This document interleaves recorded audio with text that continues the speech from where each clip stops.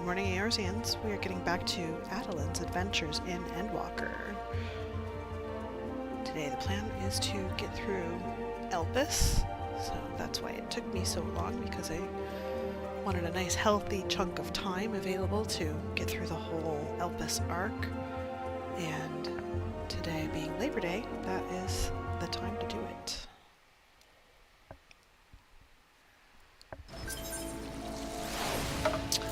Ooh, I got some stuff. What did I get?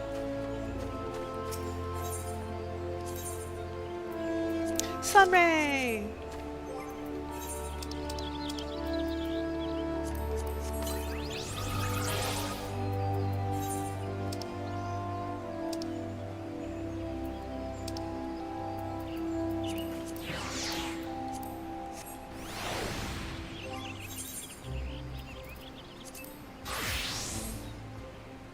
Okay, we are level 86. 86.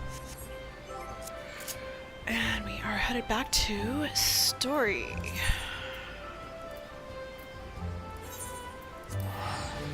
We just wrapped up Palaka's stand. We just got flight. Before taking a nice long detour for other current patch-related things.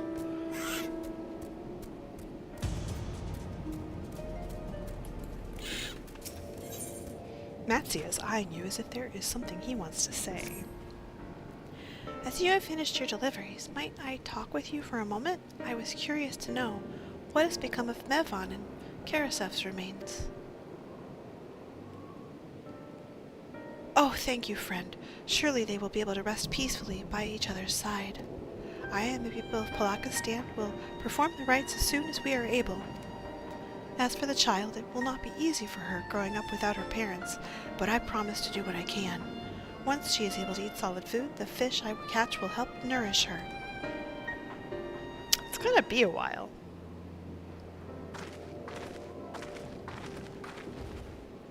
Well, we've finished delivering the chai. I do believe everyone has a piping hot cup. I could almost believe there's a magitech at work, how their tension fades with every sip. Let us pray that Palaka's stand has seen the last of those transformations, at least for now. They are still at risk, as every village in Thavner, like as not. Still, I trust we can leave this place in the care of our friends from the Radiant and the High Crucible. Shall we return to Redzetan? By all means, do not let us keep you further. There are still many who have need of your wisdom and strength to deliver them from this terrible calamity. And I will do what I can as well. I will bring rations and supplies from Akyali. We've plenty to spare. Then let us find Justinian and be on our way. Where did he wander off to again? Hey, he's a free bitch, baby. The Wakeful Tirana, near the bridge to Redzetan, as I recall. Very well, then.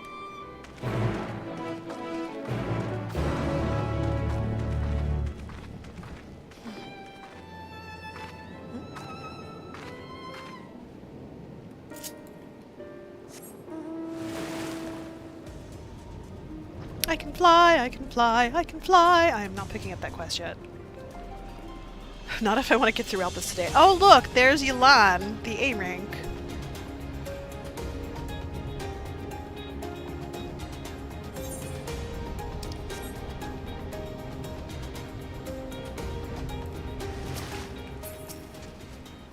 How do you suppose the others have fared in the capital? I hope things have not been too eventful in our absence. I have apprised Justinian of the situation at Palaka's stand, so we needn't have that conversation. Alphinaud told me everything. Full glad am I to hear that people are safe. Likewise, you will be pleased to know I found no evidence of lingering beasts in the jungle and ruins. 'Twould seem you finished off the last of them. Trying times yet lie ahead for the people of Thavner. Fortunately, they have a wise and benevolent satrap to shepherd them through. Speaking of which, I received word from Thancred not a short while ago. He awaits our return to the city on Aldzal's path. Come.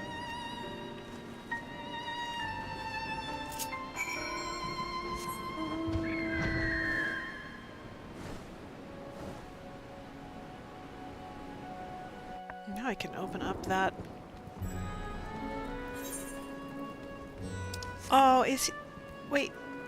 Where's the... There's still no chocobo guy. But he's... okay. Fine. No chocobo guy for me. Only weather guy. Man, they really don't put that in until way later, huh?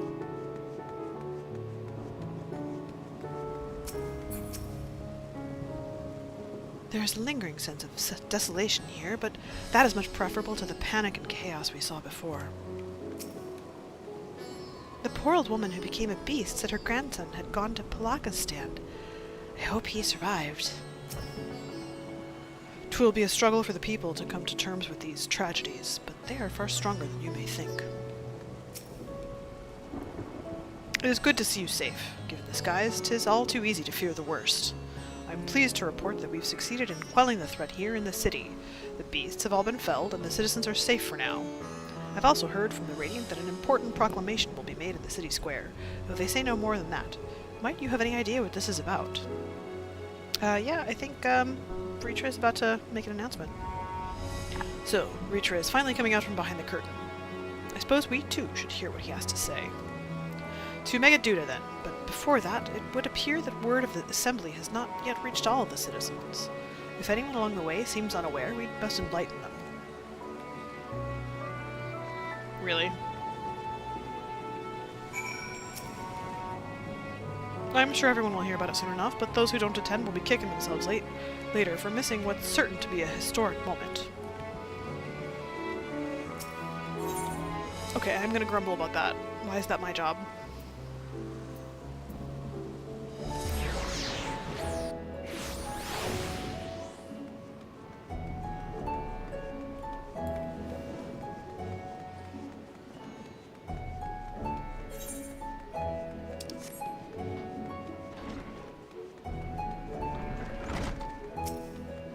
Hello, Huron boy.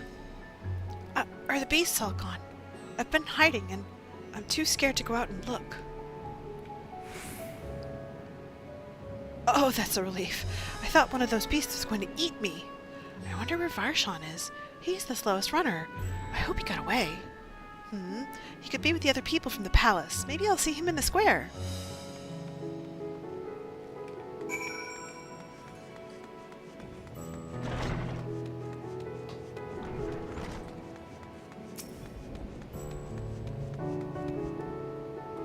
Leave me be, please. I swear to you, my flesh tastes absolutely terrible.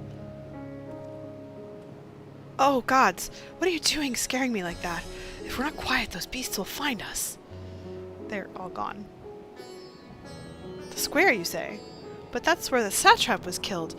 With my very eyes I saw him crushed in that creature's maw. So many lives lost. Such terrible carnage. And you say there is someone else who would lead to Razadhan in his stead? Whoever they are, if they say anything to sully the memory of our beloved satrap, I'll make them regret it.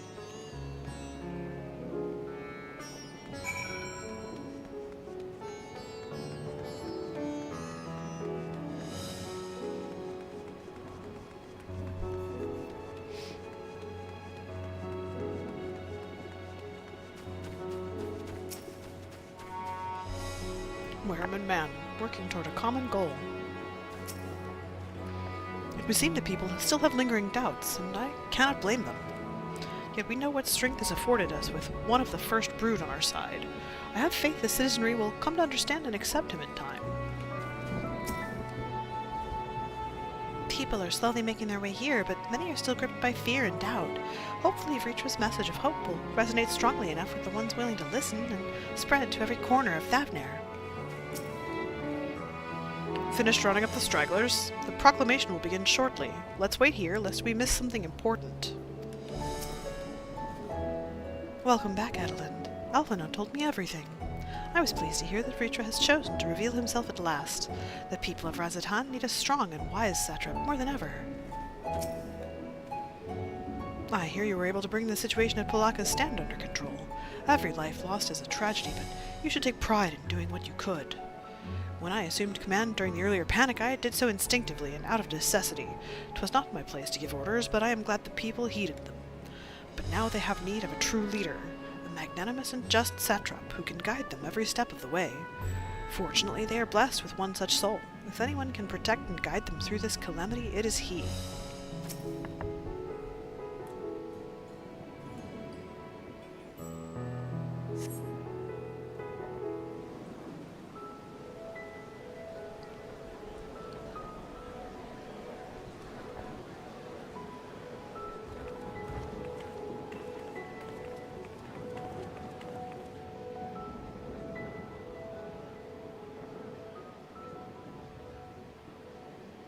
おい、誰か出てきたぞ。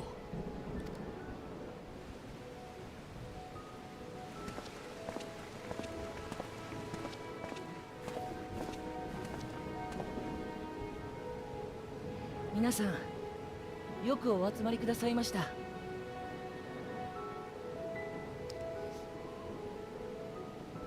今日は全てのラザハンのために大切な話があります。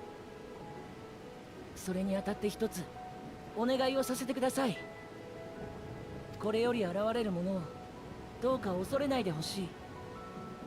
決して皆さんを傷つけるものではないのです。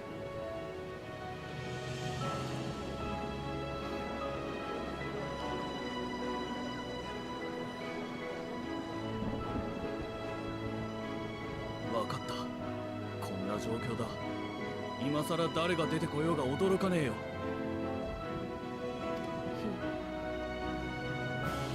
ありがとう。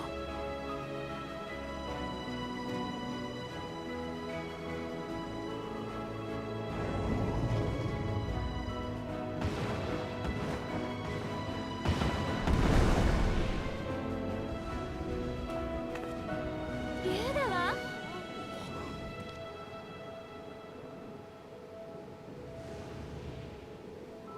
すっげー。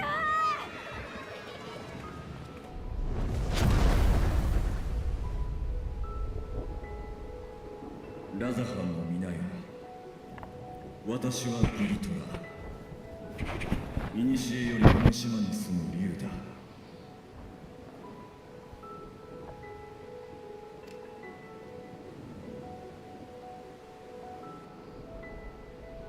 私を大主の盟友として知る者も少なくないだろう。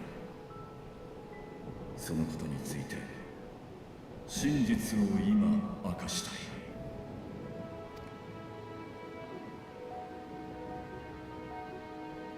受け入れてもらえるといいな。I'd say they've had a good reaction so far.「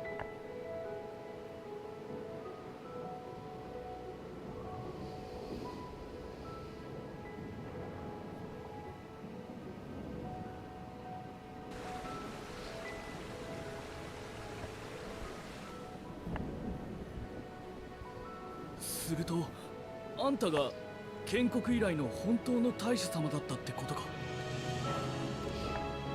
バルジャーじゃなくてブリトラ様はやっぱり心眼で何でもお見通しなのか？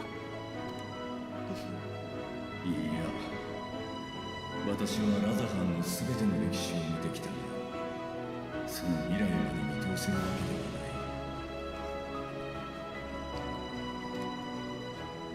我らがサベニア島は今未曾有の最悪に脅かされている。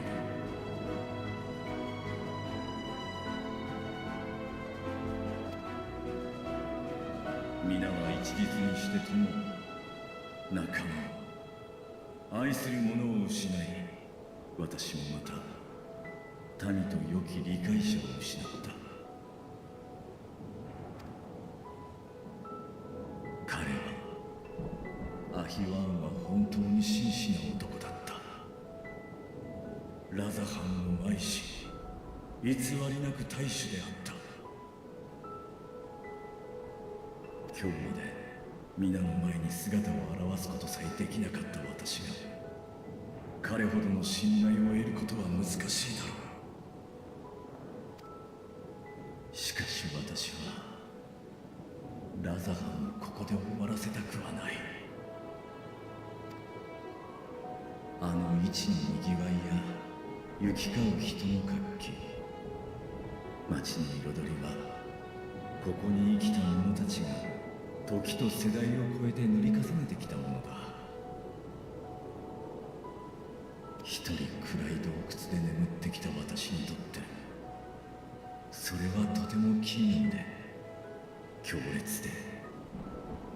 さやかな喜びだった。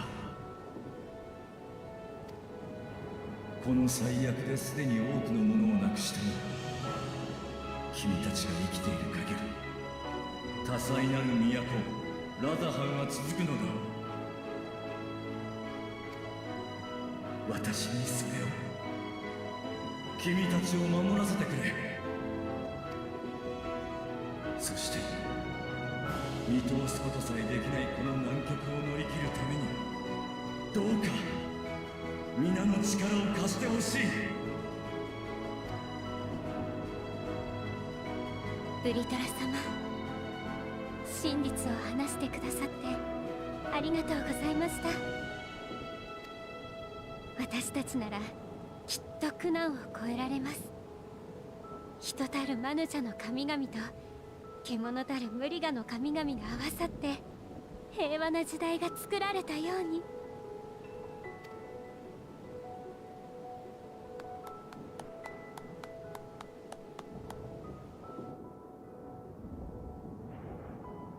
この光景をイゼルが見たならきっと喜んだことだろうね。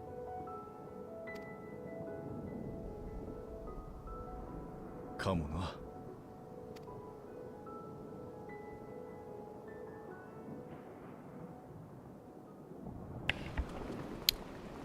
What are the Charlayans doing here?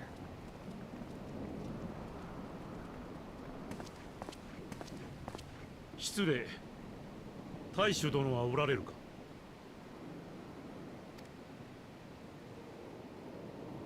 お父様。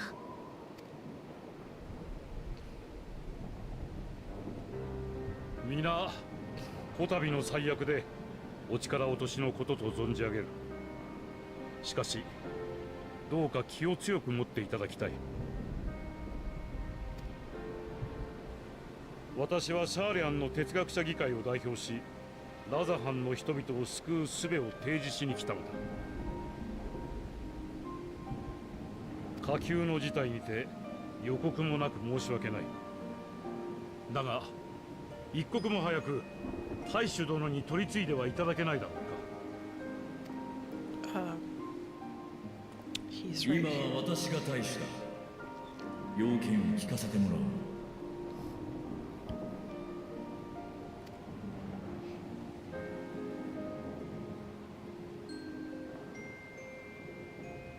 これはとんだご無礼。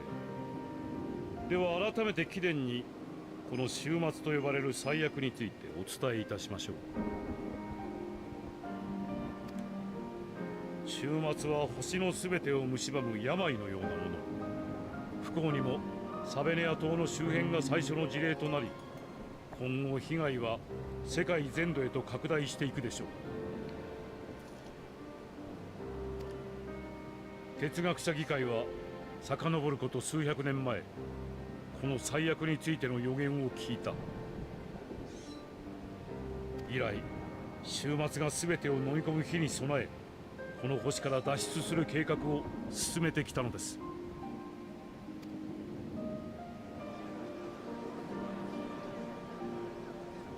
星からの脱出だと。そんな馬鹿げたこと。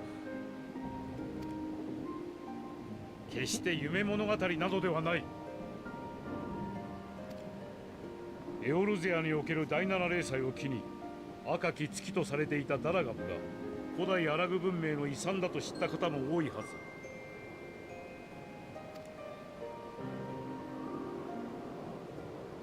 ず。なれば白き月は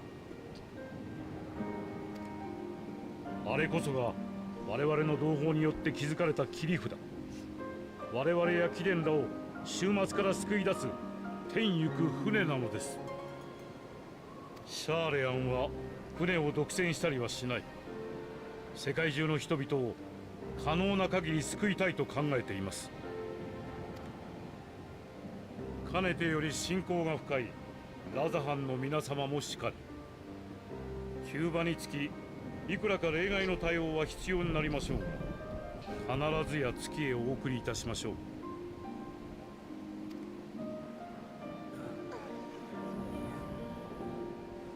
哲学者議会との付き合いは短くない。君たちが断言するのだから世まい事ではないのだろう。しかしその選択、本当に分があるのか。我が父に最後に残った希望と言わしめたこの星を捨て、皆の未来を築ける算段が。それをご説明するためにこうして私が参ったのです。答えられる疑問には全てお答えしましょう。もっとも民のためを思うのであれば、迷っておられる時間はないかと存じますが。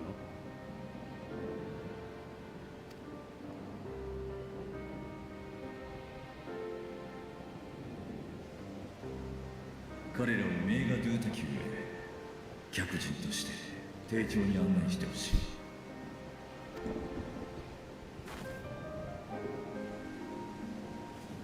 大丈夫。君たちが望む道を選べるような決断をしよ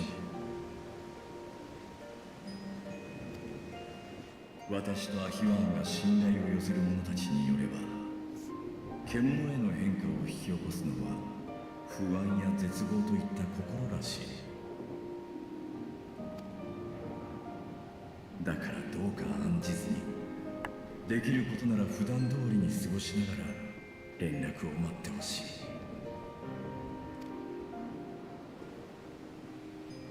He shall return 分かったよ。頑張ってね、ブリトラ様。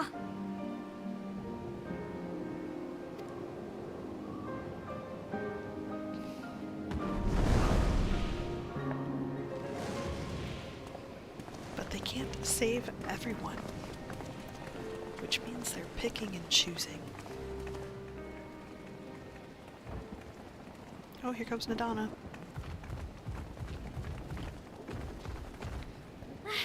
よかった、まだいてくれて。ニッターナ、どうしたの？まさかまたパーラカの里が。そうじゃなくて、ちょっと思いついたことがあって確かめに来たの。人が獣に転じるとき、エーテルが消失するなら、あの獣はなんで活動できているのかって考えてたんだ。単純に考えればエーテルに代わる活力があるはず。その時ふとね、最近君たちとエーテルとは異なる力の話をしたなって思い出したんだ。確かアーカーシャだったかしら。目には見えない天より降りし力、思いが動かす力。そう、負の感情によってアーカーシャが動かされ、人を獣に変えたりエーテルもなしに活動させてる。そんな可能性もあるんじゃないかって。ねえ、まだあの花を持ってる？ Oh, it's gone black. Oof. It's too much for it to sustain. その花が周囲の人の思いによって動いたアーカーシャを捉え、それによって輝きを変えていたのだとしたら、存在が耐えきれないほどの強烈な力がここに渦巻いていたんじゃないかな。不安や恐怖、絶望を呼び水としてね。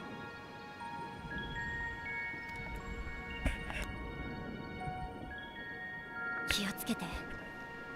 週末は私たちの触れられる断りの外にある現象かもしれない。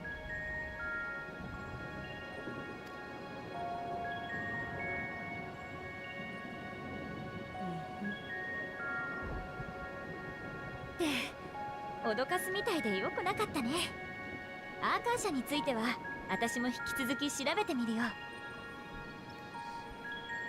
前も言った通り、具体的な研究はされてこなかったから、成果は期待できないかもしれないけど。こうして可能性に気づけただけでも十分な進歩よ。あなたも錬金術師たちも身の安全を最優先にね。ありがとう。みんなこそくれぐれも気をつけて。次会う時もお互いに無事でね。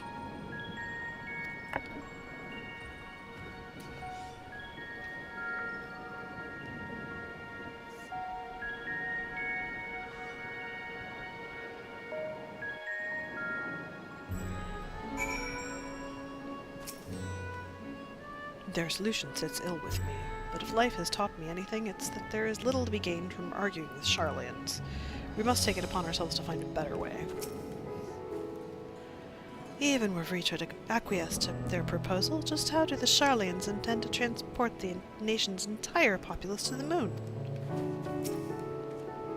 I have been entrusted with a message meant for you and your companions. When you are done speaking amongst yourselves, I would share it with you.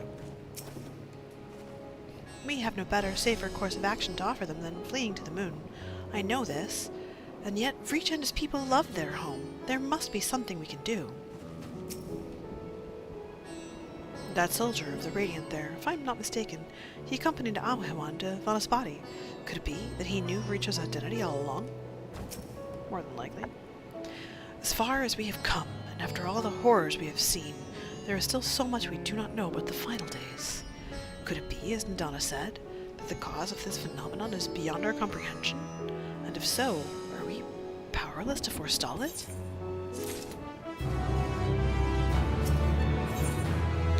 The Radiant Host Soldier has a message for the Scions of the Seventh Dawn. Greetings, honored Scions of the Seventh Dawn. I have a message from His Excellency the Satrap. Brave Scions, you have my gratitude for aiding my people in this most trying of times. Alas, matters here at Megaduta prevent me from meeting you all in person. As a token of my appreciation, I have arranged for a feast to be held in your honor. May it nourish you in preparation for the trials ahead. Such are the words of Master Vreecha. The feast he speaks of awaits you at Merades Mahane. Pray make your way there whenever your business here is done. We thank you for your kindness. Indeed, I was hoping that we might find a place to discuss our next course of action, and that seems an ideal venue. Ah, and to you, Adelynde Turnus, there is someone we had hoped to introduce you to in particular. While I am loath to detain you further, might you spare a moment of your time? A personal invitation, knowing full well your services are in the highest demand right now? This must be important. Worry not, we'll save some food for you, so take all the time you need.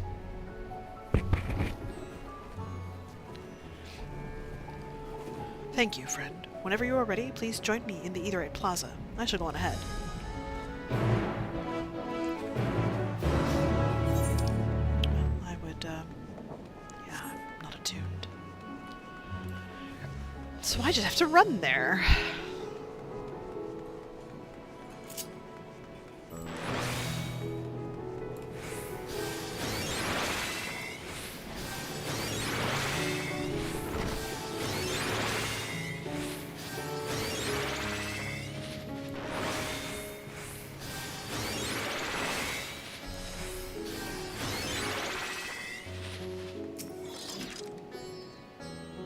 Access to the Aetherite you see there has been restricted to a select few ever since the tower first appeared. We sincerely apologize for the inconvenience, but it was deemed too dangerous to permit the free movement of visitors at a time of emergency, a risk we could not take. In light of recent developments, however, the Satrap has decided that such restrictions would only hinder our efforts to combat the final days. As such, I would encourage you to attune with the Aetherite before proceeding along the corridor. At last!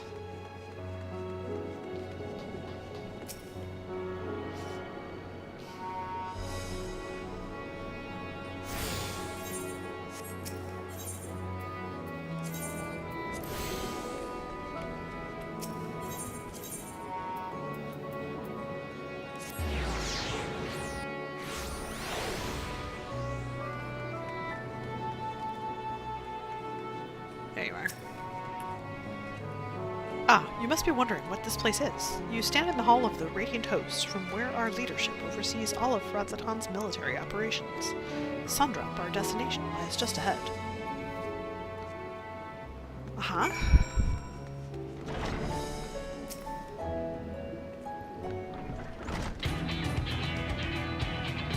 Welcome to Sundrop. Without further ado, allow me to introduce you to...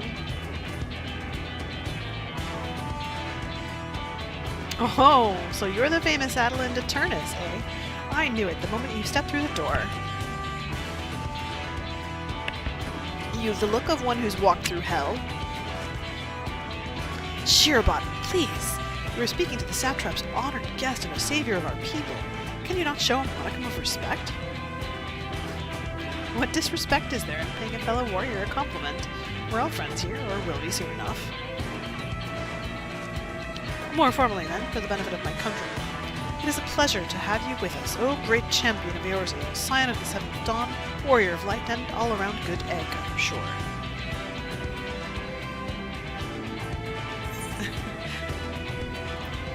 Who are you?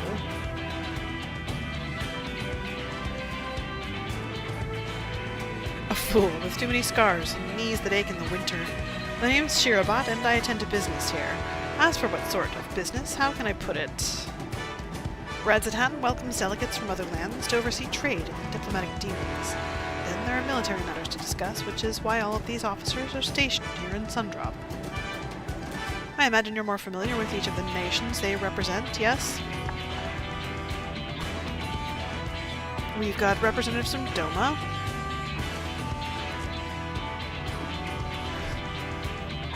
Ul'dah, and Alamigo.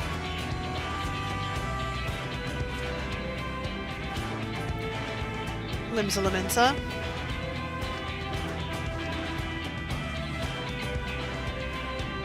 Gridania,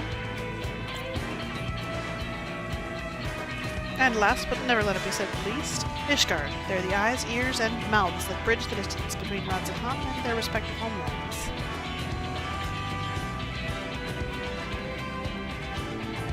We've used this brief respite to share the details of our plight with our overseas counterparts. And wouldn't you know it, all of their leaders requested a few words from you, specifically. You're a woman in high demand, eh? And so, would you mind regaling us with your own account? Indulge us before you indulge yourself.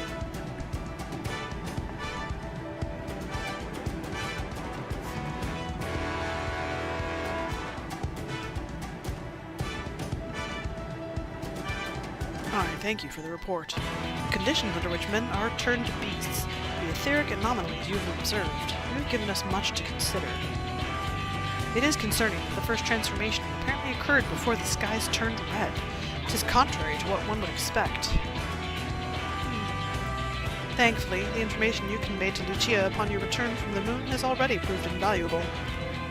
As soon as the reports of the calamity here in Thavnair reached the Grand Company of Eorzea and our Far Eastern allies, our leaders knew at once that the final days were indeed upon us.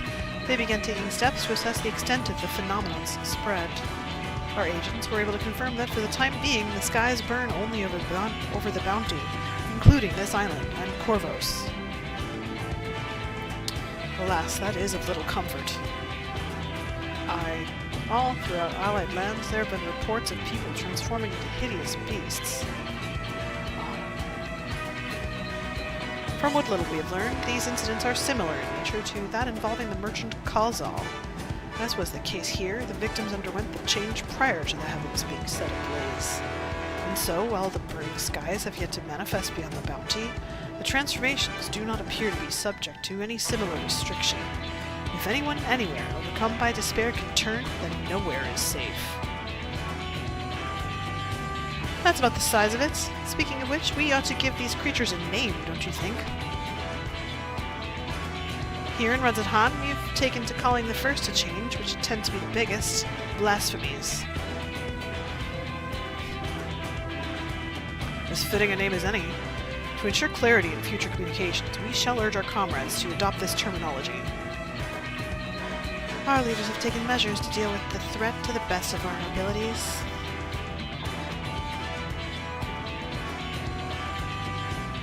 Aye, each nation has assembled their own groups of elite soldiers to put down these so-called blasphemies, and their spawn as and when they appear. At the same time, they are doing all in their power to put the people's minds at ease and prevent panic and fear from spreading. That said, brave souls with the strength and fortitude to fell these terrible fiends are not easily found. Just so, and it is for that very reason that we turn to you. Pray lend us your strength and help us to slay the blasphemies that plague our homelands. Kind of busy. Now, you don't have to give your reply before dinner. I should also mention that each blasphemy seems to possess wildly different characteristics. What works well against one may serve you poorly against another. So before you go rushing off to save everyone's day, have a word with the delegates. They'll tell you what to expect.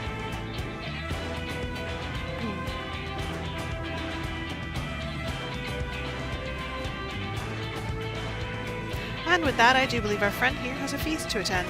Spare thought for us while you're tucking into all that fine cuisine, eh? Roll quests. I'm in high demand.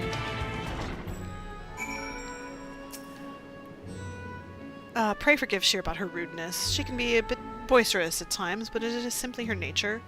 Anyway, my apologies for keeping you from your hard-earned rest. You will be rejoining your comrades, yes? Do you know the way to the Mahane? I know Razathan like the back of my hand.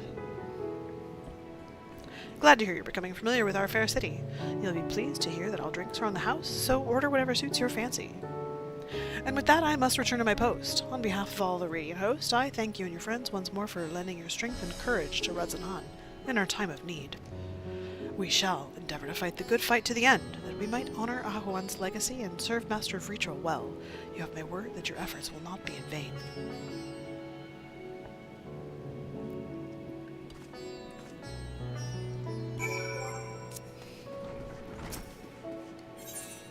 The Alamigan delegate to Razathan has grim news to convey.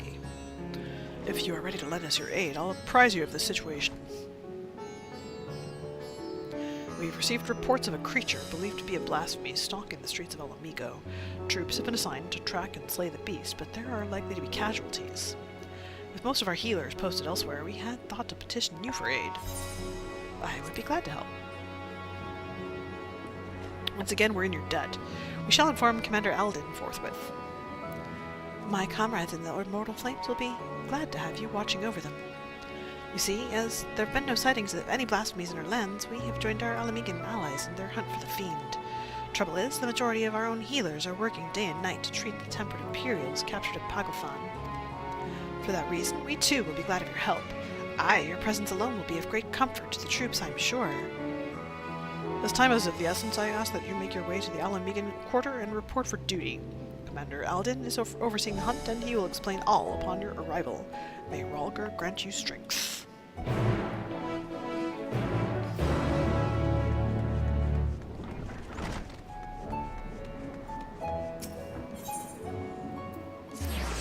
We'll do that later.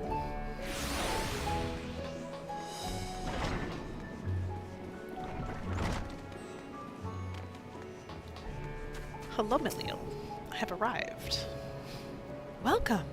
When the satrap asked us to entertain a party of honored guests, I was wondering who it might be.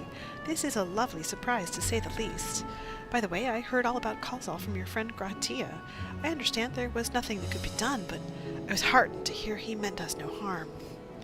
I cannot thank you enough for dispatching the beasts. I'm sorry, that was such a photobomb.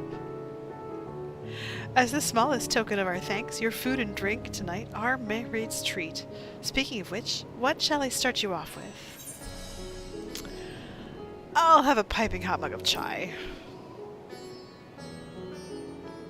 As you wish. Pray join your friends, and I will bring you your drink. How was your meeting with the Radiant? I would love to hear more.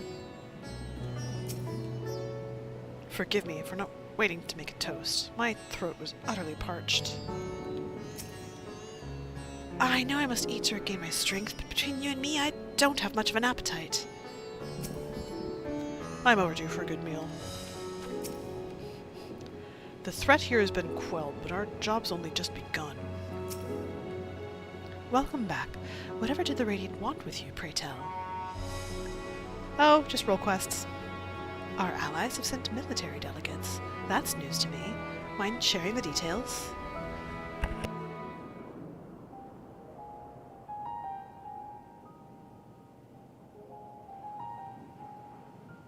そう各地にも疑心銃が。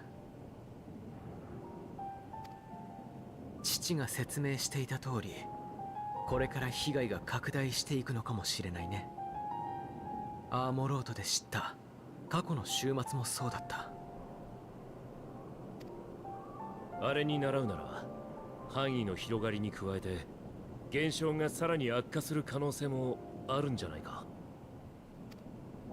人が異形に転じるってだけでも悪夢だが、変化が多くの動植物や大地そのものに及べばさすがに居続けるのは難しくなる。いよいよ住めない星になるってわけか。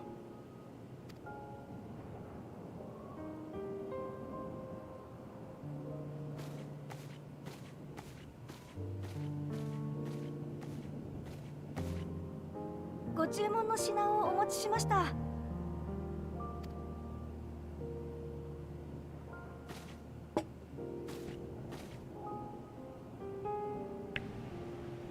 こんな状況ですけど、ごゆっくり。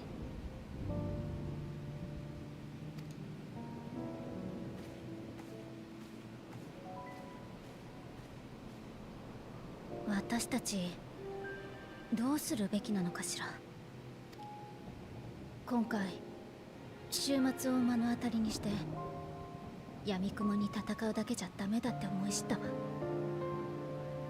どうにかして根本的な解決をしないと、その場しのぎのやり方じゃすぐに限界が来る。被害が拡大していくならなおさらね。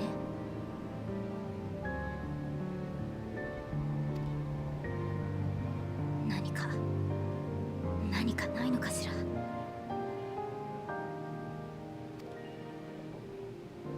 鍵を持っているとしたら、過去の終末を知りゾディアークを保持することで終末を防いでいたハイデリンなのでしょうけれど、バブイルの塔の一件以来彼女からの接触はなし。できないのかしないのかさえ伺い知れないわ。しるべとして託された花も消えてなくなってしまった。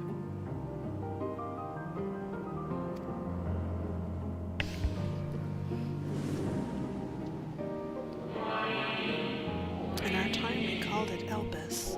You would do well to remember the name.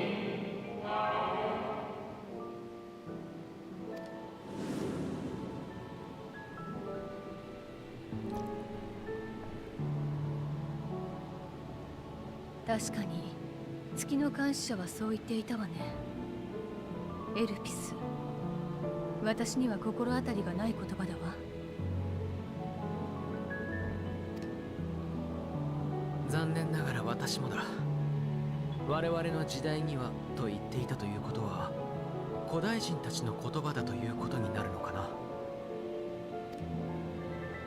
そうでしょうね。ただアニドラスの記録を閲覧していた時にも聞いた覚えはないわ。 Which is strange. じゃあこの線で追うのも無理ってこと？古代人の生きた時代のことなんて聞ける人もいないし。 Or are there? いや、一人だけいるかもしれない。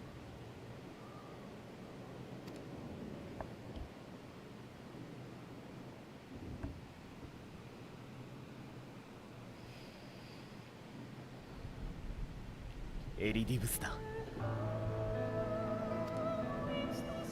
俺は白成績に変えて第一世界のクリスタルタワーに彼を封じ込めた。あの塔に込められたエーテルは機能の維持なんかに使われ、少しずつ正解に返ってる。だから彼の魂ももうそこにはいないかもしれない。でももしまだとどまっているとしたら、話せる可能性もあるんじゃないか。 If any part of it lingers. 俺たちはもうそれを確かめにはいけない。でもあんたなら再び第一世界に渡ることができる。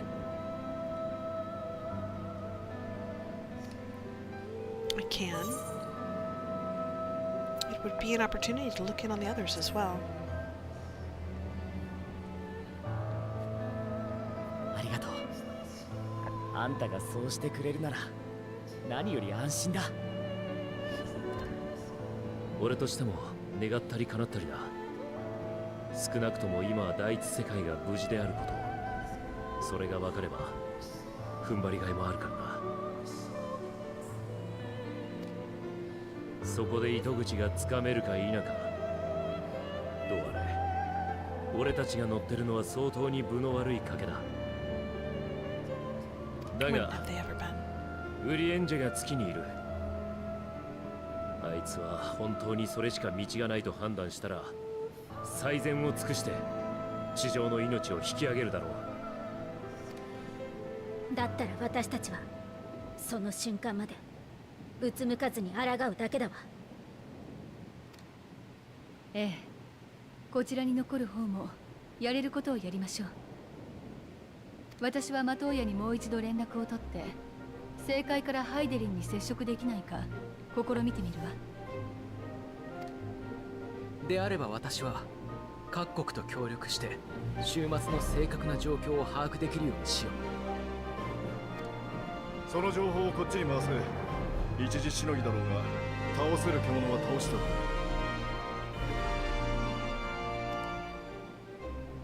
And I'll kill the blasphemies. それに絶望。どれだけ遠ざけようとしてもそういう気持ちは湧き出してくるだろう。けれど忘れないでいてほしい。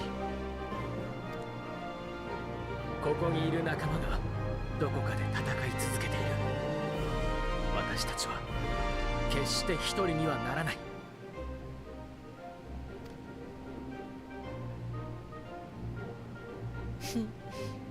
ひとときの休息は過ぎ去り、ついにその時が来る。さあ、すべてを明かしに行くがいい。終わりを巡り、始まりの地へ。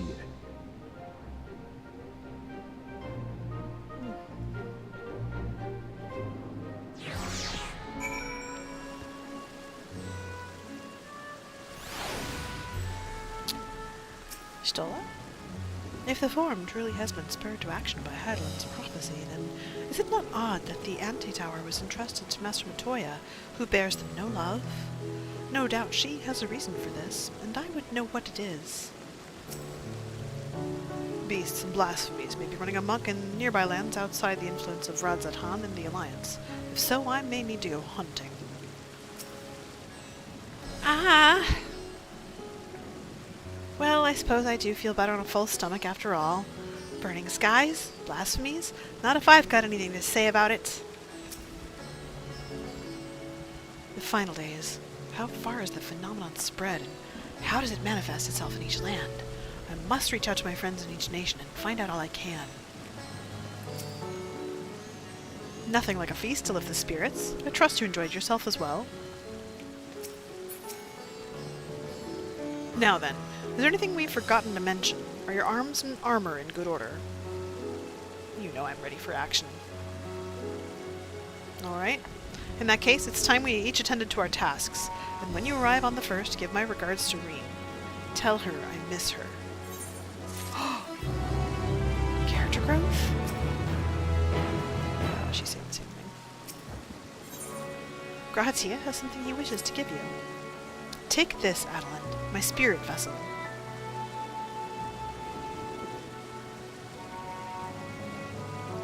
Empty now, of course, but it should allow you to operate the tower's systems in the umbilicus. If even the smallest fragment of Elpis' essence remains, it should be possible to locate it. As for access to the umbilicus, pray seek out Lena for assistance. Chances are she still stands watch at the Ascensor Gate.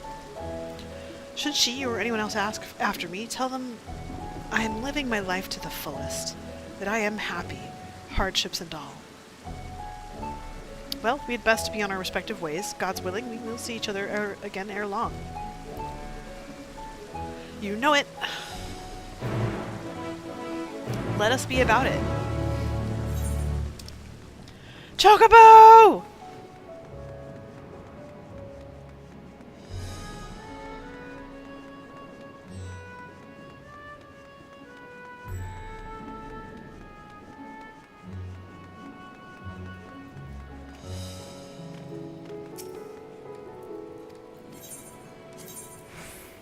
Not today, but thank you.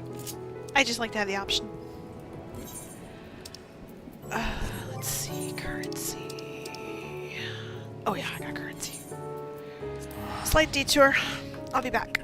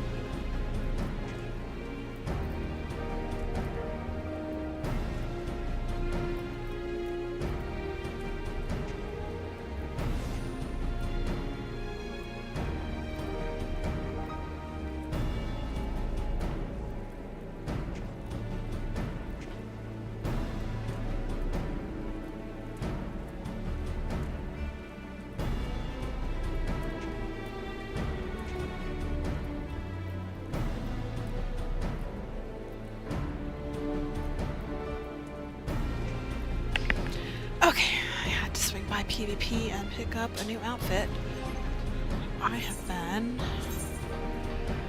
dying to have a new Dragoon glaring for a while now, and I think the new PvP stuff will do quite nicely.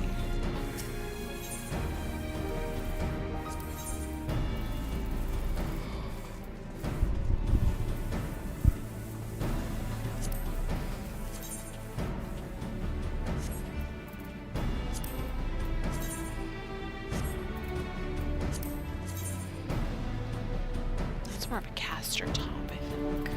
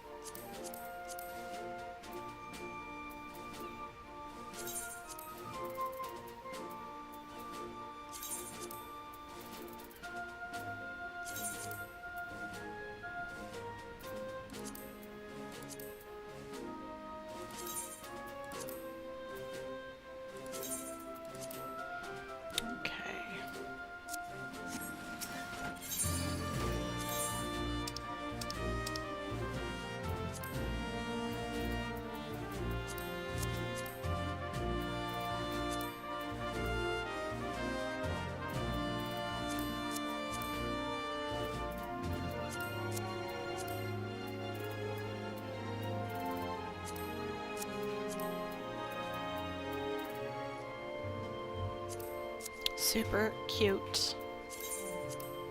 I think I even like the colors, actually.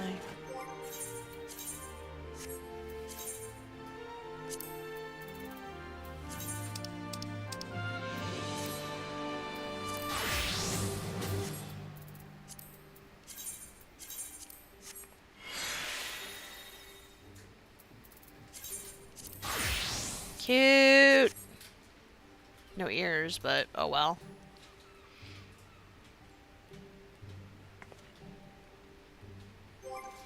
I finally updated her Dragoon Glamour.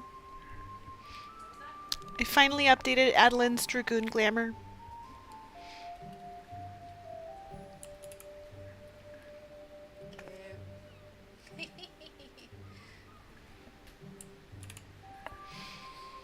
Okay.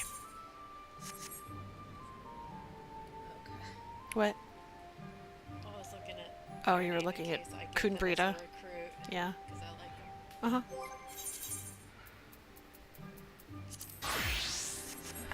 Back to it. Fighting!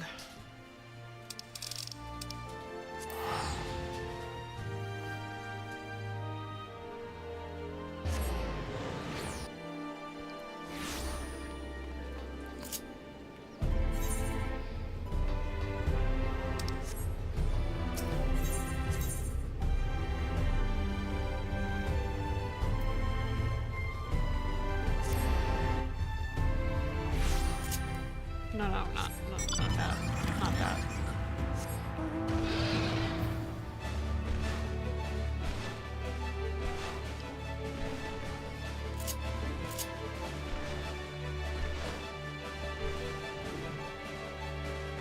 Hello, I've returned. I'm lost.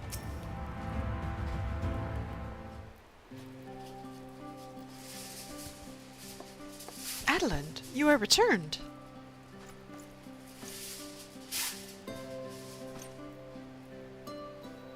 Have you been well? You and the others? We've no shortage of troubles, but we're well enough.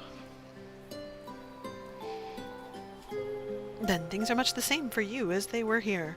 My lord is doubtless enjoying himself. He told me to tell you that he is doing well. He said this to you. These exact words. Oh, to know that he is happy. It fills my heart with joy. Thank you, Adelynde, for taking care of him. When next you see him, please tell him not to overexert himself. Futile a request though it is. I'll try. And tell him that all is well here. The peace you gifted us continues, and we work hard to build new lives for ourselves. In the course of this, we occasionally bicker, but we've never been more optimistic for the morrow. If I had to mention one dilemma, it would be the question of our governance. Even as we speak, debate rages over how we should run the city in the Exarch's absence. Most are of a mind that the Settlement Council should continue to oversee the general running of the Crystarium, while representatives are elected to determine policy and handle diplomacy. Thus far, nothing is set in stone, but however we choose to proceed, we will not replace our lord. No one could. I agree. Have we recently observed any unusual phenomena?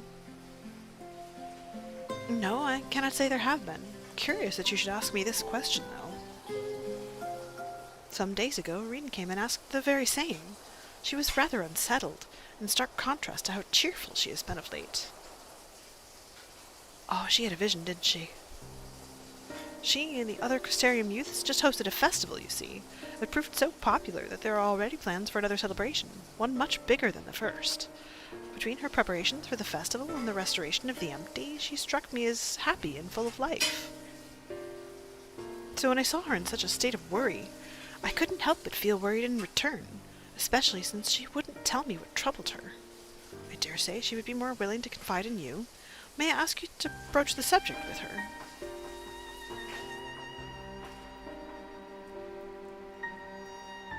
You wish to enter the Umbilicus? Very well, I shall fetch the key at once and take the opportunity to find Reen. Please wait for me in the city, in front of the Cabinet of Curiosity, shall we say. I will be along as soon as I can. I feel like I should be saluting back to her. I was, even if very briefly, enlisted.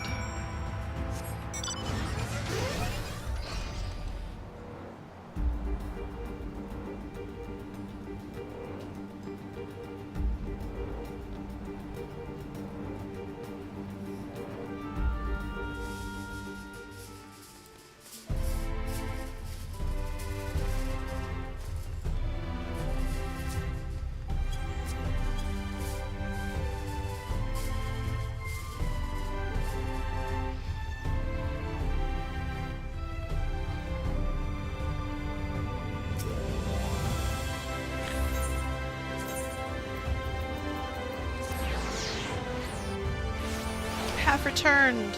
People want to see me. Let's go. I want to see them.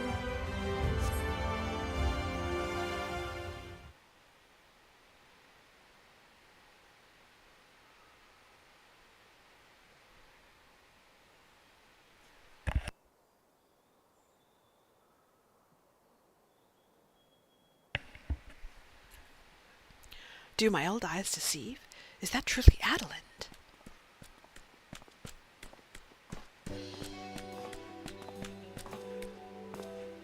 Ha! It is! Full glad am I to see you hale and whole, my friend.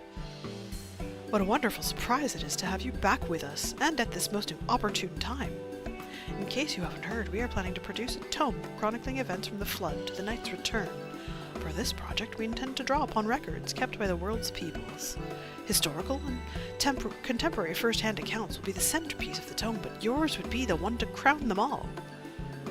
I've been asked to contribute a chapter on the soul, a subject that is key to understanding much of your endeavors.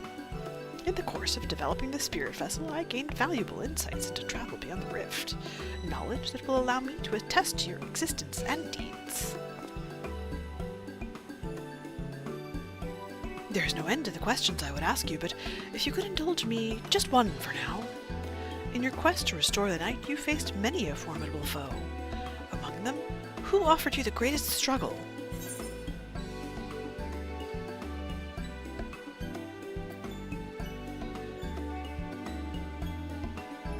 Hades, who bore the burden of his people. Ah yes, Hades, he who sought to resurrect his ancient brethren. He was the final obstacle in your quest to restore the night, your battle in the depths of the tempest, the stuff of epics. Yet, compelling as it is, I worry that mere words wouldn't do justice to that fateful confrontation. Not that we would think to admit it entirely, of course. No, at the very least, we will impress upon readers that it was the climax of your hero's journey.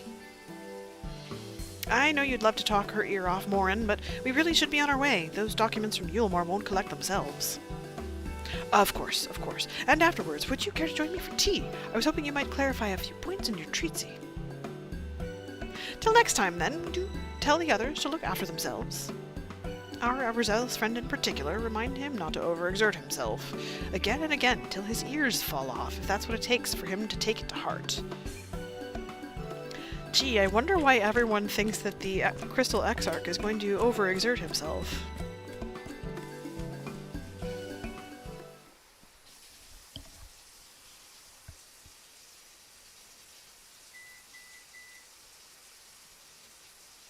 Is that the Warrior of Darkness?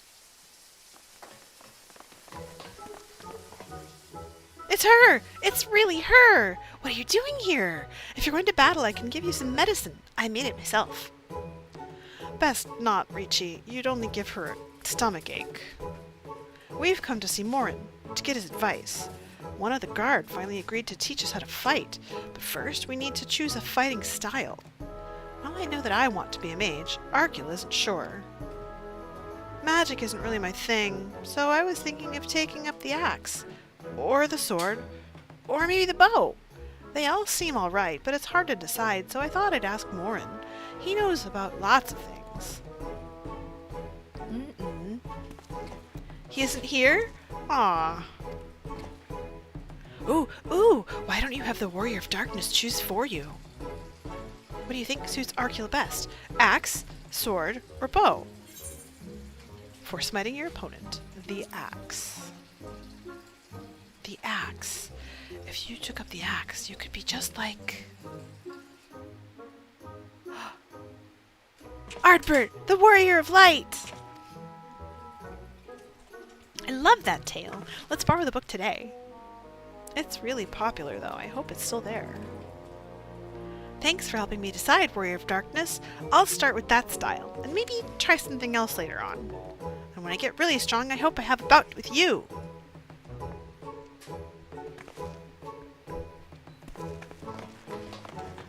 Ah, children.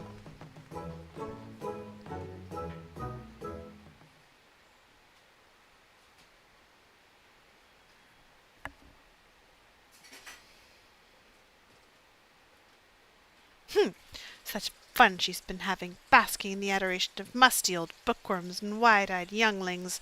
But does she spare a thought for me? Of course not. I waited and waited and waited, but she won't so much as acknowledge the presence of her beautiful branch, even though they're right here. Such a heartless thing our sapling is, cold and cruel and heartless.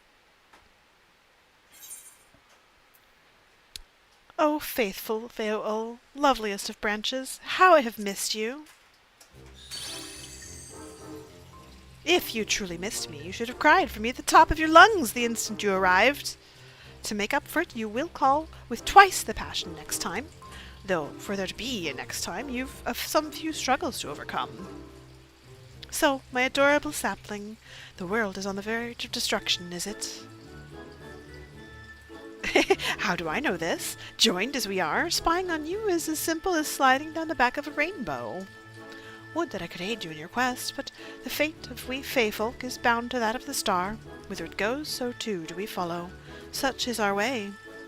The most I could do for you is spare you the pain by gifting you the sweetest of eternal dreams. But if escape's not to your liking, then you must struggle with your fellow mortals.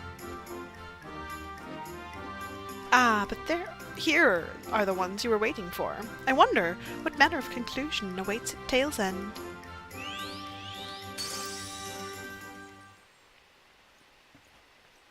Thanks.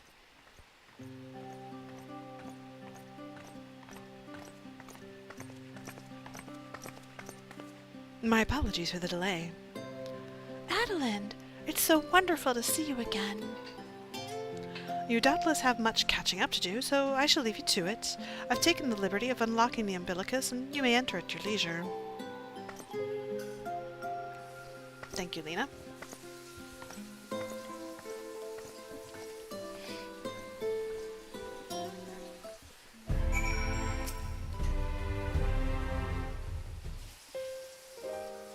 I'm relieved to hear that everyone is well. I've had this feeling, like a pit in my stomach, and I was afraid that something might have happened.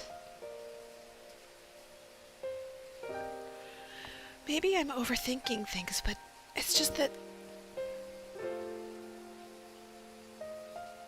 I'm the Oracle of Light, but I've never spoken with Adelynde, never once heard her call. Even so, I've always had this feeling deep inside me, a connection to something immense. These past few days, though, that connection has wavered, as if that immense something was distant, then close, then distant again. And then, the other night, I was jolted awake by the feeling it had been completely severed. Wanting some fresh air, I went to open the window, and to my horror, the sky was ablaze, like during the star shower. But then I blinked, and everything was normal. The next day, no one said a thing. No one else had seen what I had seen. As far as I could tell, nothing was out of the ordinary. I began to wonder if it was a figment of a half-remembered dream. Adelynde, what are you not telling me?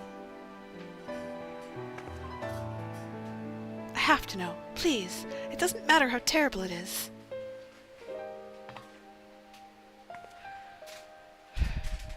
Well, you see, the final days have begun.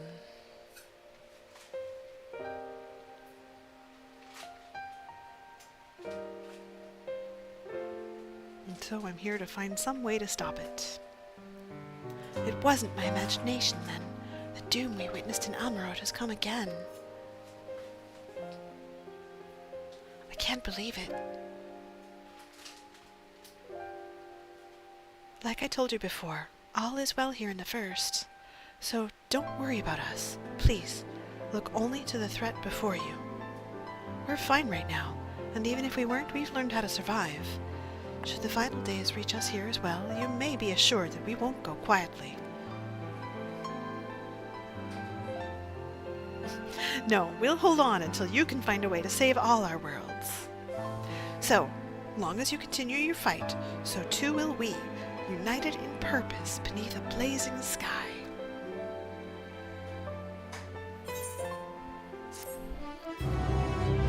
Well, alright then.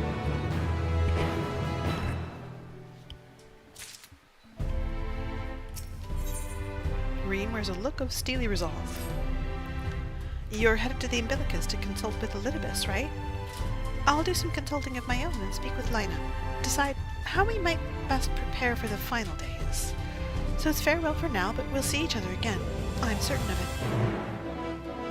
I know we will.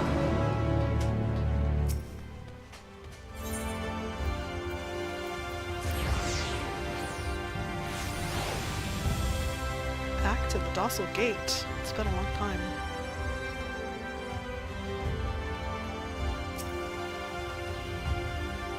Ah, Mistress Adelynde, welcome back. The captain has told me all. Give the word and I will show you to the ocular.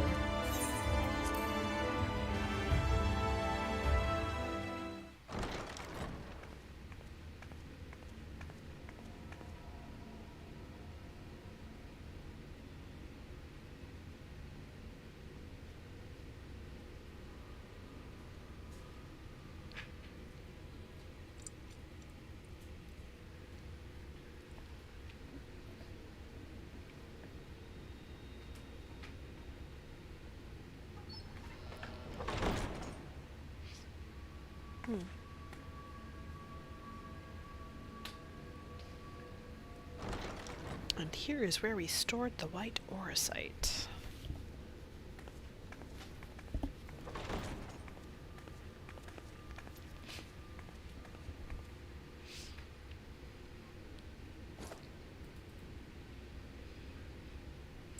Wake up. Biometric authentication complete. Please state your business. I'd like to speak to Elpis. 了解。シルクスの塔のスリープモードを解除。全区画に対し、個体名エリディブスの呼び出しを行います。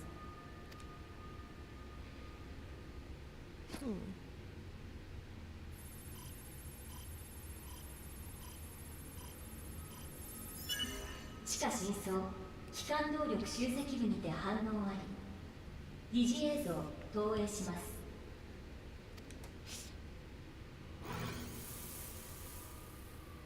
ああ、私は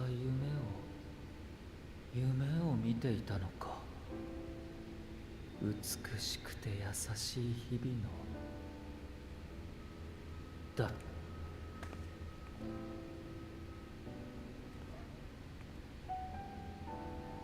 まさか君に起こされるとは。何をどうしたらこんな事態になるんだ。おかげさまで世界を見渡すことはおろか、ゾディアークとのつながりさえ感じ取れない身だ。説明がないとわからない。Well, the worst has happened.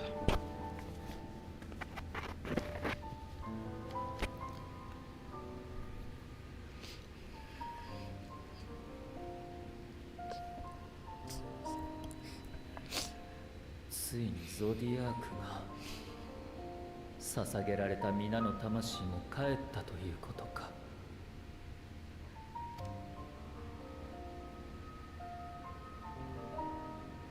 再び週末が訪れてしまったことには当然思うところもある。だがそれは明日を得た君たちが対処すべき問題だ。一方でその発端となったのがファダニエルだったのなら、エリディブスとして責任を果たす必要があるだろう。君が最後に焼いてくれたおせっかいのおかげで14人委員会についての記憶は多少なり保管できている。知っていることを伝えるくらいはやぶさかではないという話だ。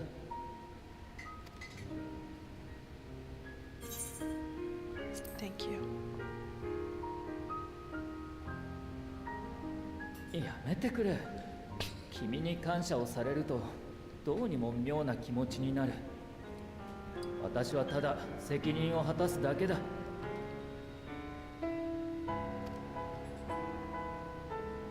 しかし何を話したものか。週末そのものについての認識は君が調べてきたことと大差がない。天脈が薄い地域から星が腐り落ちていく。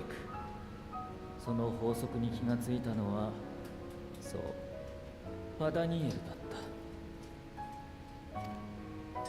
無論君が会った今のファダニエルではない。終末当時その座についていた男、いわばオリジナルの方だ。 The original, yes. 彼は誰よりも早い段階から終末の現象を明かし、対策を練ることに心血を注いでいた。あの執念と彼の有した天文の知識があってこそ、天脈と終末発言の関係が分かったんだ。今のファダニエルも別人とはいえ彼の魂を継ぐものだっただろうに、それが自ら終末を望むとはいかんだよ。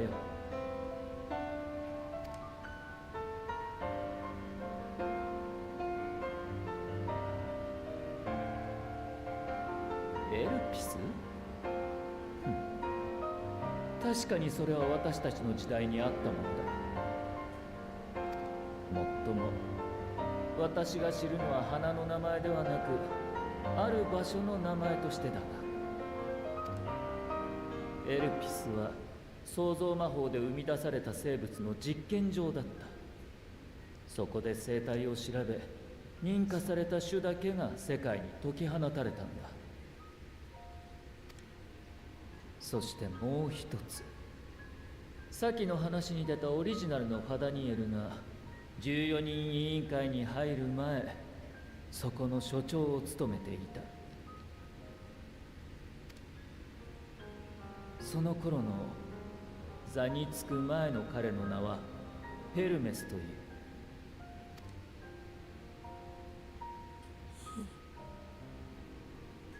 とはいえ、それらの事実と終末の関係性はわからない。君が持ってきてくれた記憶のクリスタルはあくまで14人委員会に関するもの。エルピス自体もかつての終末で壊れ、残骸すら残っていない。何かいや、君はエルピスにいた。私はそれを見た覚えがある。おかしい、そんなはずはない。この記憶の断片は何だ。これはどうしてこんなにも。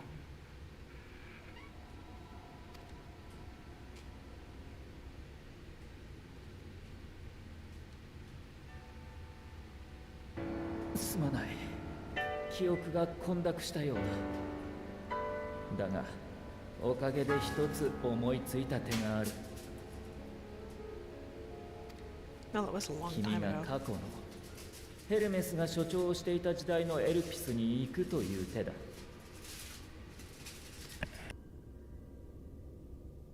水晶港の記憶を垣間見た私には、この時空を超える塔の制御法がわかる。それを応用した彼の召喚術も以前使ってみせた通りだ。加えてあの時君たちは私の集めた力ごと封じた。おかげで動力は豊富に蓄えられている。もって君を過去に飛ばすことが可能かもしれない。行くべき時代、行くべき場所も明確なのだから。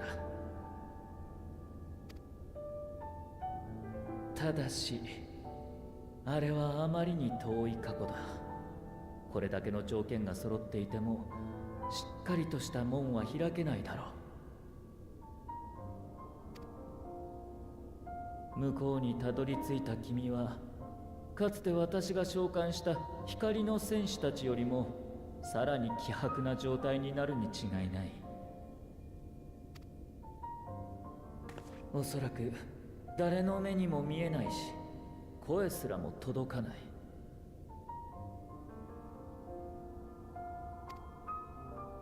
余震波干渉できたとしても君がやれるのはせいぜい見聞きすることだけだ。根本的な解決は望めないだろう。なぜなら君が帰ってくるここはあくまで終末が起きたという歴史をたどった世界。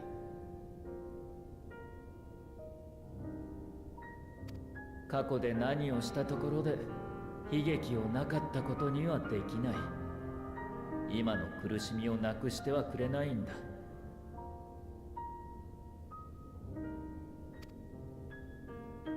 それでも行くのか？敵であった私に命を委ねてまで。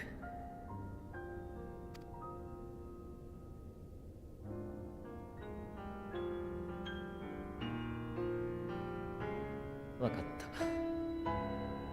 た。ならば私も調停者の最後の責務として君を送り届けるとしよう。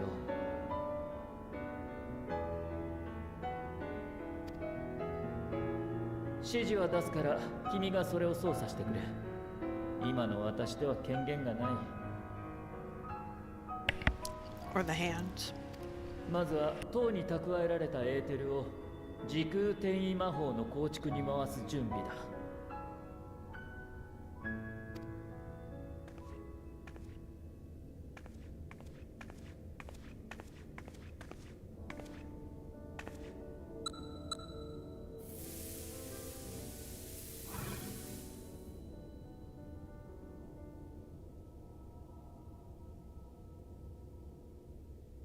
よし、それで準備は完了だ。間もなく門が開く。星見の間の方に移動してくれ。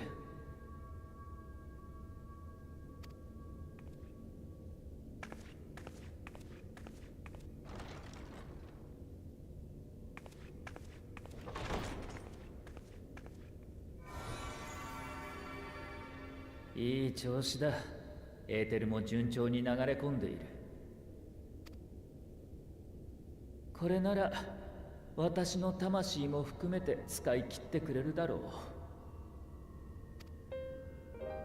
う。何を驚く。言っただろう、これが最後の責務だと。ゾディアークが散った今、私がここで長くまどろむ理由はない。私は帰る。そしてまた会いたい人たちがいるんだ。夢ではなくて大地の上で。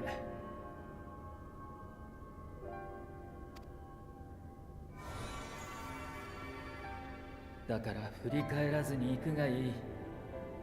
君が光の戦士なら。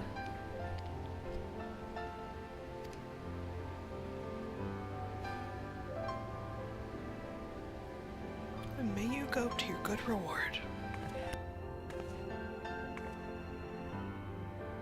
ハイデリンよ、私は先に行く。真なる者、古き人も残すところは君だけだろう。最後の一人は一番寂しい。その役回りを譲ることがゾディアークからの意趣返しだ。残された者の意地で君と新たな英雄のやり方でこの星をどうか。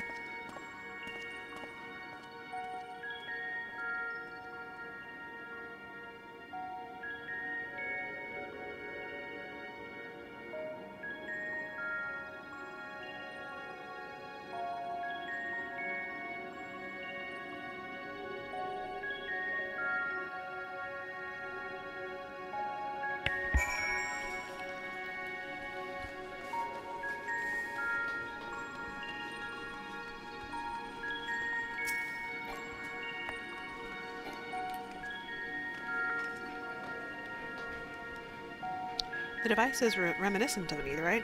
Perhaps it is possible to attune with it.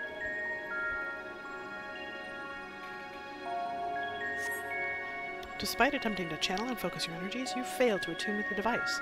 You can only assume it operates differently.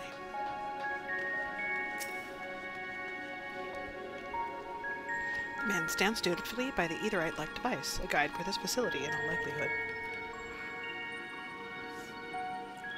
You attempt to get the man's attention, but if he sees or hears you, he gives absolutely no indication. As Elpis warned, it appears your form is intangible.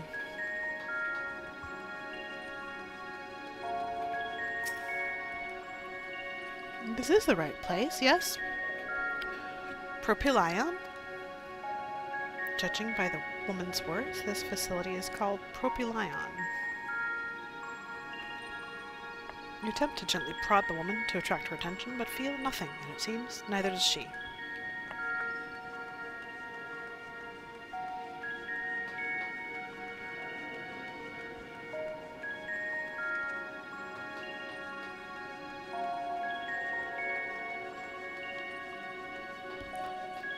Black-robed man. The remarkably large man wears a black robe and half-mask, much like the phantoms you encountered in Mare Lamentorum and the recreated Amarode. It would seem you have made it to your destination.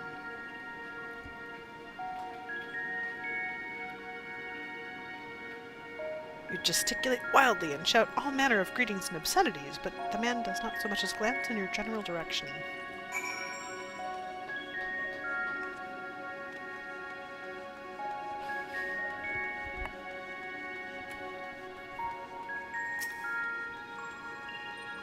You suspect this door leads to outside, but how to open it? Shouldn't I be able to pass through it?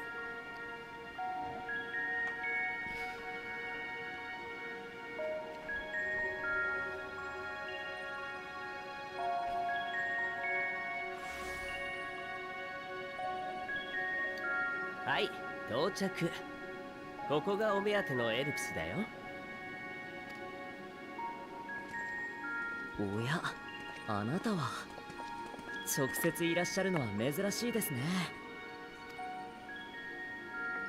うん、ちょっとね。しばらく滞在させてもらうけど問題ないかな。ええ、もちろん。通例通り外からの来客者だとわかるよう仮面は外していただきたいですが。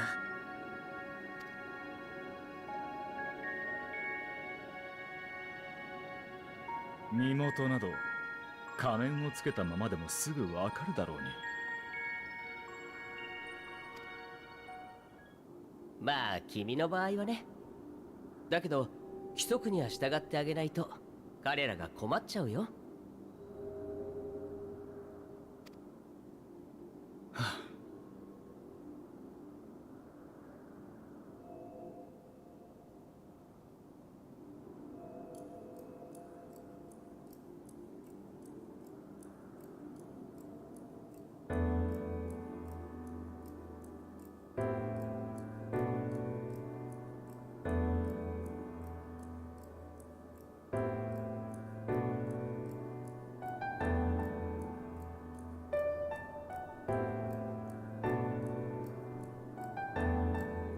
これでいいな。ご協力ありがとうございます。どうぞお進みください。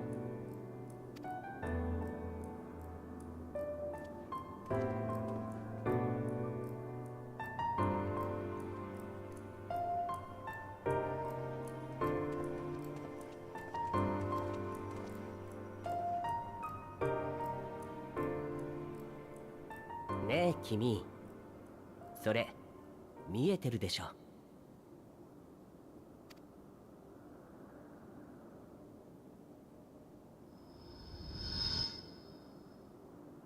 見えてない。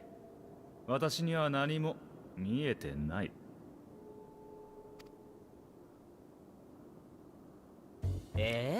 そんなわけないでしょ。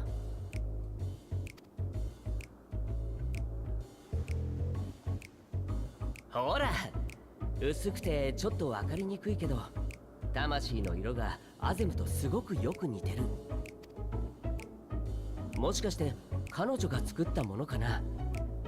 使い魔だとしたら魂持ちなんて珍しいね。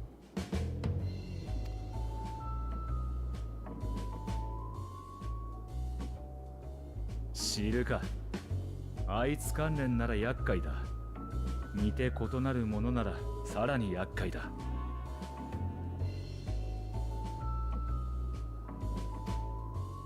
結論、関わらないに限る。さあ行くぞ。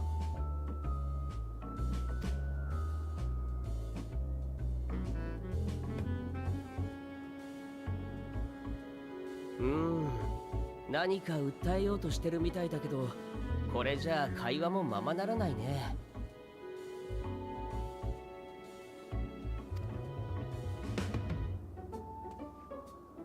君、少し存在を補強してあげなよ。どうせ魔力余ってるでしょ。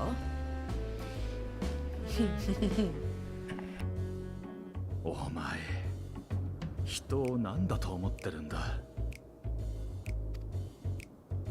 もちろん善良なる親友だとも。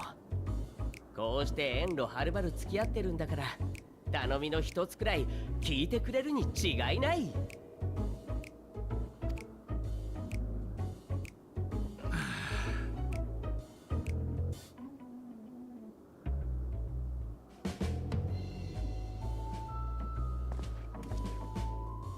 おい、目を閉じていろ。さもないと酔うぞ。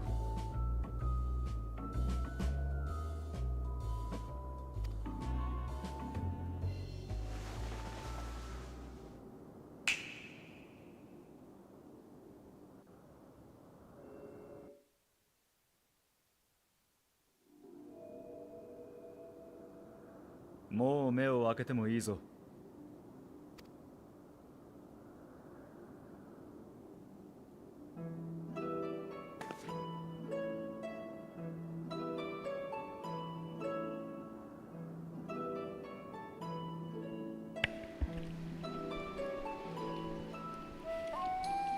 おや、大きさまで調整してあげたのかい？元のままだと話しにくいだろう。もののついでだ。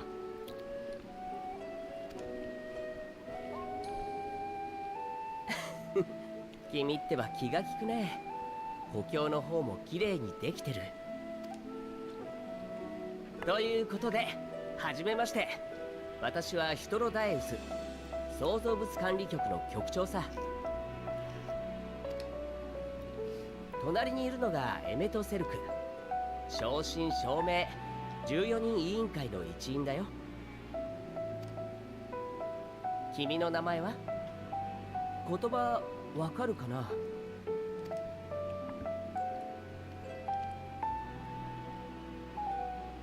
いいね。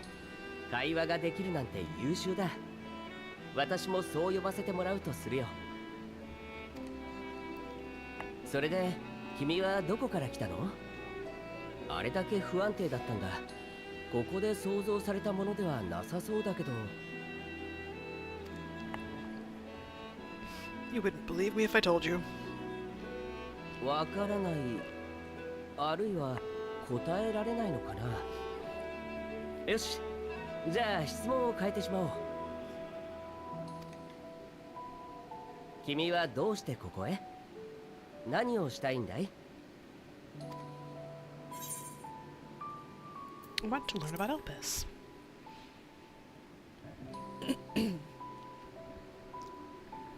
驚いた。私たちと同じだなんて。ねえ、やっぱりアゼムの使い魔なんじゃない？本当は一緒に来たかったとか。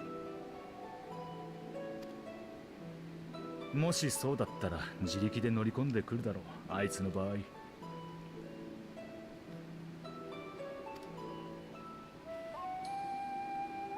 おっしゃる通りで。失礼したね。私たちは魂の色が見えるんだけど、君のそれが友人の色によく似ていてさ。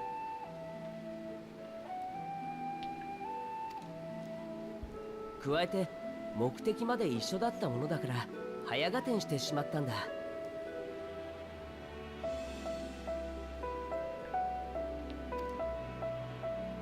私たちはここの所長であるヘルメスと話をしに来た。加えて彼の働きぶりを知るためエルピスを見学したいんだ。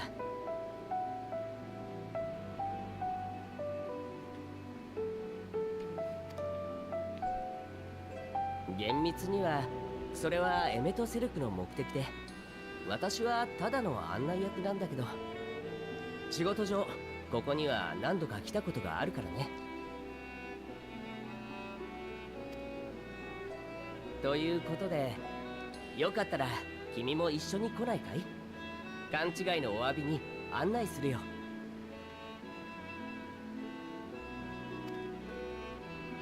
おい、そんな素性も得体も知れないものを公務に連れて行けるわけがないだろ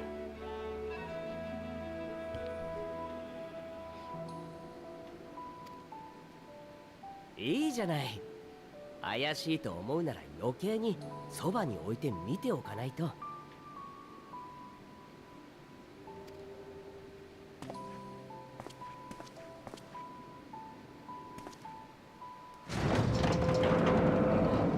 それに不思議な生き物を連れているなんてここじゃむしろ当たり前さ。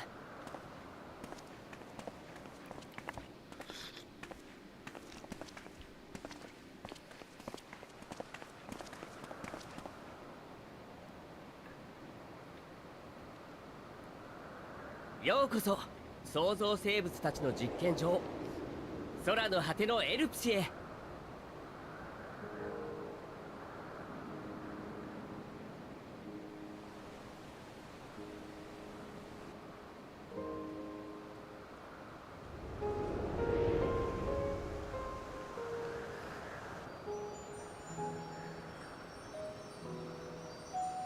この気配。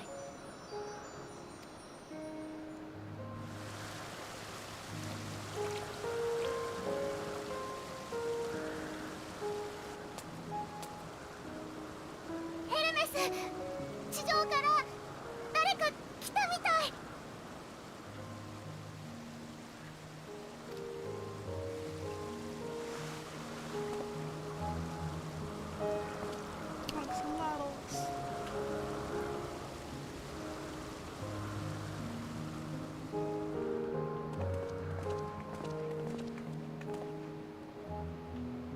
さて、どんな事実が待っているやらだ。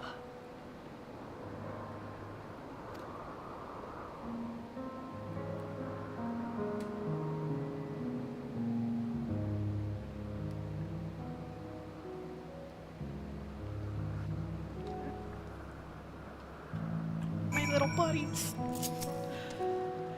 In case you didn't know, it's rude to stare. Stop. This is hardly my first time here, but the scenery never fails to take my breath away. Why, it feels as if you could reach out and touch the heavens. Now then, to begin our guided tour, perhaps you already know these things, but for the sake of thoroughness, I shall start with the basics.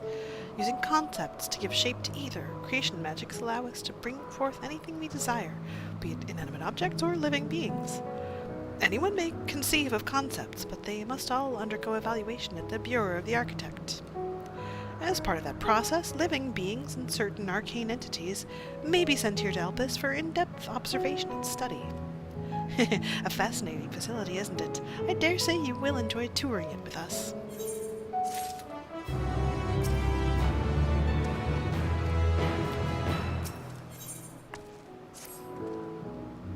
Now then, our friend Hermes. Aside from overseeing the facility, he also conducts his own research. Chances are he will be at the main observation hub, so let us seek him out there first. Tired as you are, however, you stand out a little too much. Our dear friend Emmett Selk wishes to keep a low profile for his errand, so... Do you know how to make a robe? The basic concept will do. No? In that case, Emmett Selk? No. Your whim, your responsibility. You're not getting not another thimble of either out of me. The way he scrimps sometimes, you'd think he wasn't a nigh-bottomless font of magic. Very well, I shall make the robe, but perhaps you can assist. Come, let us search for the requisite material.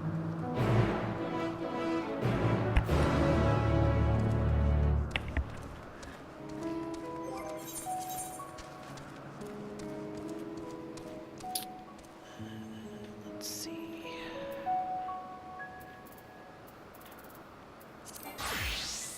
Oh, that's not what I wanted at all.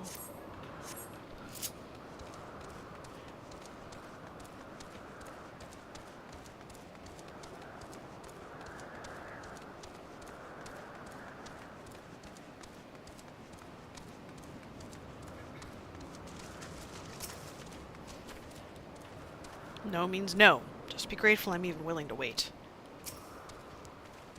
Yes, these creatures should suffice.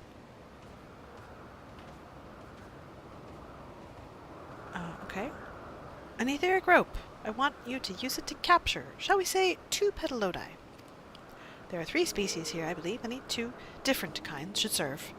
Now, I should mention that the strength of the rope is tied, no pun intended, to the strength of its user. As your ether is still thin compared to ours, you'll need to weaken the petalodi first. Good luck!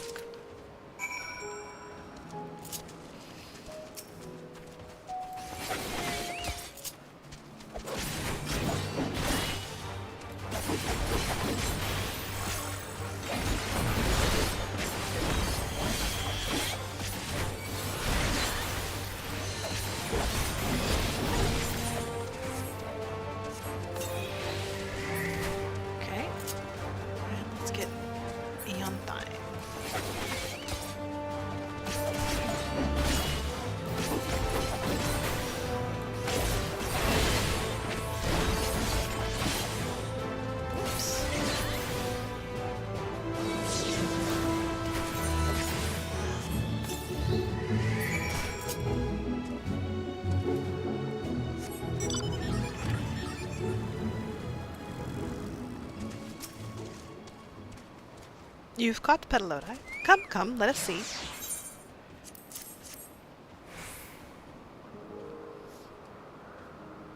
Yes, these fine fellows will do nicely. And now for a spot of reversion.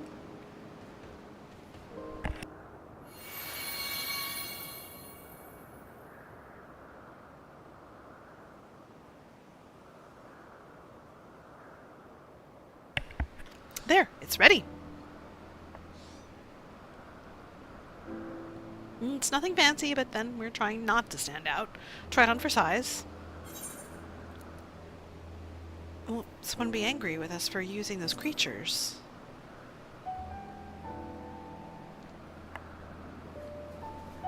Oh, it's fine. There's no one around to tell us off. And besides, we can always make more pedalodi. They need only a tiny amount of either.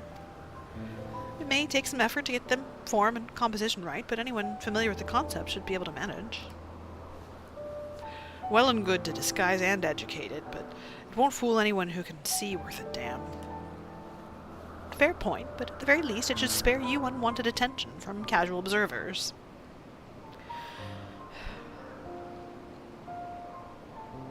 Emmett Selk speaks true. Even dressed like us, your unusual nature will be plain to those who think to look. Should someone question your presence, don't make up excuses, much less try to explain what you actually are. No, best to simply say that you're a familiar. The question is whose? Ah, of course, Asm's. If you say you belong to her, people will give you the benefit of the doubt for any and all outlandish behavior. Exploiting our associate's absence. For lack of her presence? Absolutely! Were she here, she'd have been the first to propose the idea, and you know it.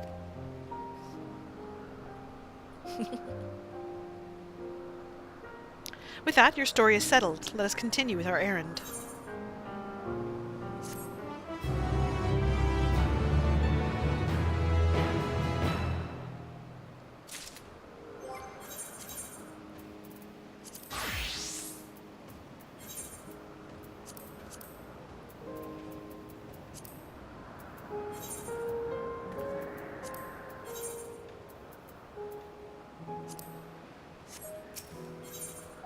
Adelynde is ready to continue on if you are. If you are ready, let us continue along the path to Anagnorosis. The place serves as an observation hub and residence both. Someone there should be able to point us in the direction of Hermes.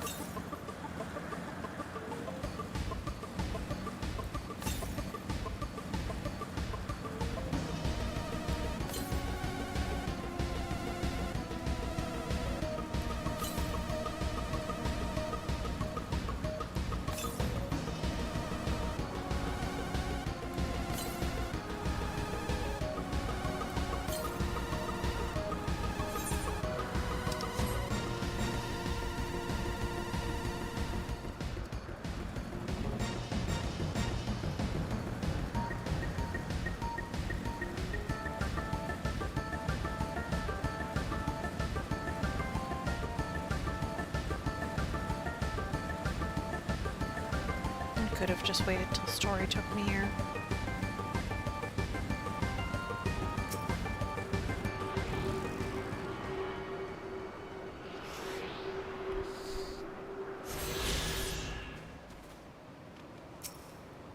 I love my work. At a time such as this, the mind wanders. Where might I go? What monuments to man's ingenuity might I see? Had I only the time to spare. You have less than you think.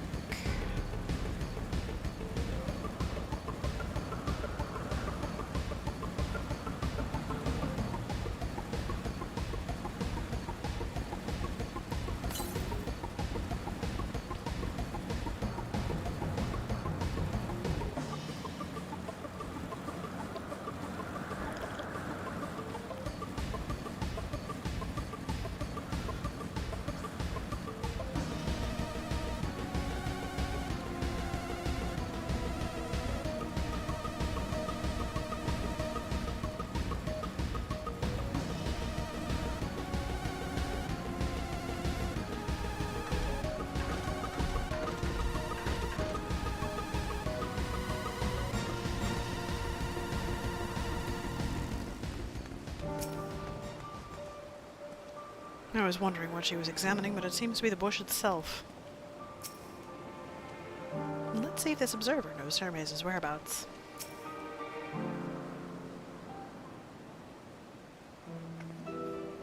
Yes, can I help you? We wish to speak with Chief Hermes. Do you know where we might find him?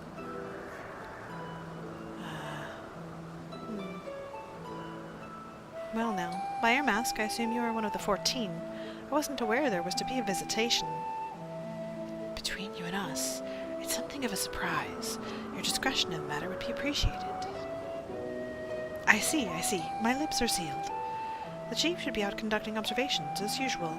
His focus of late has been aquatic creatures, so I expect you will find him at one of the pools here. The pools, you say? My thanks and apologies for disrupting your work.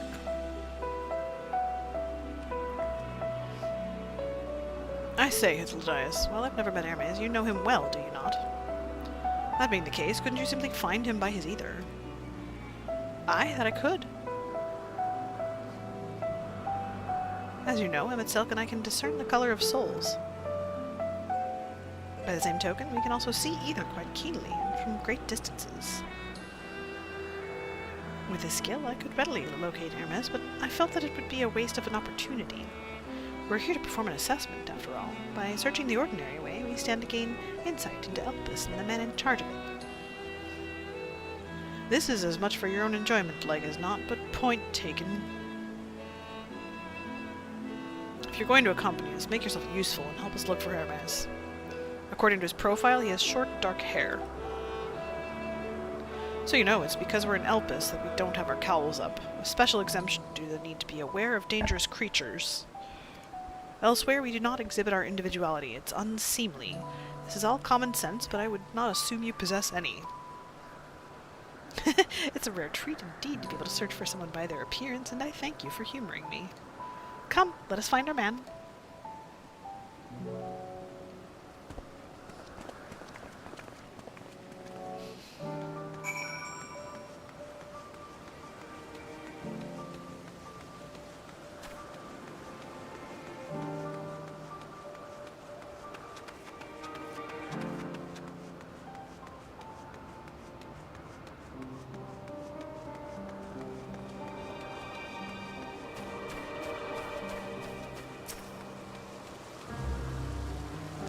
They have such funny faces.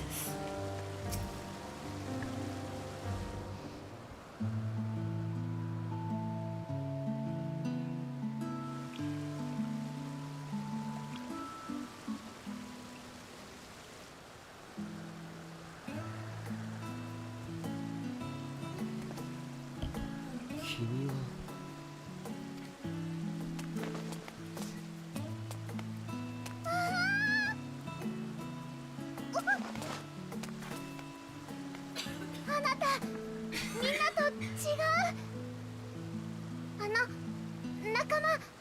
もしかして私たちだからその仲良く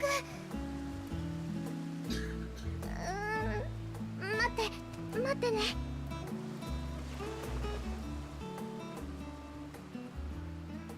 こんにちは聞こえますか？私はあなたに敵対するものじゃありません。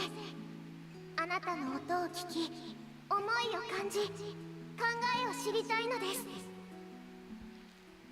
どうか仲良くしてくれませんか？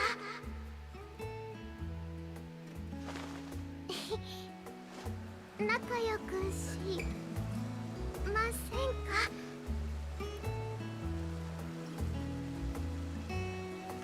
ああ、見つけられたんだね。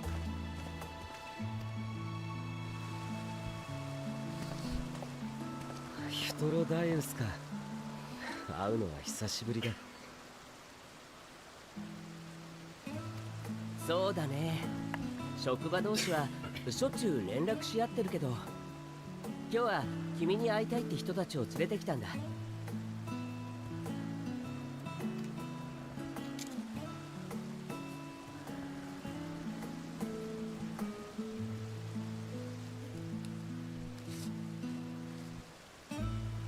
14人委員会の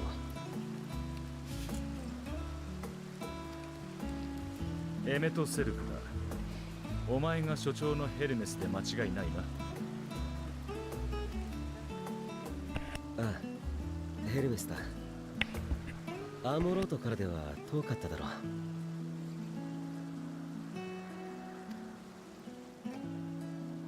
まあな。だがエルピスの用途を思えば仕方のないことだ。こいつに案内役を頼む羽目になったのは不本意だがな。失礼しちゃうな。私はいつだって善良な友人だというのに。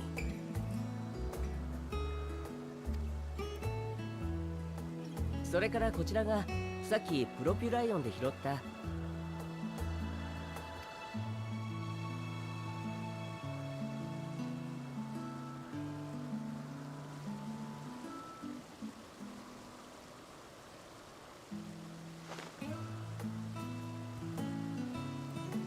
ってなんだか懐かれてるね。そっちの青い子はヘルメスの使い魔かい？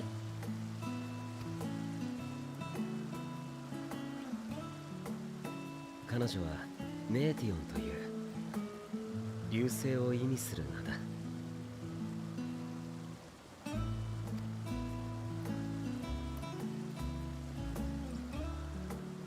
へえ、随分と構成するエーテルが薄いんだね。これだとあまりに脆い気がするけれど、創造物管理局にも届け出てないでしょう。イデアを見た覚えがないや。彼女は自分の個人的な研究のために創造した。けれどまだ成果を得ていない段階だ。だから申請できていないが、いずれは伺うつもりでいる。その時はよろしく頼む。了解。確かに君はここの所長であると同時に飛行生物創造の第一人者だからね。ご申請のんびりお待ちしているよ。それも結構なことだが、こちらも仕事の話がある。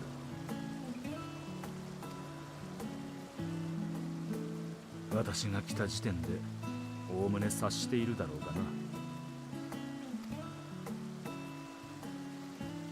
承知した。ひとまず奥の館で待っていてくれ。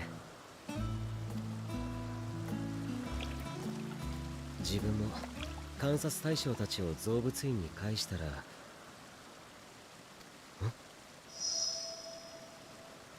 ヘルメス、どうした？アンビストマが一匹足りない。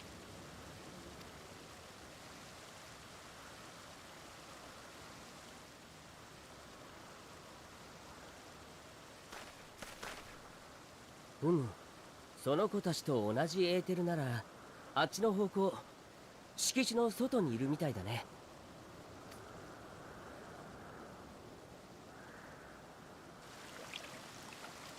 木に登ったのか、あの手足で。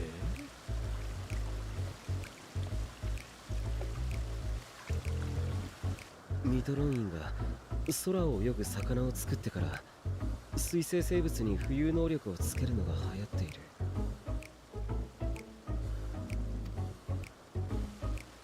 アンビストマもわずかに頑張れば木くらい登れる。だが降りられないのかもしれない。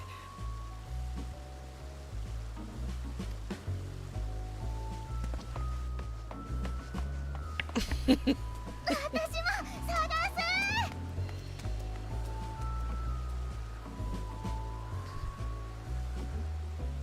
す。He's speechless. どうするんだ、残りのこいつらは。These little amoebas. ここは手分けをするとしようか。すまないけれどヘルメスを追って手伝ってあげてくれるかい？残りのアンビストマは私とエメトセルクで見ているよ。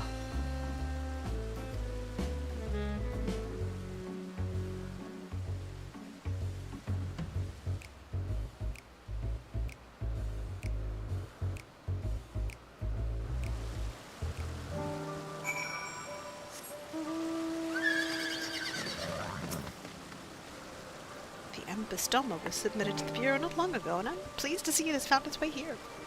We'll make sure these little ones don't wander off like their adventurous fellow. Go on and lend Hermes a hand. The tenet of the words of Metron is to create aquatic life both unique and beneficial. Aquatic. What would possess them to put this creature in the sky? And is it even aquatic to begin with?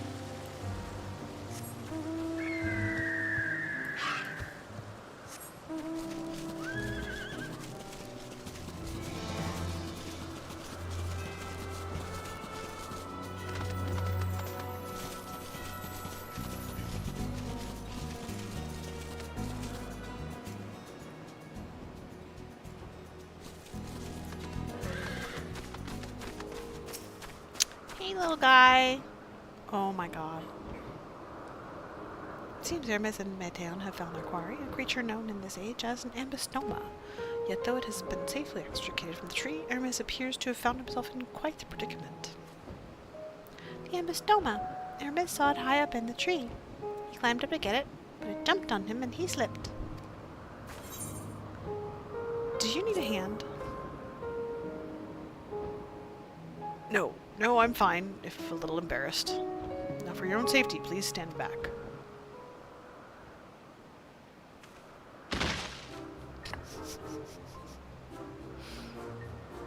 Ugh. Oh.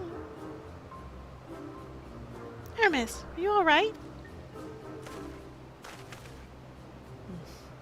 Quite alright. Yes, my apologies for making you worry, Meteon. Both you and,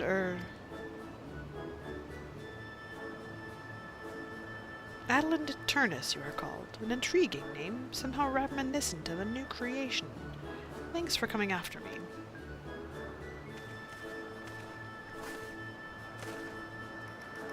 Get him!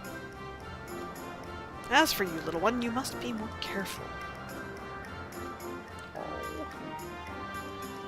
You may be able to fly, but it doesn't mean you cannot fall and hurt yourself. Oh no! I had forgotten all about its fellows! This man is a disaster.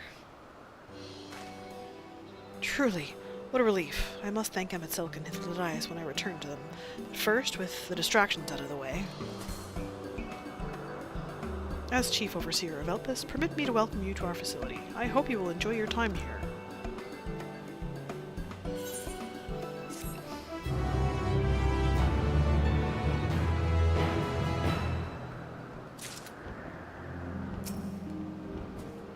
I'm glad they're safe. Hermes and the Embystoma. The Embystoma stares at you unflinchingly as if regarding something novel. Regarding it in turn, you notice that it appears to be floating, if ever so slightly. Having found the wayward Embystoma, Hermes is the picture of relief. Well, we mustn't keep the others waiting. Let us return to Anagnorosis. Okay.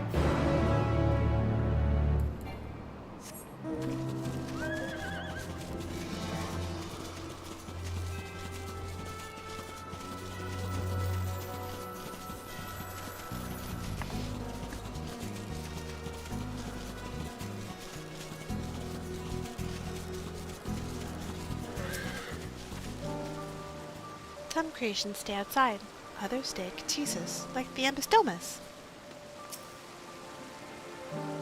Perhaps it's only your imagination, but something in the creature's demeanor bespeaks proud defiance for having gone on an adventure. Good for you, little buddy.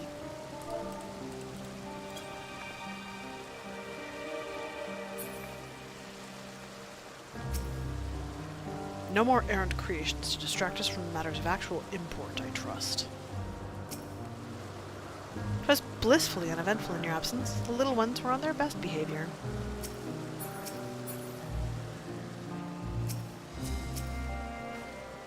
My apologies for the trouble. Owing to your kind assistance, all the Embystomas are safe and well.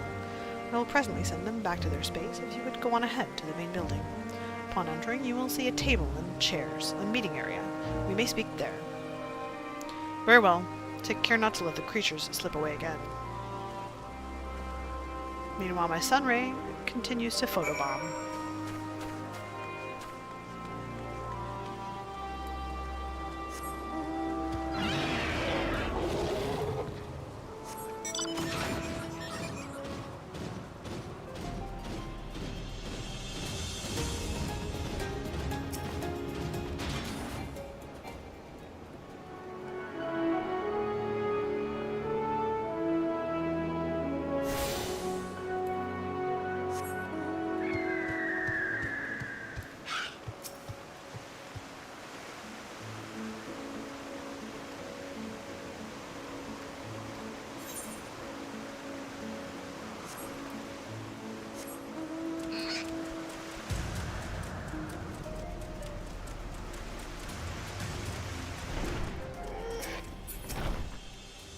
Well, Adelynde has been accommodating thus far. He is the one who has business with Hermes. If you wish to attend, you will have to ask his permission.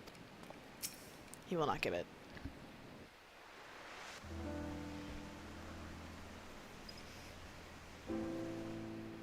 ヘルメスに指定されたのはここで間違いなさそうだな。だがお前はダメだ。同席はさせられない。やましい話じゃないが、人の今後を左右する大事な話だ。どこから来たのかも言えないようなやつに聞かせられるものか。That is completely reasonable.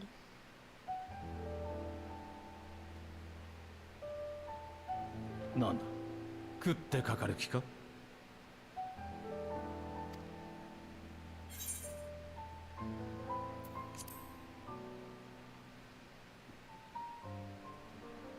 だったらその事情とやらを明らかにしたらどうだ。納得できるものなら協力するぞ。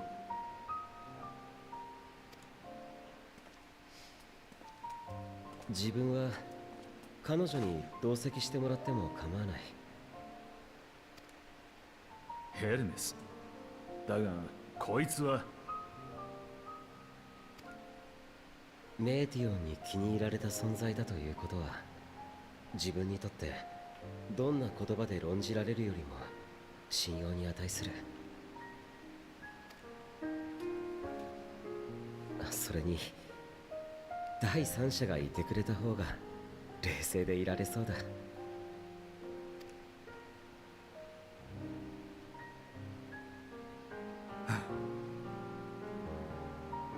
分かった。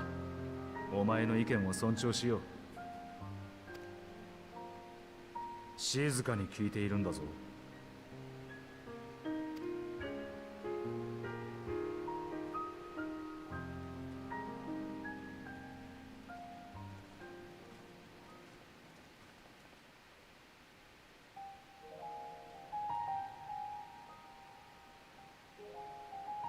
それで話というのはやはり。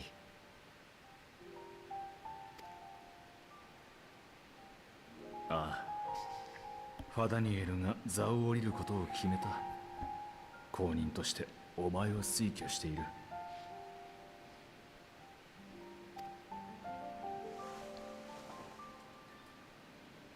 14人委員会としてもお前の実績と深い知識を買ってその提案を受ける方向で動いている。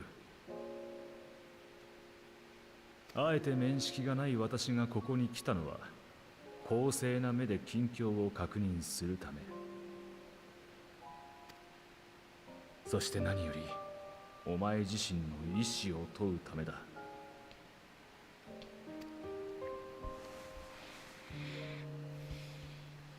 現ファダニエルももともとはここの所長だ。公私ともにお前と親交があったと聞く。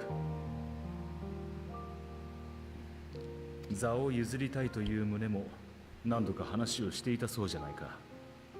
だから予測がついていたんだろう。そうだ。私がなすべき仕事を終える時にはお前を襲おうとあの方は何かにつけておっしゃっていた。とてもじゃないが喜んでいるようには見えないな。それほど14人委員会の名を背負うのが嫌か。いや、そうじゃない。そうじゃないんだ。委員会に推挙してもらえたことは光栄に思う。研究ばかりの自分には過ぎるほどの申し出だ。だが現ファダニエルが座を降りようとしていること、それそのものが割り切れない。やはり彼は星に帰るのだろうか。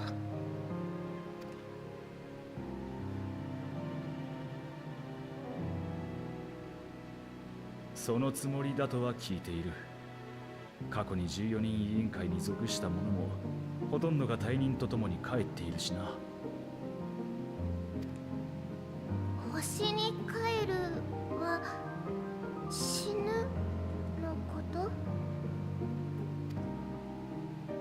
おや、珍しいね。エルピスではそう呼ぶ方が主流なのかい？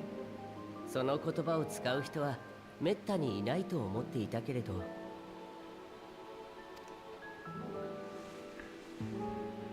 我らは星の意志であり細胞である。この命こそが星に流るる血の一滴、己神のごとく星を育め、それが私たち人の役割だよ。星を良くすることでそこに生きるすべてのものが幸せでいられるようにするわけだね。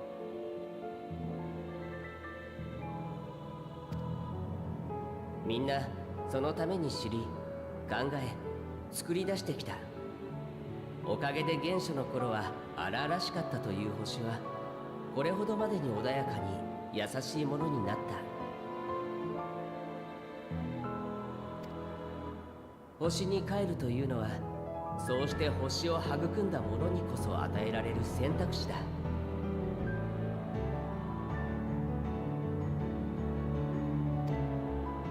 大いに生き、己のやるべきことを果たしたと思った時に、人々はそれを選ぶ。最後の瞬間はいつだって、それは美しいものさ。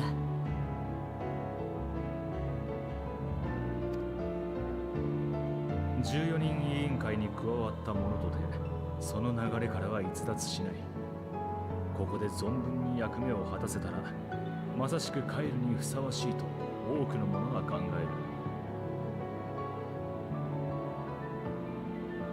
る。私たちの座はついた者にとって名数と同義だ。ごく一部の例外を除いてな。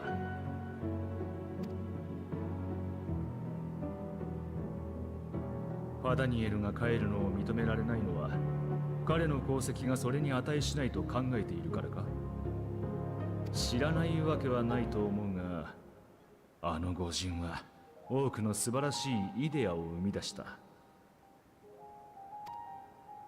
こと新たな動物を作ることにかけてはな、エルピスでの経験を生かし、いくつもの種を生み出したものだ。もちろんそれはよくわかっている。自分はただあれほど偉大で命を知る人であっても、やはりそうして終わりを選ぶのかと。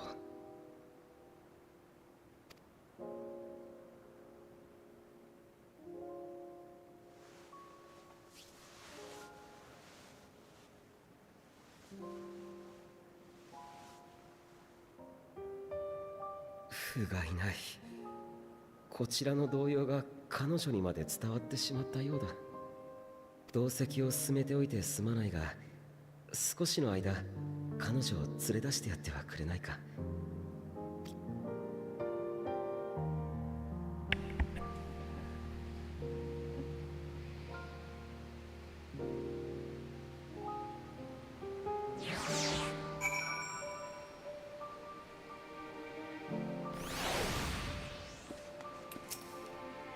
Forgive me. I will make it up to you, I promise.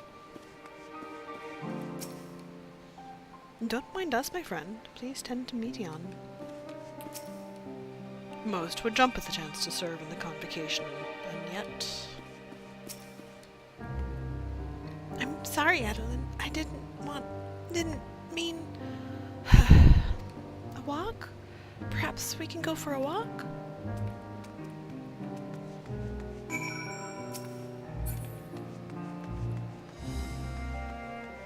How do I get out of here? Hermes gets sad when he thinks about death. When others are sad, I'm sad too. That's how I am. How he made me. But don't worry, I'm fine now. So, why did you come here? You want to learn about Elpis and Hermes? Oh, I teach you! I can teach you! We could take turns. I tell you something, then you tell me something.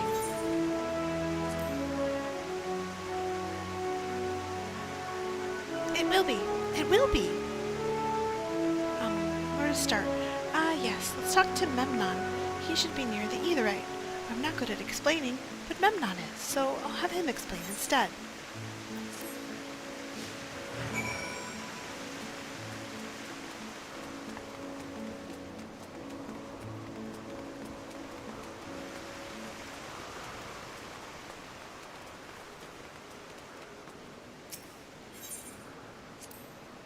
The Aetherite. Anyone can use it to teleport anywhere. Well, maybe not anywhere. Not to the ground or other isles. For that you need teleporters. Oh, and permission. And what have we here? Now you look like a person. You have the ears and tail of a beast. I assume you are a familiar like Mateon. Is there something you need? This is Adelynde. Could you teach her about Elpis? Ah, newly arrived familiar, is she? Very well, I should be glad to introduce our fair facility to her. As you know, it is mankind's duty to make the star a better place. As part of this duty, we employ creation magics to bring forth new life. However, we cannot simply release our works into the world, for it would lead to chaos. No, any and all life forms must undergo extensive testing to determine their fitness to exist. Testing which is conducted here in Elpis. Every candidate is subject to rigorous study, in which we identify their properties, surmise what habitats might be suitable, and speculate as to the effects they may have on the environment and other species. Should it be judged a beneficial addition to the star, it will be allowed to take its place in the world. The two of you, too, were created with the hope of making the star a better place, so heed your masters well and good. Do you hear? We will, Memnon, we will. Thanks for the lesson. You had a turn. Now I get a turn. Okay. Where did you come from? From a place far, far away. And I probably don't know it. I don't know much about other places. But this place is important to you. I can feel it. Oh, my power. I haven't told you about it. A creation. Let's find a creation. When not being watched. Then I'll explain my power.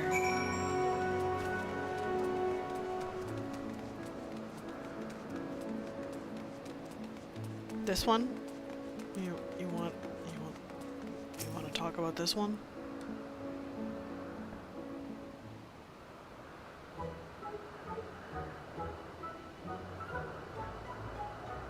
Oh, this creation is perfect. But I don't remember seeing it before. Perhaps it's new? Anyway, I'll try reading its mind. That's my power. Okay.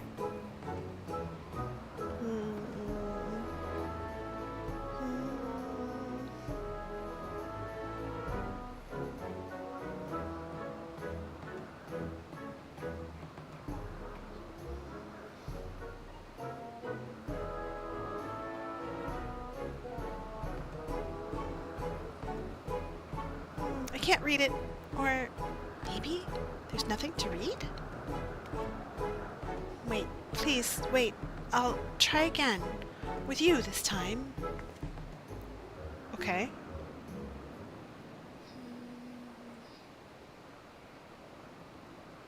Greetings. Can you hear me?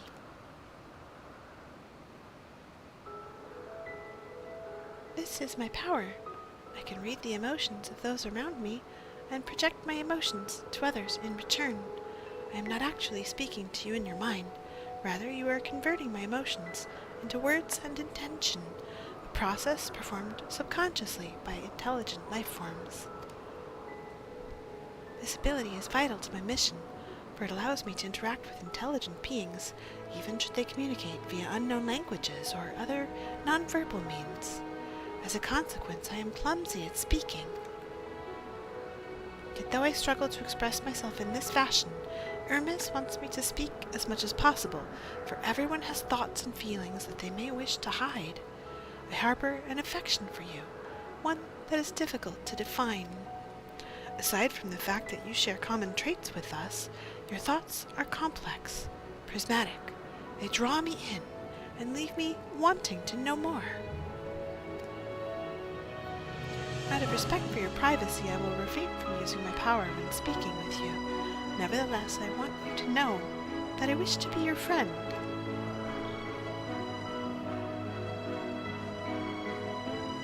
Did you hear me? Good. Now it's my turn again. So, what are you good at? Himitsu desu.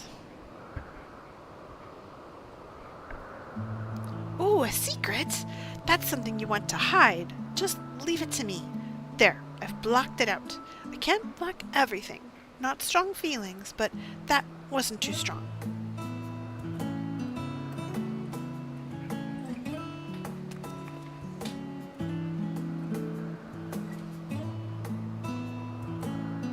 I think we might be bothering it.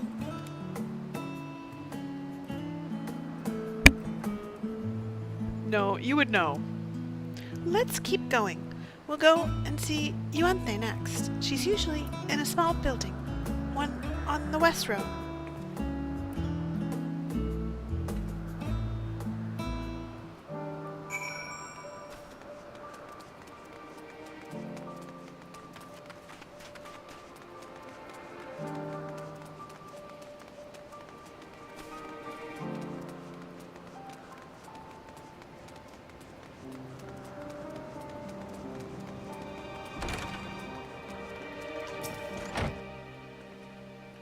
Well, well, if it isn't Meteon, I see you've brought a friend today.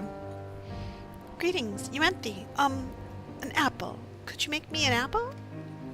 The kind Hermes likes, covered in syrup. I want to share it with Adelynde. Oh, candied apple? Hermes is certainly partial to them, but you know you can't eat, Meteon. You weren't made to do so. But I like it, too. It may seem that way, but it's due to your ability to share others' feelings. You've taken Hermes' likes for your own. In any case, I can't prepare an apple right now, but I'll bring one for Hermes soon. I promise. I'm sorry, Adelynde. I wanted to show you my favorite thing. Then I could ask about yours, but I failed.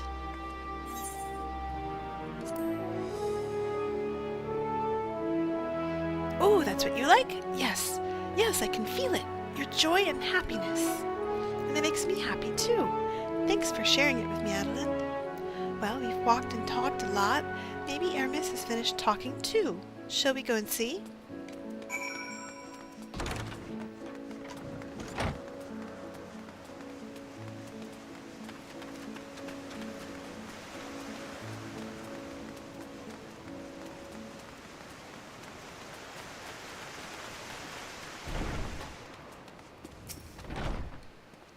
Ah, excellent timing. 'Twas a refreshing constitutional, I hope.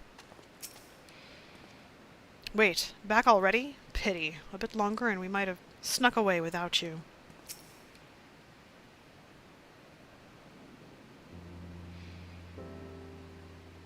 There you are. I can see the fresh air has done Meteon good.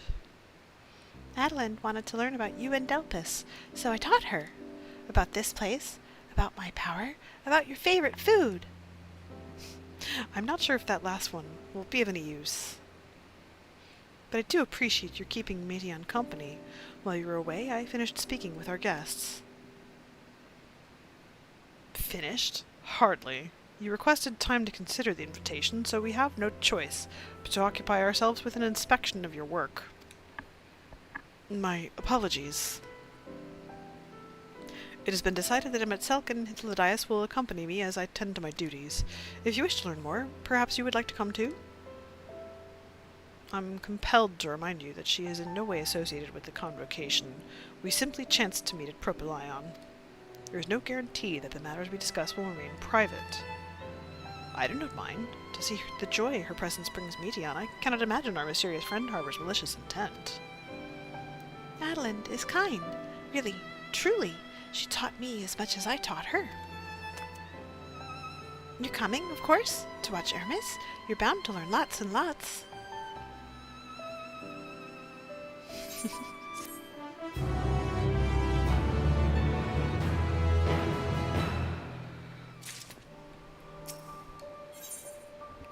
Composure regained, Hermes is ready to return to his duties. If everyone is ready, there are a few creations I need to check on. First, we shall return to the spot where we found our wayward Ambystoma. Have care when you step outside a hub, for there may be more unruly creatures about.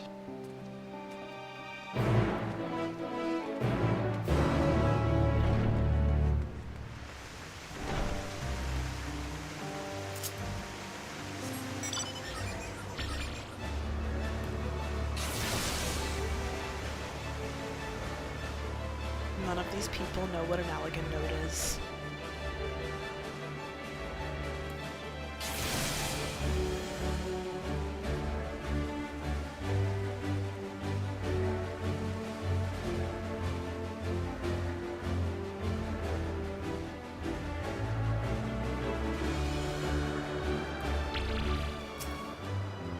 This here is the new species of Petalota we recently set loose. It has been doing very well, managing to maintain a stable existence thus far. If it can see its observation period to the end without issue, we shall release it unto the world. Tell me, do you know the difference between living beings and arcane entities? It is the presence of a soul, yet the soul isn't something you can choose to have at will. No, it manifests only in those beings whose forms adhere to the laws of creation, that can endure on their own. Beings that do not fulfill this requirement, such as those spontaneously born of magic or natural phenomena, do not have souls. No matter how much it might resemble flora or fauna, if it lacks a soul, then it is considered an arcane entity. So you see, it is not for mankind to decide what is living. That domain lies beyond our manipulation, and it is hubris to assume otherwise. But come, let us head to the nearby beacon. I've received a report that arcane entities have gathered there.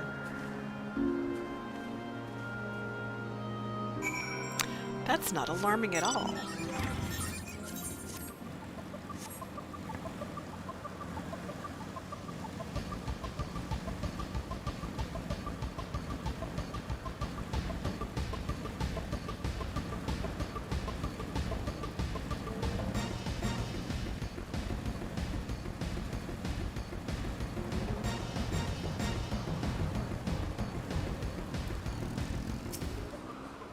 Fascinating creation, much like yourself, little one.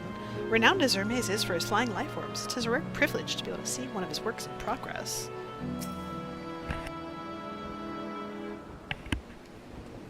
We're meant to be observing Hermes, but instead we're stuck with Medion. Well, I suppose she herself serves as proof of his prowess as a researcher and creator both. Interesting. You're interesting too. Tell me, how did you find the ambistoma? Ah yes, lightning pneuma, just as the report said. Although we can call this structure a beacon due to its form, it's in fact a magical device. By manipulating the balance of elements, it keeps the isle airborne and maintains the climate thereupon. In the course of its operation, it often sees an internal shift towards a given element. Right now that element is lightning, which draws the pneuma here to replenish their ether. It appears Medion is busy. Would you care to assist me in her stead and feed the pneuma? By using this lightning converter, you can harness ambient lightning and focus it into a ball. A veritable feast for our dazzling friends. Go on, give it a try.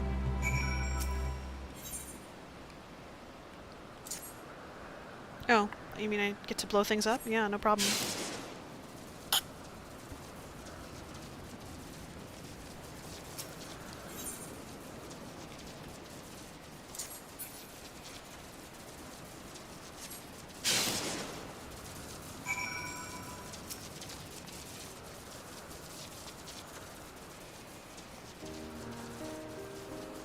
Perfectly done, Adelynde. Look.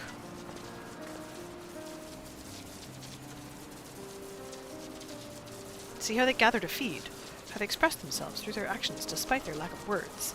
Speech is not the sole defining characteristic of a thinking, feeling creature, nor is silence an indication that they do not possess these qualities.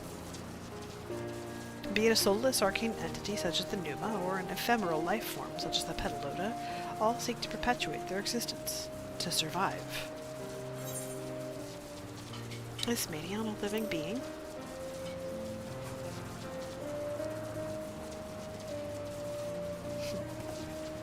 A good question. I can answer it from a theoretical standpoint, but it ultimately falls to the Bureau of the Architect to pass judgment. Those with exceptional vision, such as Hythlodaeus, may be able to ascertain her true nature. But to me, it doesn't matter. She is herself, and that is all I need to know.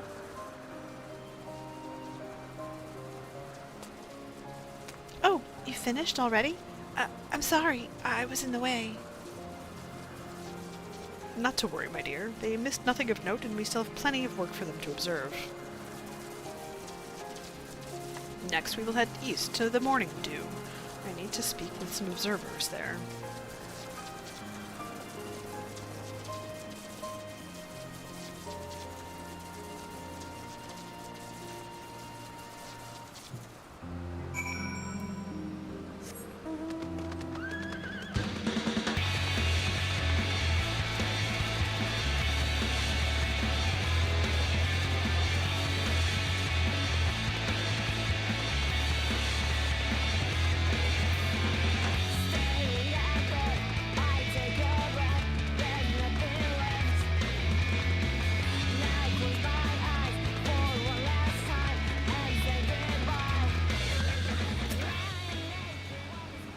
This fellow has been the talk of the Bureau. The combination of a carefree aspect and endless rows of fangs is strangely charming.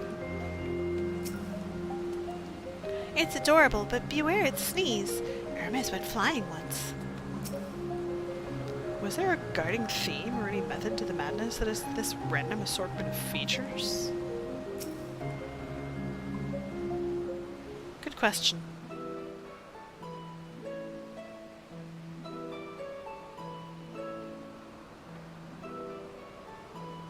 見事なものだろう。アンペロスという。最近観察を始めたばかりの創造生物だ。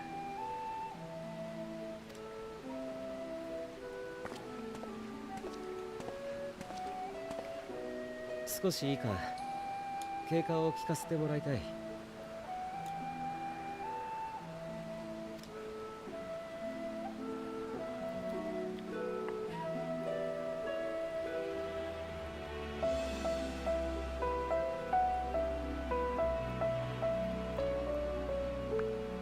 There's my flowers.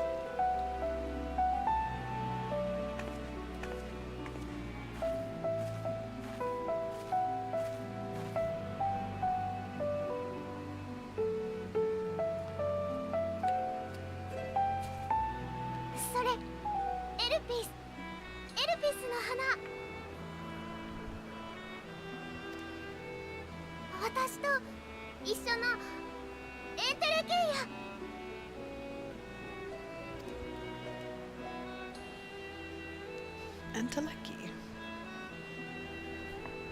その花はこの施設で作られたんだ。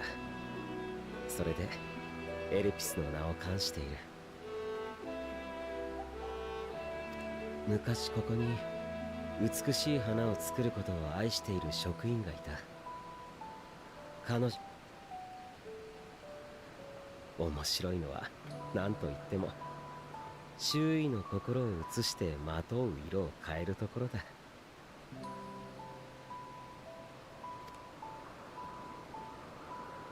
とはいえここでも地上でも陰りなき純白をまとっていることが大半だが。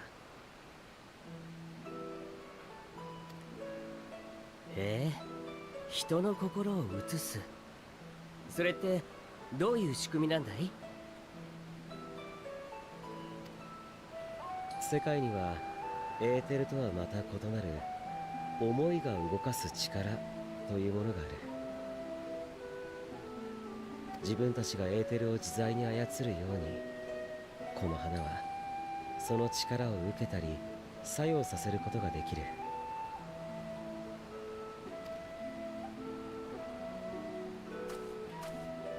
とはいえ花自身には明確な意志がない。だから周囲の感情によって動いた力を受け、それを色や輝きといった現象に変換しているんだ。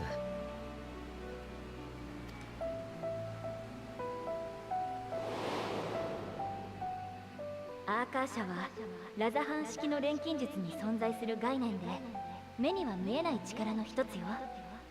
思いが動かす力なんて言われてるんだ。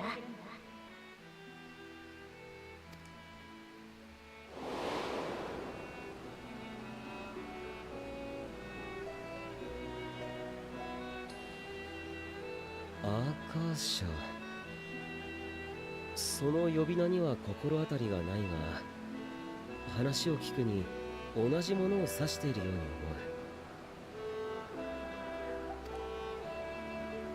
自分たちはその力をデュナミスと呼んでいる。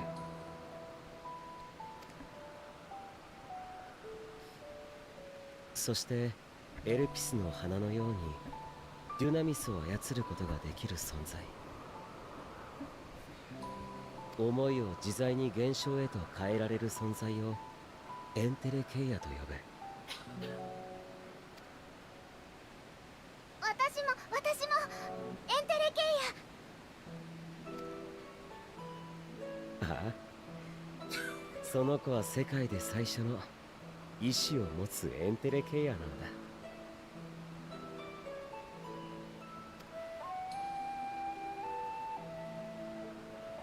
待て待て、エーテルとは異なる力、デュナミスだと。そんなもの私ですら初めて聞くが。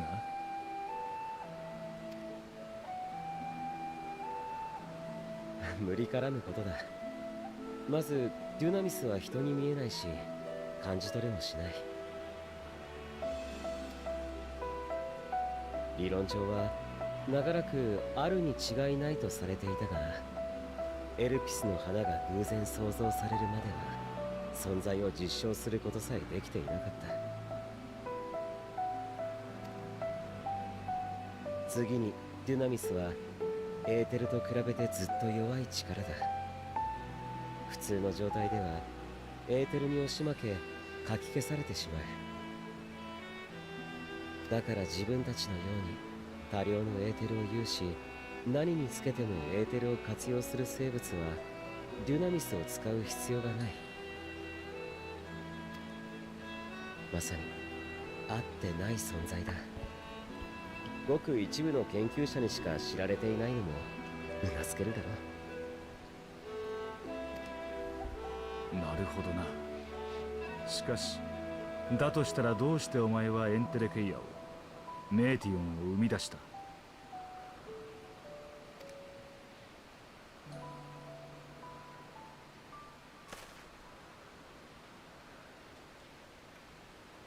アーテリスはエーテルが特別に濃い星だ。それこそ名の由来になるほどに。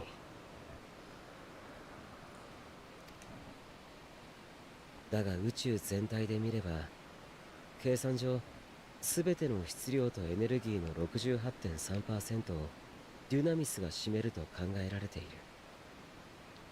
エーテルとは比べ物にならないほど大きいんだ。それを自在に操れるとしたら、緩く流れる水では石を浮かべずとも滝のように勢いをつければ岩をも削っていくように、デュナミスがエーテルに勝る力になるかもしれない。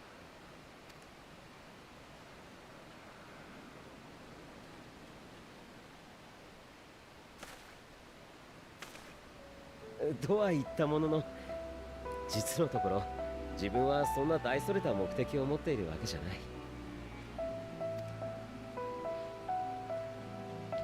天を、宇宙を飛ぶものを作りたかった。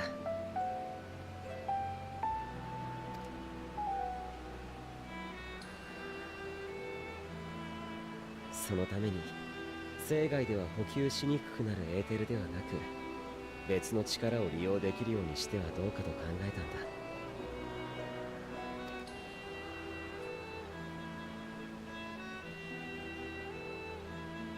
ああ、だからその子は極端にエーテルが薄かったのか。ご明察だ。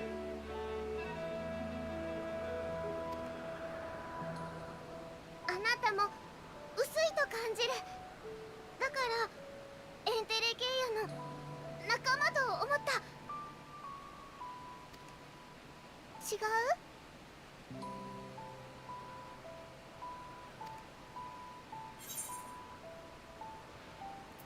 Well, I have been known to transcend my limits with nothing but determination. それは単なる火事場のバカ力じゃないか。 That's rude. エーテルが薄ければエンテレケアになるというわけじゃない。だがデュナミスに干渉しやすくなるのは確かだろ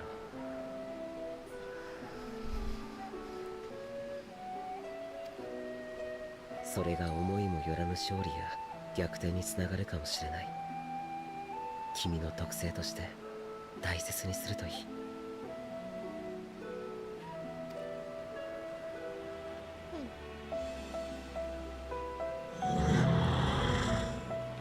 Well, I think he's about to sneeze. 待たせたままになっていた。まだいくつか確認したいことがあるから済ませてくる。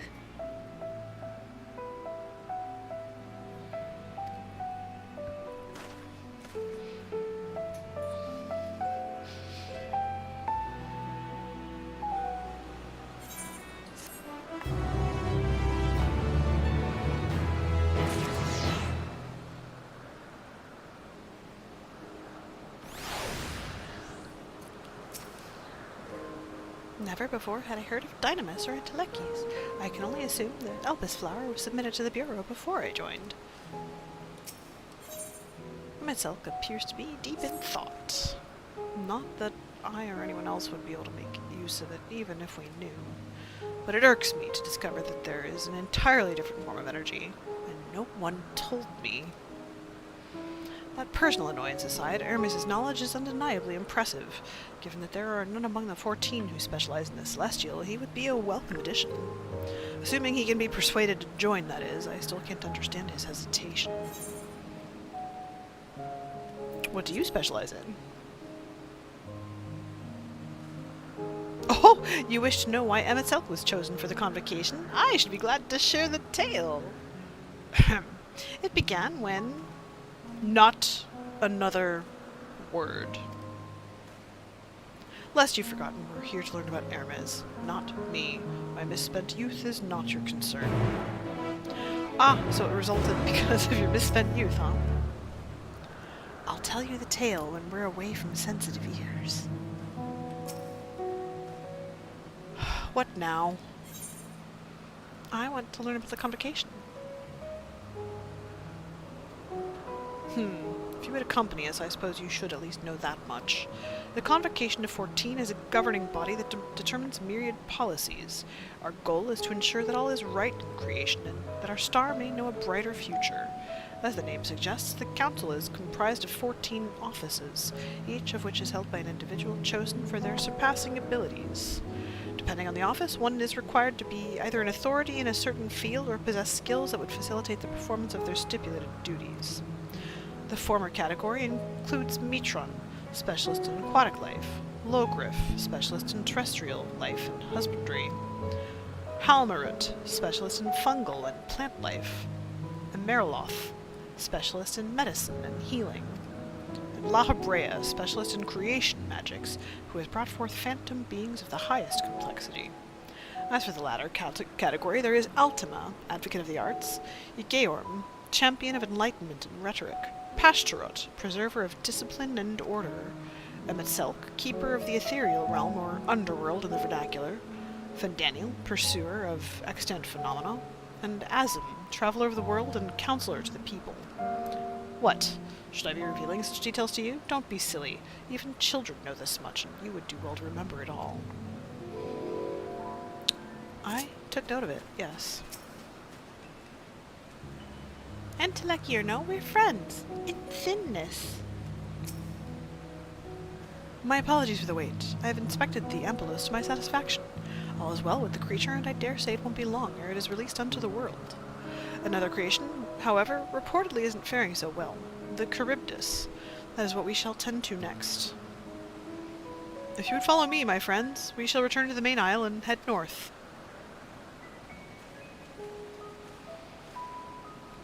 This really is a Greek paradise. In every sense of the word.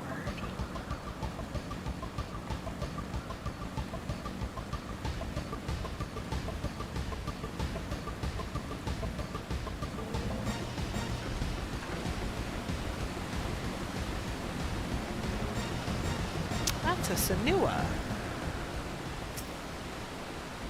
Why is this one blue and shiny? Ugh. Ugh. Forgive me, I thought another member of the convocation had come. This is turning out to be an eventful day. There is a slight difference in etheric balance between these Charybdises. By this, it may be assumed that they aren't the original creations, but their offspring. A serpentine bird or a winged snake?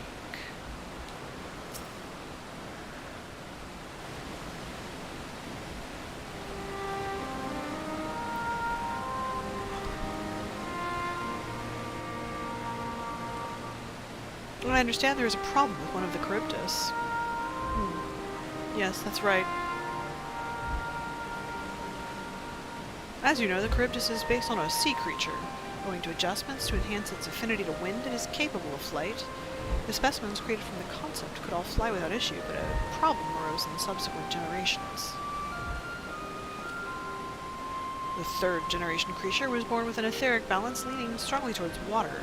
Its aquatic origin reasserting itself, would seem. The result being its affinity to wind is diminished, and it cannot fly. No matter what we try, we can't get it to rise even the slightest bit. For such change to manifest in so few generations, I fear they are too unstable, flawed. With your permission, I will revert the creatures and recommend to the Bureau that the concept be revised. With its etheric balance leaning towards water, the Charybdis would indeed struggle to manipulate wind. Yet, it is too early to conclude that it cannot fly. Having failed at first, it may simply have developed a fear. I shall transform and fly with it, helping it to manipulate wind until it finds its wings. What? You needn't go to such lengths.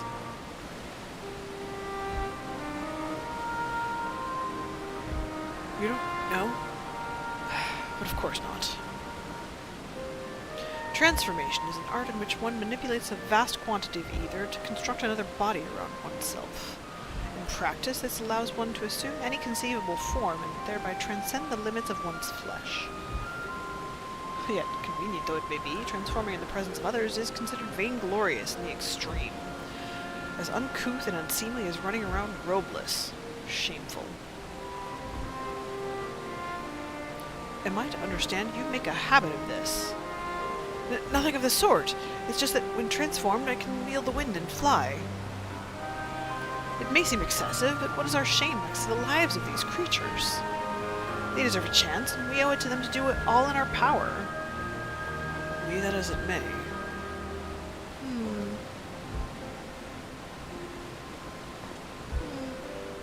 Yes, I believe I have a solution. Emmett Silk, may it trouble you to move that Charybdis away from its fellows, somewhere out of sight.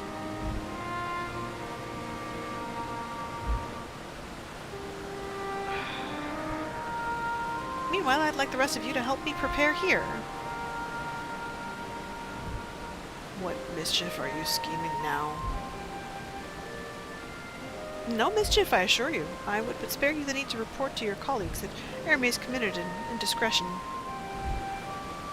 So have a little faith and run along.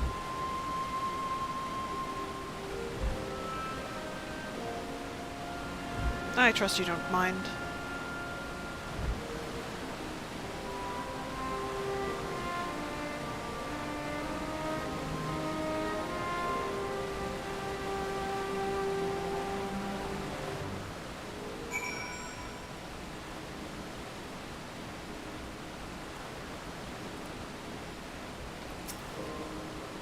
Hythlodaeus is a man of ideas. I wonder what he has thought up this time.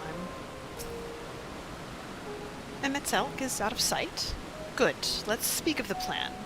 It's a stroke of genius, really. We have Emetzelk train the Charybdis. Aside from being able to fly untransformed, he can readily see ether currents. And with his adept spellcraft, he can also employ suitable wind magics to guide the creature along. While he is indeed capable of all you described, it is not his duty. I am loath to trouble him with it. Don't be. As I mentioned, it would also be for his own sake. With that settled, let's begin at once. Adelynde, I want you to go to Emmett Silk. Tell him that you have a favor to ask. You'll be disinclined to cooperate at first, but you mustn't be discouraged. With our friend, the trick is to be unflaggingly persistent. Off you go now, and good luck.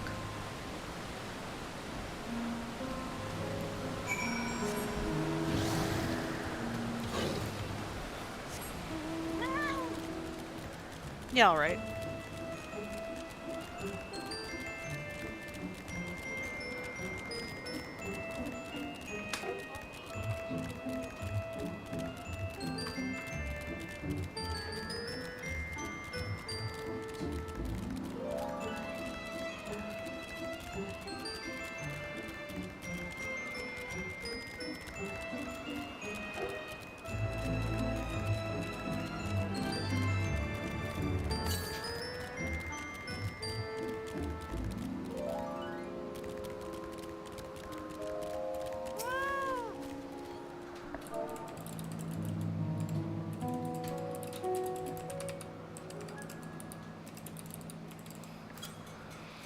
Oh, no you don't. I'm not lifting a finger.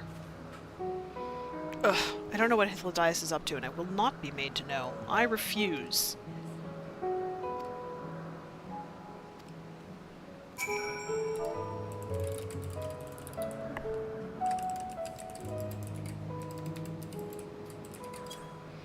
Please, Emetzelk.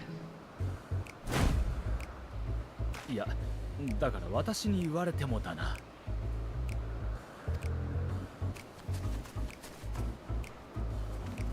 君ならばそのカリブディスが飛ぶのを助けてくれる。必ずそうしてくれるはずだと聞いた。偉大なるエメトセルクよ、どうか頼む。その子に飛び方を教えてやってくれ。じゃないとヘルメス、今からここで大胆に変身する。おやおや、こうなったら手を貸してあげた方が早いと思うな。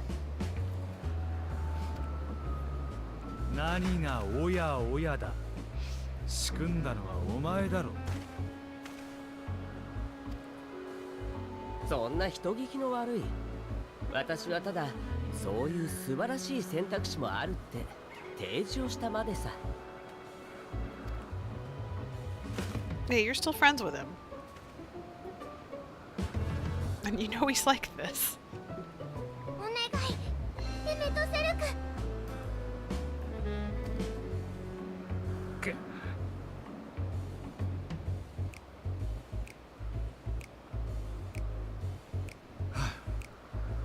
私は手伝いのために来たんじゃない。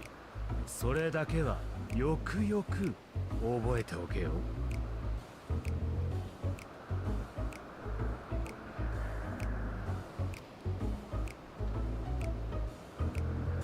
Her little face.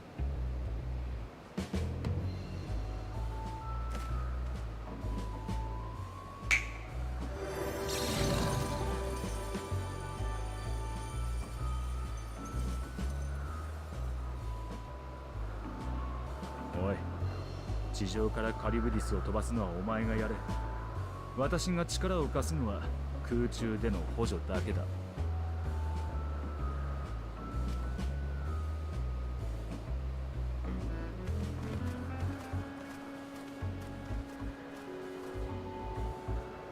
それじゃあ私たちはこの辺りから見物していようか。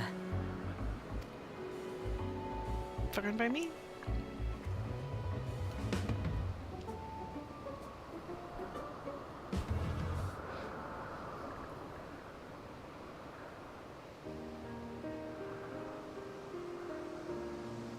さっきの質問だけど、ほら、エメトセル君がなぜ14人委員会に入ったのかって話。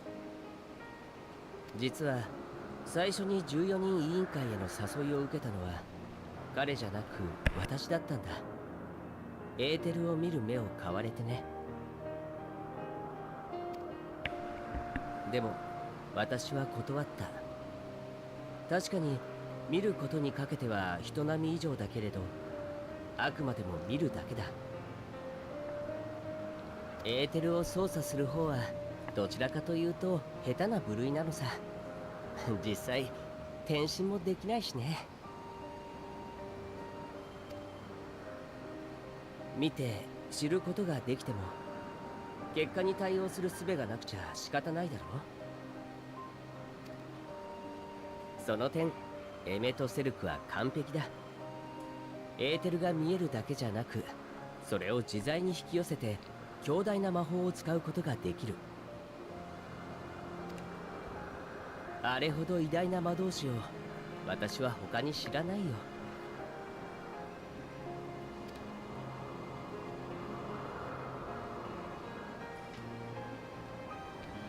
だから私は彼を推したんだけど、彼を推薦する声は他にもたくさん届いていたんだ。それも世界中からね。なんでも以前彼に手を貸してもらった人たちが、彼の実力は確かなものだって声を上げたらしい。当人は驚いたんじゃないかな。彼としては人助けをしてたつもりなんてこれっぽっちもなかったようだからね。私とエメとセルクにはもう一人仲のいい友人がいるんだ。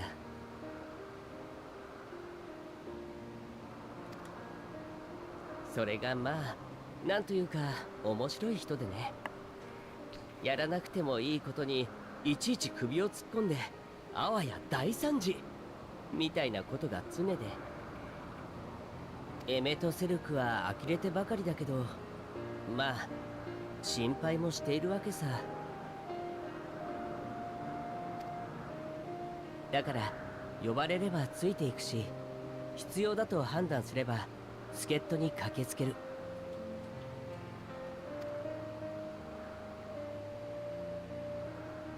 結果として周りからはエメとセルク自身が人助けをしているように思われたってわけだ。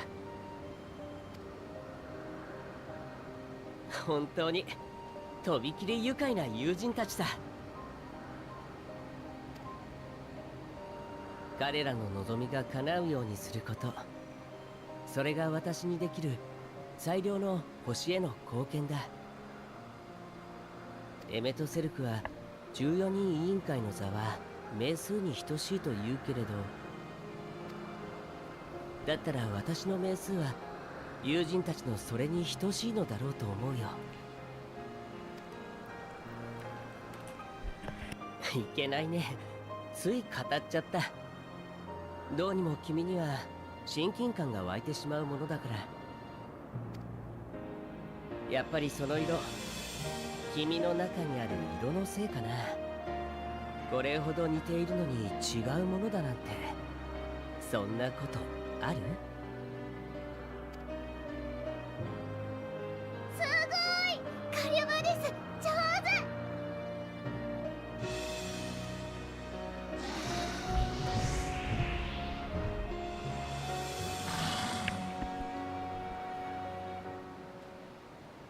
手！うん、あれならもう大丈夫。飛ぶ練習は終わりで良さそうだ。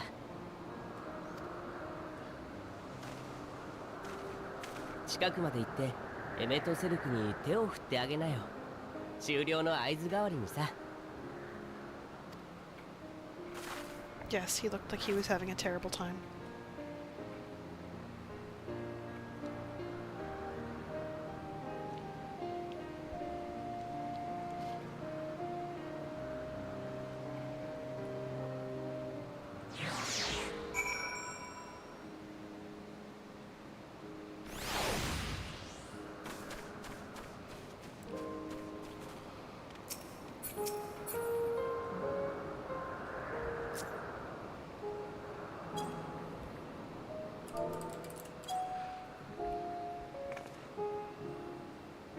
Emerging from his reverie, Emmett notices you and begins to descend the Charybdis.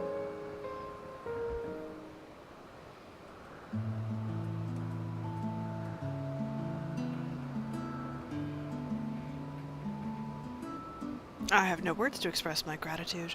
Thanks to you, the Charybdis has learned to fly.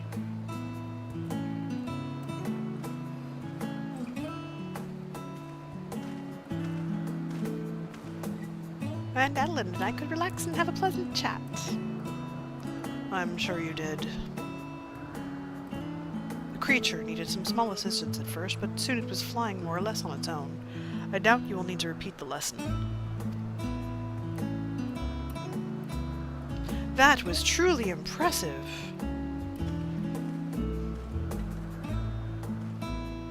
I witnessed it all from afar. The Charybdis flies. Indeed, with this we've proven that even a creature with skewed etheric balance is capable of flight. Though we helped it to achieve this, the Charybdis is a herd animal. They may well aid their struggling kin in like fashion if and when the need arises. Keeping this in mind, I bid you continue observing them. If that is what you want. But, if I may say so, rather than hoping an idealistic possibility comes to pass, would it not be simpler to have the concept adjusted? That way we could guarantee that anomalies such as this specimen are never born in the first place. These creatures are already here. We will spare no effort in giving them a chance to survive. As you wish, Chief. As you wish.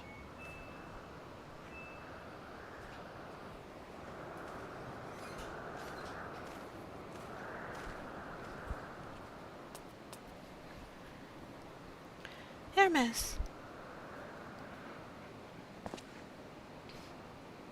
I'm fine. Don't worry. Well, that concludes all of my present tasks. Let us return to Anachneurosis for now.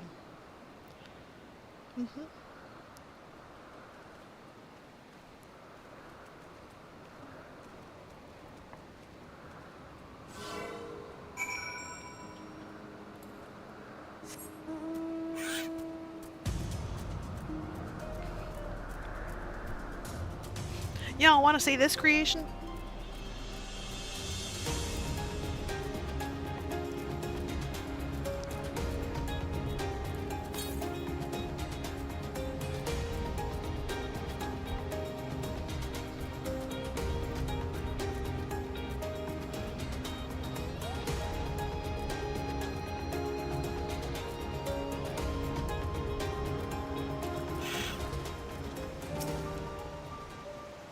Creations are happy. That makes me happy too. Now you've seen what I do. Was it everything you were expecting? I thoroughly enjoyed myself. At the end, most of all. What? Want to apologize for forcing me to help, do you? Save your breath. You didn't force me to do anything. I merely chose the most expeditious way to have done with an impediment to our business.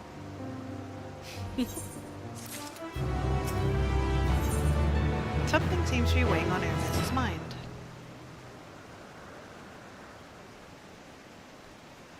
Tell me, Adelynde, in the course of watching me, have you learned aught of value? I'm not sure what I'm looking for, but I don't think I've found it yet.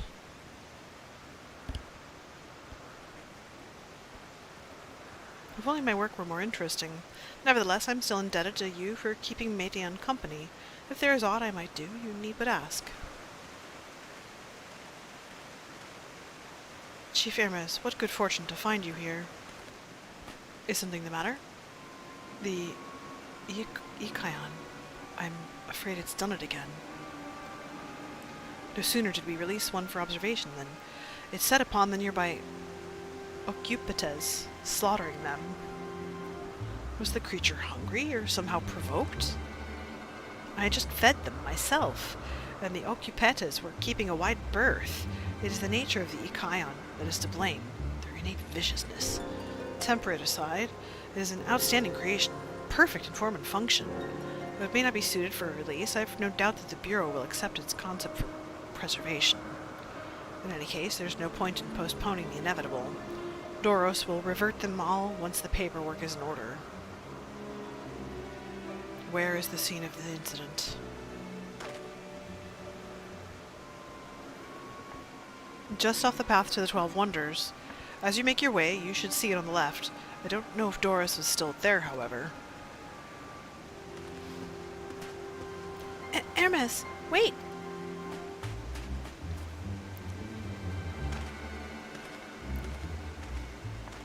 better go follow him.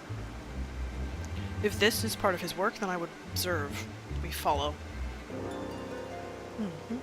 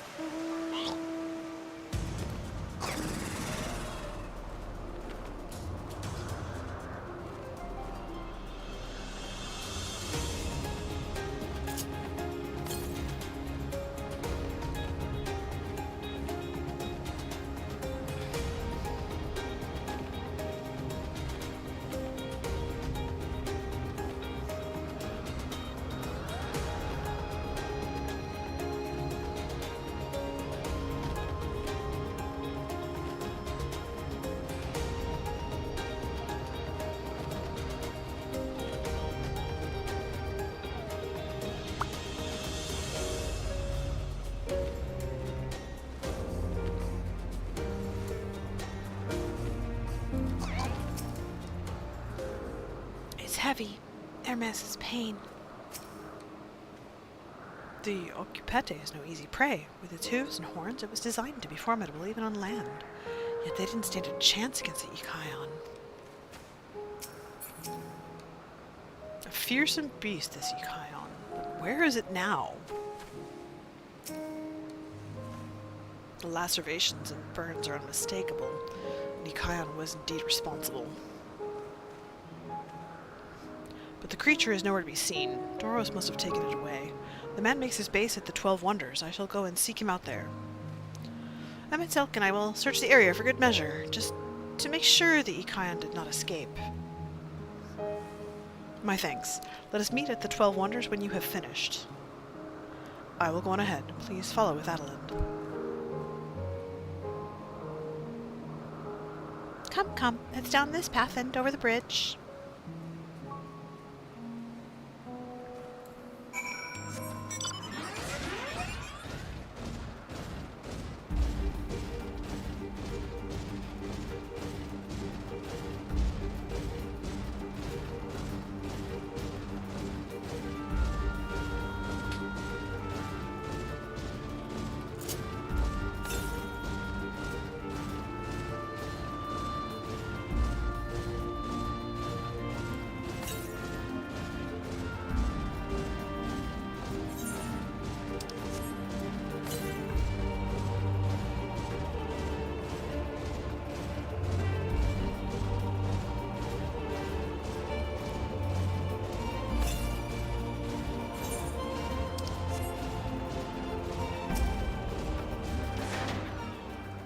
There it is, the 12 Wonders. Hermes is looking for Doros. Let's look for Doros, too. He's a man with long, blonde hair, I think. I'll know him when I see him.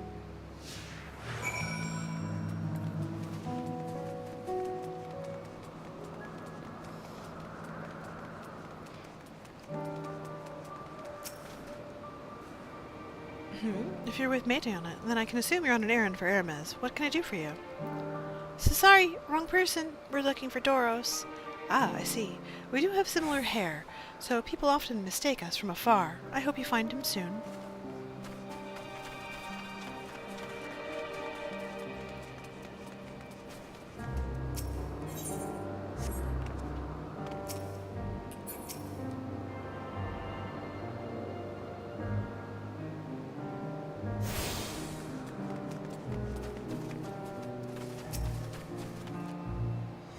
Doros! That's Doros!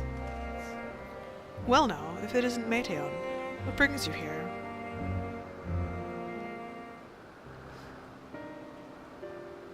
Ah, I thought I heard familiar voices. I didn't realize you two had decided to help me search for Doros. Thank you. You're in charge of the Ikaionis, I believe. Where are they now? Out in the fields in restraints. Frenzied as they were, I couldn't well return them to Ktesis. Once I've submitted my report, I'll see them reverted without delay. It's as he says, the beasts are indeed quite ferocious. You're one of the 14? What brings you here? Nothing you need concern yourself with, as you were. We've heard the news that Ikayon slaughtered Okypetes. As the observer in charge, you are of the opinion that they are not fit to be released? Aye, I am. Their abnormal aggression and exceptional strength makes for a highly problematic combination. It matters not where they are released. Lycaones would threaten other species and upset the natural order. Could it be that the specimens observed are an outlier? Highly unlikely. We've created a good many of them, all exhibited the same tendencies. Even when we used Kairos to begin with a fresh slate, their behavior was unchanged. Kairos? A memory reconfiguration system. The chief himself created it. It allows us to erase or alter memories, that we may observe creations in different environmental conditions without needing to remake them from scratch. Quite impressive, and potentially dangerous. Depending on the intensity of the etheric emissions, Pasturut may wish to have words with you. Rest assured, I've kept all values within prescribed limits. And to prevent misuse, its applications are limited to those authorized by the Chief Overseer. Do not misunderstand. To manipulate a subject's memories is an intrusive act I deeply abhor, but it is still preferable to execution. Come now, Chief, let's not be so melodramatic. What was born of either is simply being reduced to its original state. I know the distinctions concern you, but we mustn't lose sight of the bigger picture, making rational choices for the sake of a more prosperous star. If a creation cannot be properly studied, even with the aid of Kairos, we remake it. If a creation is deemed a detrimental existence, we unmake it. 'Tis all for the greater good, and none question the necessity of such routine processes. I understand these things, I do. I would never think to unleash a clear and undeniable threat onto the world. Yet insignificant though their individual lives may be next to all creation, it is all the Lycaones have. Before we seal their fates, we owe it to these beings to exhaust all options, to ensure that nothing has been overlooked. If you insist, let me provide you with a full report and we may take it from there.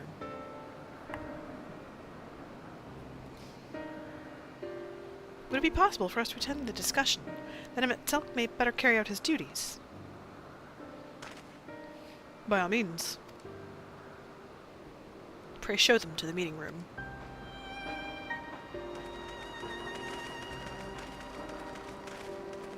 You two, you get to stay here.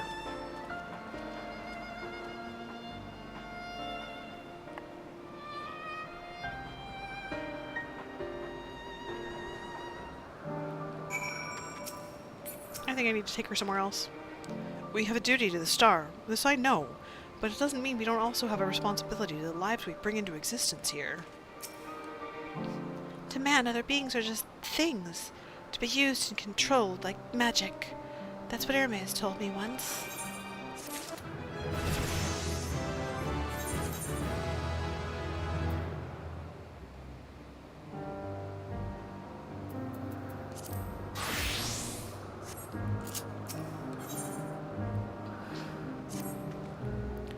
I fear this discussion may take a while, during which time... Matian, are you feeling unwell? It's not me, Hermes, it's you. I won't go to the meeting. I'll stay with Adelynde. Loath though I am to impose, may I leave Matian in your care again? That was my plan all along. I'm in your debt, if you'll excuse me.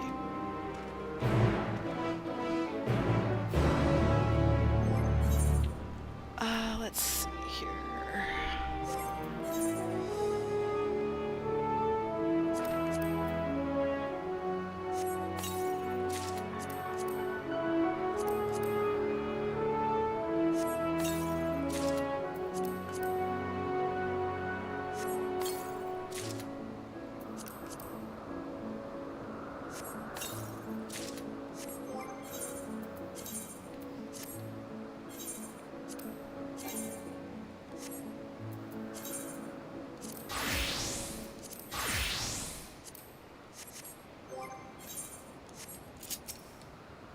Can you help me with something, Adelynde? The meeting will make Hermes sad. I want to cheer him up with a flower. Hermes likes flowers the most, of all the creations in Elpis. Most creations are expected to be interesting, or beautiful, or strong, better in some way. Flowers are different. They're designed to suit our emotions, what we feel and want to convey. Hermes likes that. I can't make flowers, so I'll search for one, and I want you to search with me. Let's start here, at the 12 Wonders.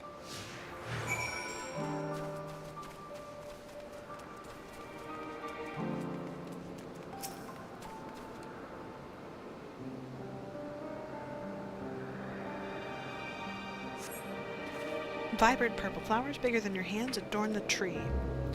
Ooh, so big and bright. I love them, but they might be too bright. You have to think of the recipient. That's what Hermes said.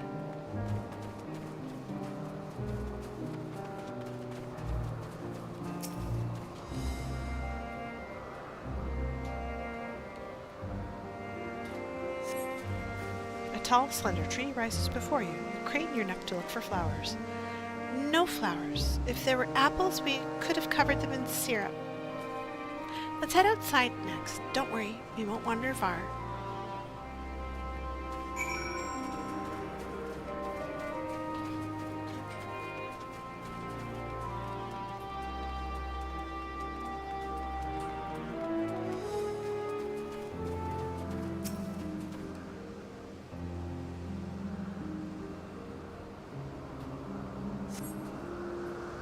An array of beautiful flowers grow in the bed, their mix of colors forming a pattern. These would be better for Hermes, but they're hedged in. That means we shouldn't touch them. They're either under observation or poisonous. Any other place should be fine, though. Let's keep looking.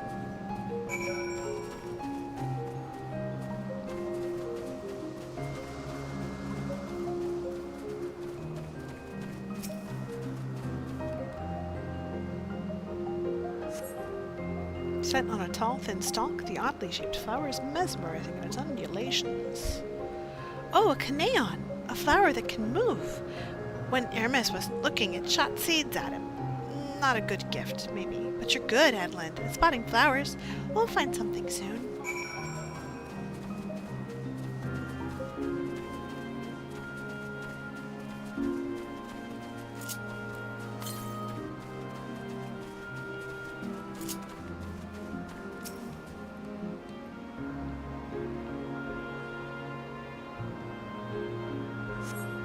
You spy nothing promising nearby. Best common-looking grasses with some tiny few flowers. Nothing around here. Ah! Over there, Adelynde. Something big. Huge! Please tell me you didn't spot the morble. Yeah, you're looking at the morble. Child, that's a morble. A terrible stench reminiscent of sodden old boots pervades the air. Without a doubt, the culprit is the morble-like creature before you.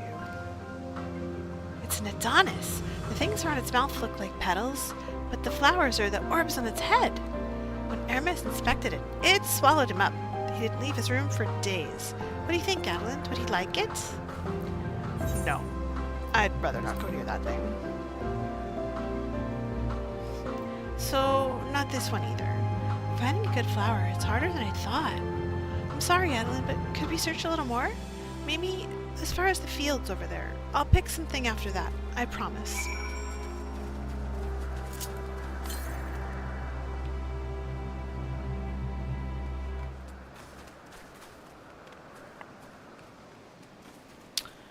Oh, good, the A rank. No one's hunting anymore, huh? That thing is terrifying. Okay, anyway, elsewhere.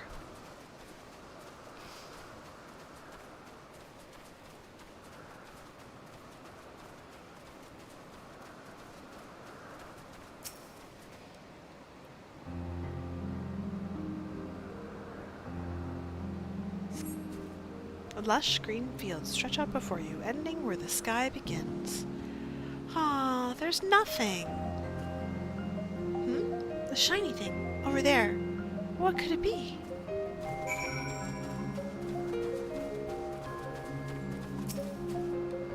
Oh, we found flowers of Elpis.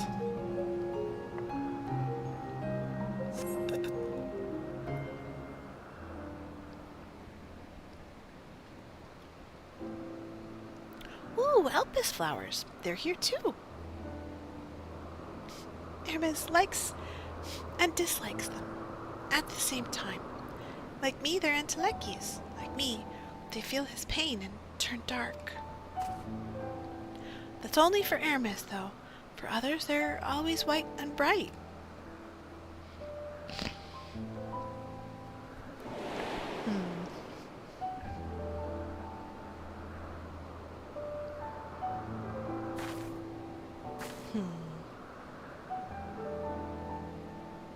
Truly?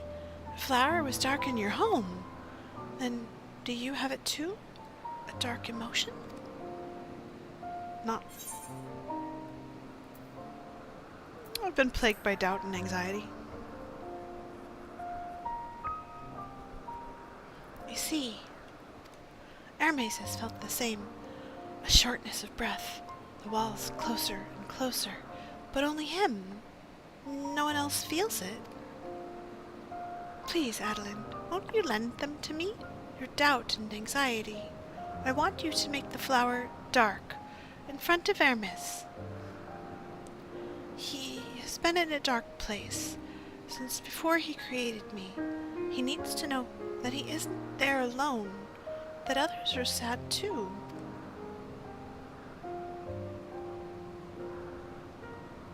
Truly? You'll do it?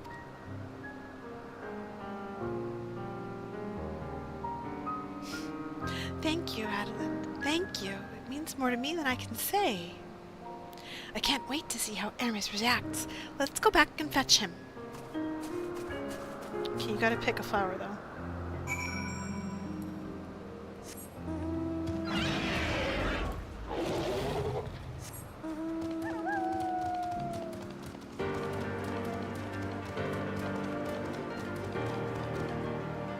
Oh, they won't let me go across the beds.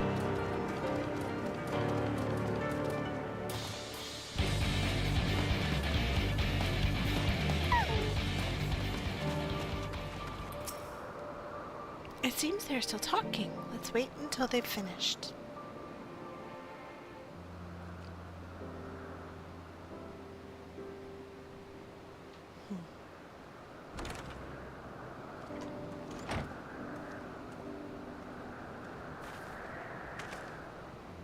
Hermes!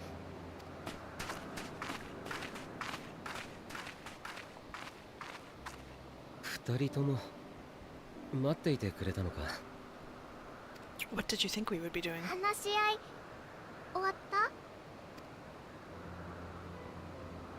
ああ、結論は出した。メーティオンを見ていてくれてありがとう。エメトセレクトヒトロダイエスには中にある客室でそのまま休んでもらうことになった。君にも部屋を用意させてもらう。No, I'll help you out. 案内、私たちが先。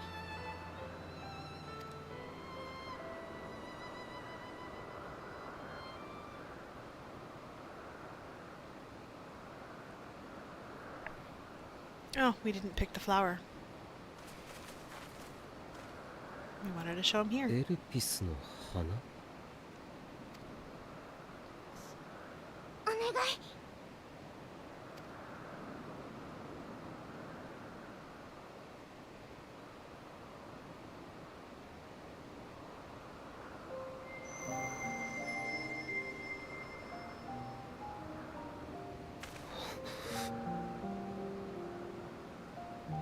暗い気持ち、寂しい色、ヘルメスだけじゃない。だからダメ、違う。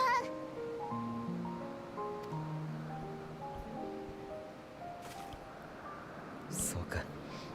君はメーティオンの頼みを聞いてくれたのか。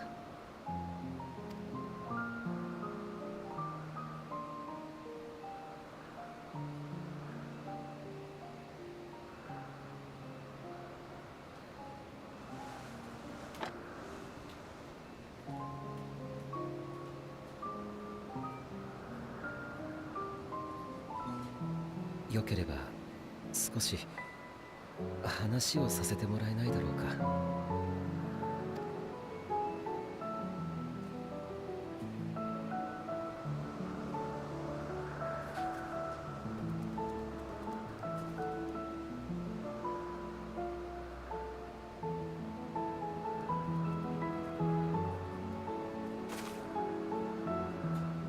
自分は人に定められた生き方を、星のために生きるということを悪いとは思っていない。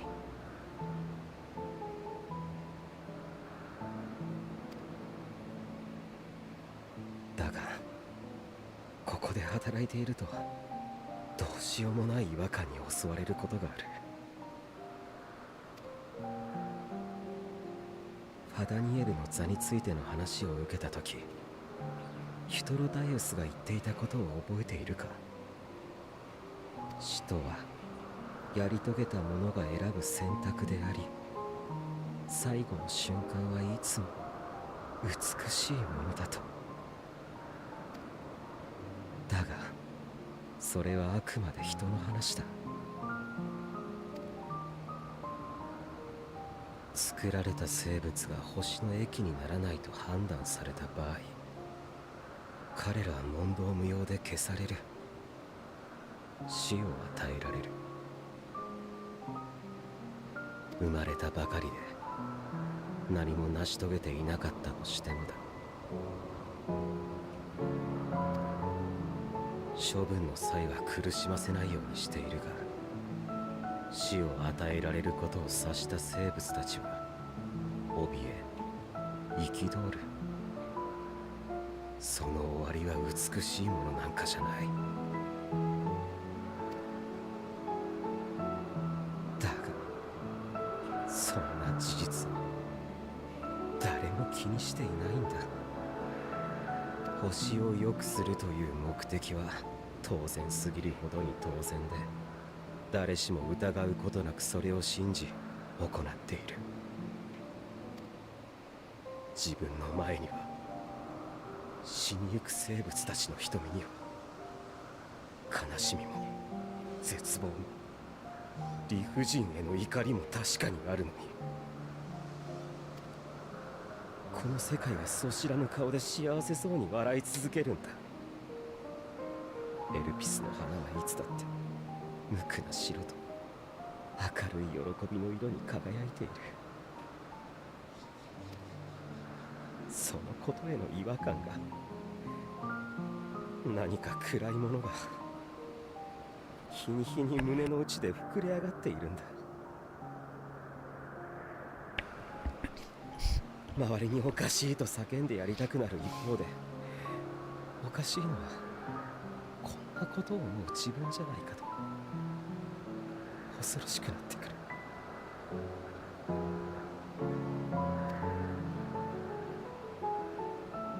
だがこの世界で悲しみを知るのは、エルピスの花をこんな色に染めるのは自分だけじゃなかった。花の傍らで何を思ったのかは聞かない。もしかしたらメーティオンにせがまれて仕方なくやってくれたことかもしれない。 I've seen some shit, my man. それでもありがとう。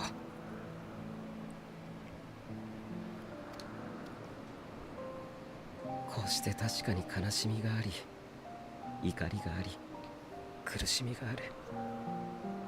その事実を知っていてくれることが、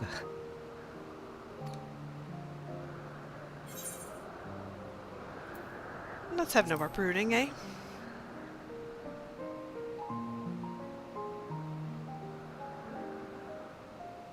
そうだな。自分も君のように強くなりたいものだ。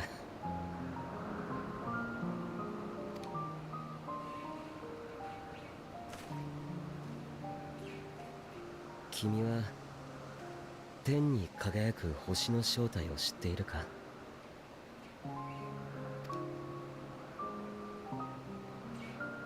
ここからじゃちっともそうは見えないが、あの一つ一つがアーテリスと同じ、あるいはさらに大きな大地でできている。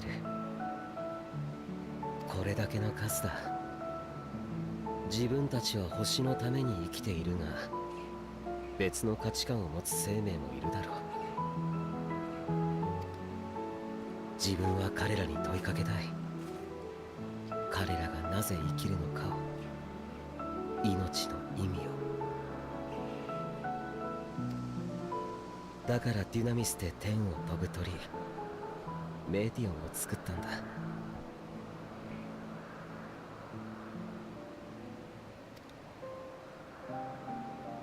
実のところメディオンというのはここにいる一人だけじゃない。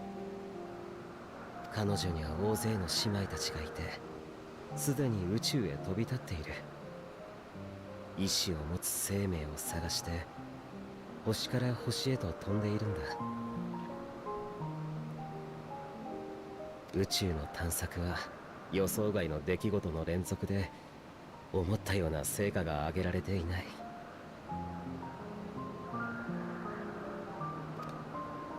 だがそろそろ次こそは何かしらの結果が報告されそうなんだ。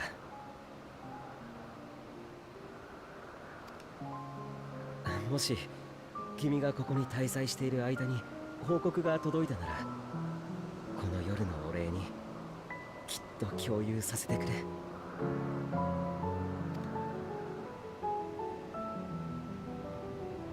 さて、これ以上夜が深くなる前に帰るとしよう。明日揃って寝ぼけた顔をしていてはエメとセルクたちに申し訳が立たない。メディオン、そろそろ戻ろう。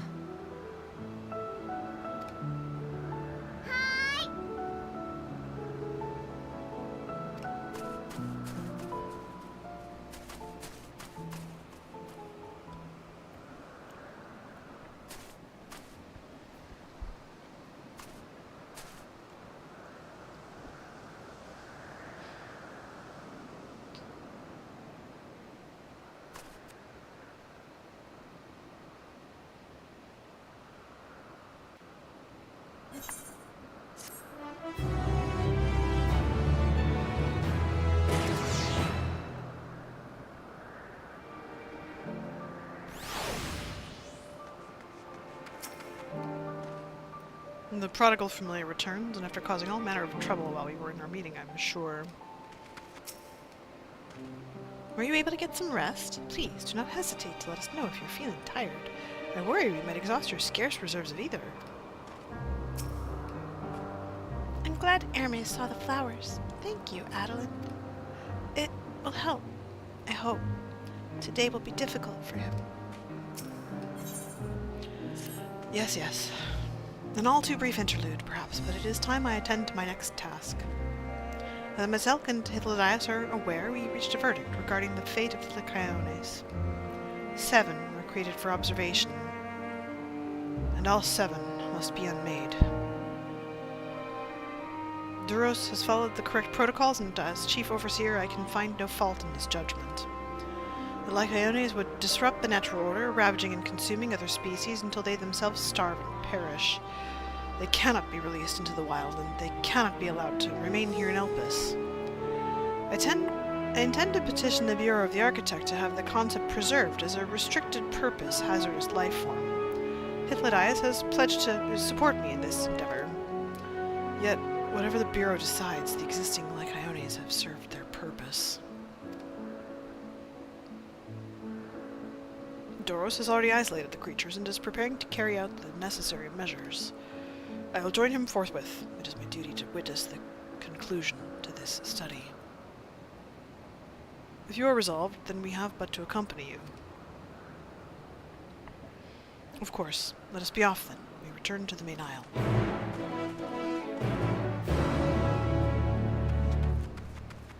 And I return to Questies. Hippitoe. At Hippitoe's side is a familiar creature. My, what a familiar essence you have! Like, that of a familiar. If you're familiar with the concept? Oh, just my little joke. Adelynde, was it? I am Hippitoe. Mew, mew. Yes, yes, we're getting to that. Adelynde, say hello to our familiar friend here. She's an Aileros. The Aileroi are one of our newest creations, highly attuned to abnormalities in their environment. At the first sign of danger, they'll sound the alarm, by which I mean mule loudly. Though we do our best to observe all creations, Elpis is simply too large to maintain a constant vigil over each and every temperamental species. A more efficient means of detecting conflict between creatures was in order. Thus have I taken Miss Aileros under my wing to further develop her capabilities in this area, and she does enjoy our little walks. Today we are testing her ability to pinpoint sites of conflict. Would you like to observe? Simply tell her that her task is begun and she'll do her utmost to locate disruptive creatures. Please do subdue any unruly subjects once you've found them. We can't have beasts running amok.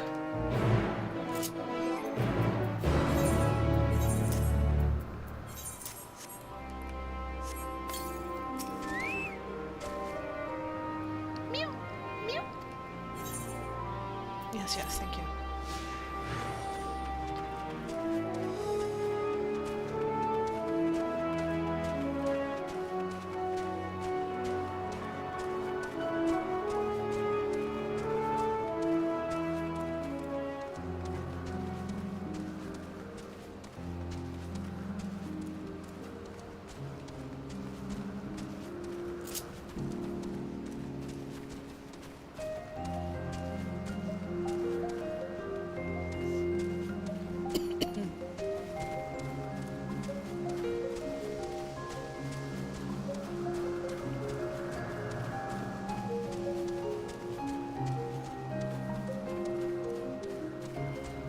Aha! Meow. The Aileros alerts you to two nearby creatures that are facing one another down and looks at you expectantly. Okay.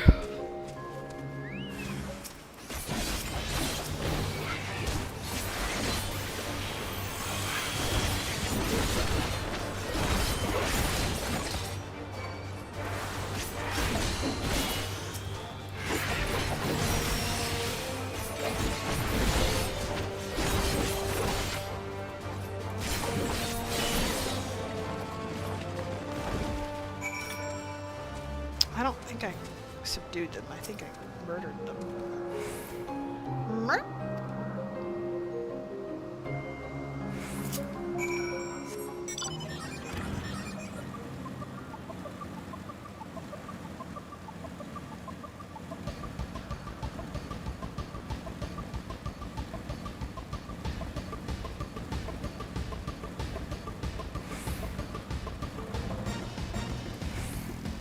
Yes, she performed excellently. She seems quite content, but in the name of science, what were the results? As I expected. Well done, little one. Magnificent creatures, the both of you. It's a shame we couldn't give you a pair of tiny wings and a bell too, but it's against protocol, I'm afraid. The Aileroy are enchanted with theirs at birth, so they are able to acclimate properly. I'm certain you have your own unique potential to rise to, however. In fact, why not join us for another phase of testing? I'm good, thanks.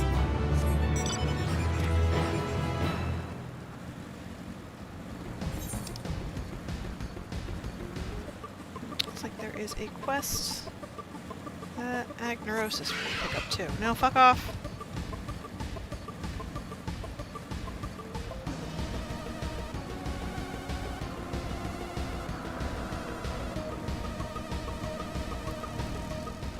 I should have known these were the Lycaones.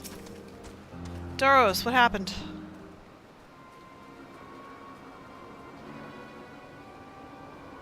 Doros, are you hurt? What happened here? They caught me off guard. I had them bound with ethereal shackles, but they became frenzied, even more so than usual, and broke free. I was able to stop 4. The other 3 escaped. I see them. 2 have taken to the air above the 12 Wonders.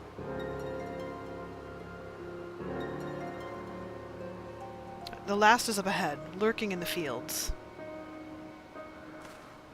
You and Adelynde handle that one. The pair in the sky you can leave to me. If this is how it must end, then so be it.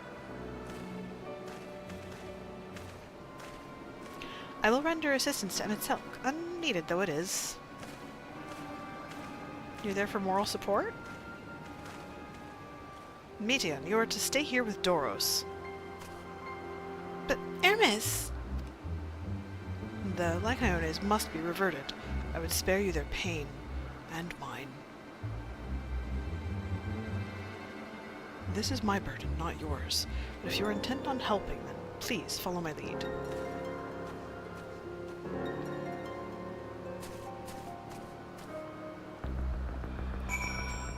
Oh, Doris, what's up? Never mind my wounds, they are easily healed. It's the Lycaones which concern me. Yeah, and they should.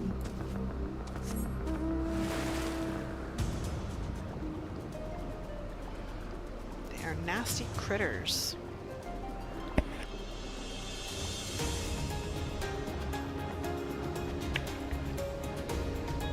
Ooh, he's flying! Why did you make everything capable of flight? I appreciate your help, and lament that it is necessary. There it is, our quarry. Within striking distance of presence, but if it feels threatened, it may well flee beyond our reach. Here is my plan. You will approach slowly, in full view, and draw the Lycaone's attention. Now, I warn you, its abilities are as fiery as its temperament.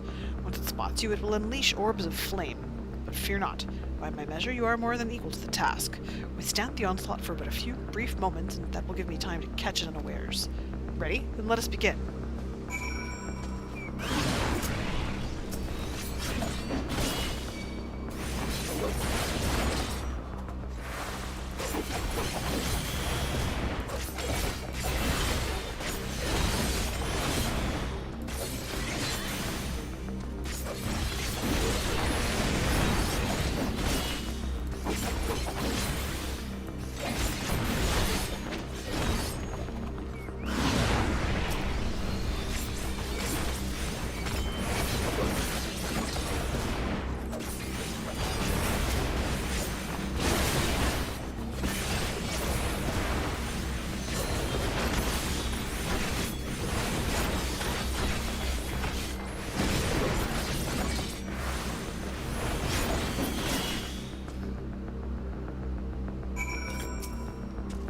And now?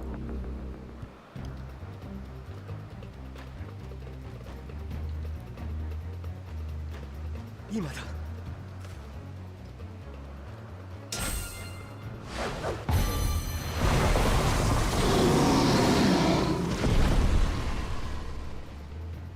You could have done that all along.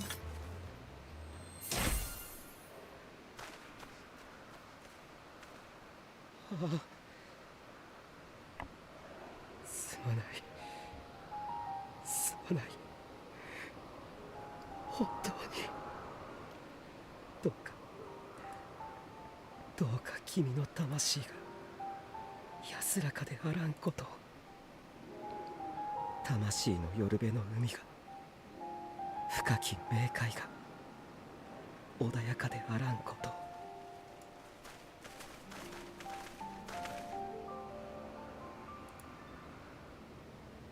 君たちのイデアは必ず残す。それがいつかまた形を得るだろう。星を良くしなくたっていいんだ。君の生きたいという願いが。その時こそどうか。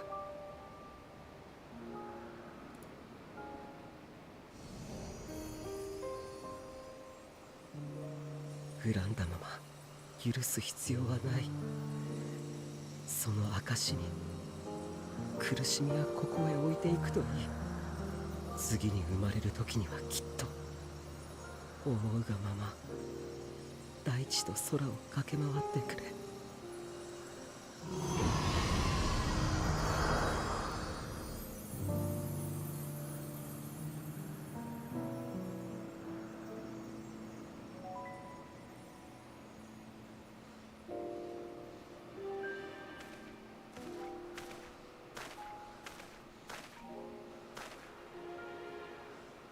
ヘルメス、14人委員会に入れ。この場所はお前には向いていない。自分がここを離れたって誰かが選別を続ければ同じことだ。教えてくれ。星を良くするという名分は今消えた吐息よりも重いのか。やり遂げた者が死ぬというなら、いつか星が最善に至った時にどうする。よくやったと満足して死に絶えるのか。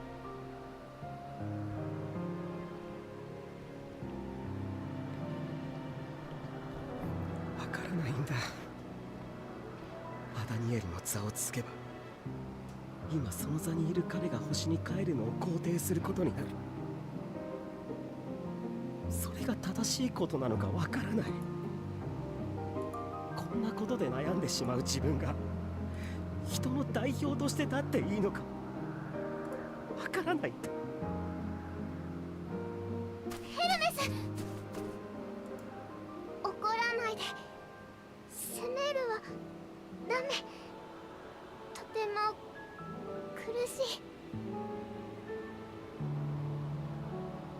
すまない。まだ選べる余地が残っているなら、少し頭を冷やして考えさせてほしい。ヒトロダイウス、すまないか。案内は君に任せた。了解。好きにさせてもらうから心配ないよ。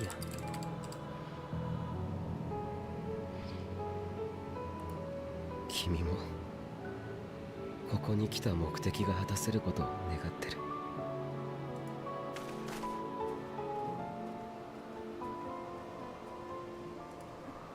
私たちはひとまず12節の園に戻ろうか。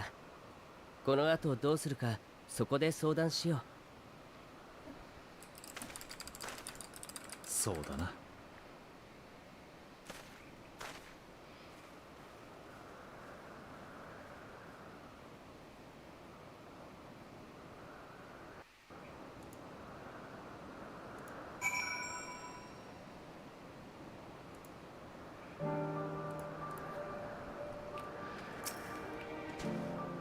It has been quite an exciting visit for you thus far. Oh, you weren't injured, were you? Good, good. The other Lycaones have been taken care of. The incident is resolved and life in Elpis continues as normal. Or ends, as the case may be. Rationally speaking, I understand Hermes' argument. No matter how well-deserved the rest, there is a pang of sadness when a colleague leaves us. Yet never has a departure caused me such grief as Hermes appears to feel. What must it be like to experience such torment? Thanks for the foreshadowing game. Or retrospective, as it were. You will get to know it in time.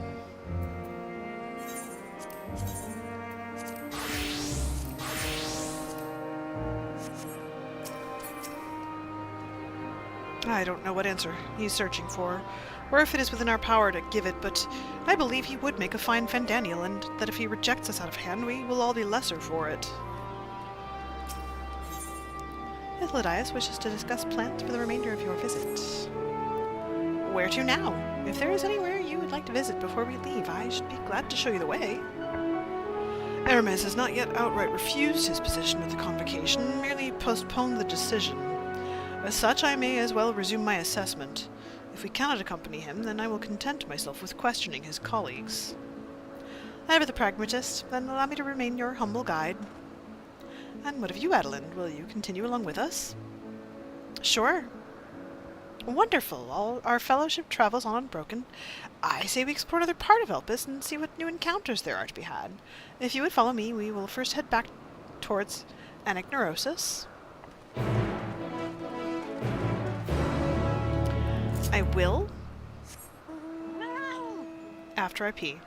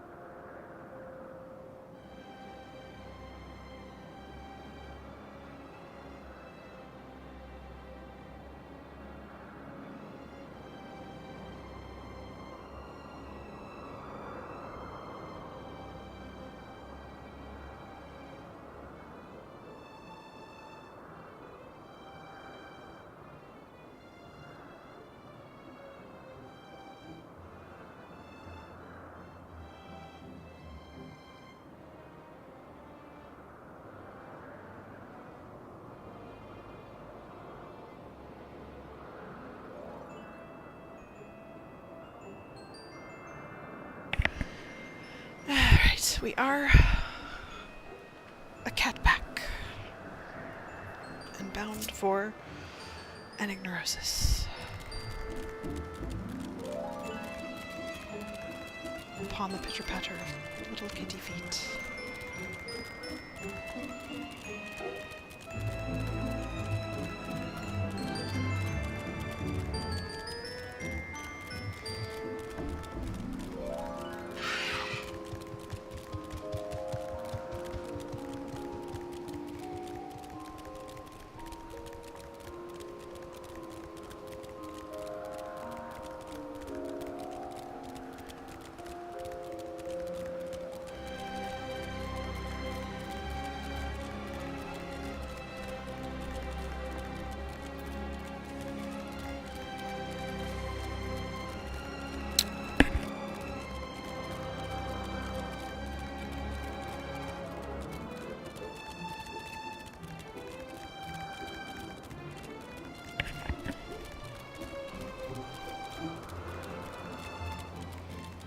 Oh, they're patiently waiting for me in the path. Good for them.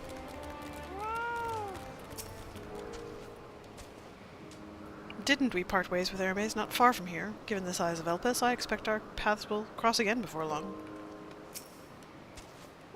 From here we follow the path northwards to Notonius.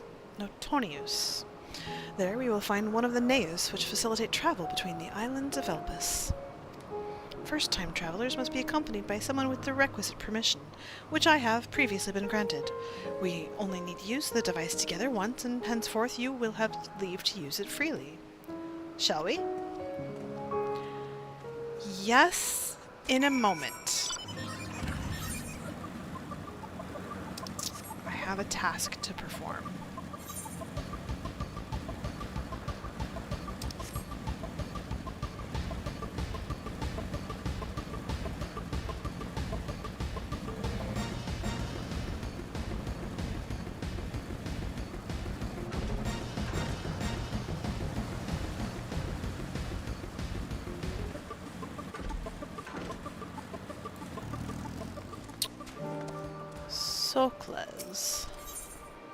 Socles regards you with pointed interest. Welcome, friend, to Enignorosis. I am Socles, and I manage this region under the authority of Chief Hermes, the head overseer of Elpis. And you are... oh, how unusual. A soul-bearing familiar. A familiar must have a mission, and yet you offer no message and carry no cargo. Are you perhaps here for the purposes of observation? Yes, that must be it. In which case, you need only mention my name to Charmian. She will gladly give you a tour of our domain. Soak it all in.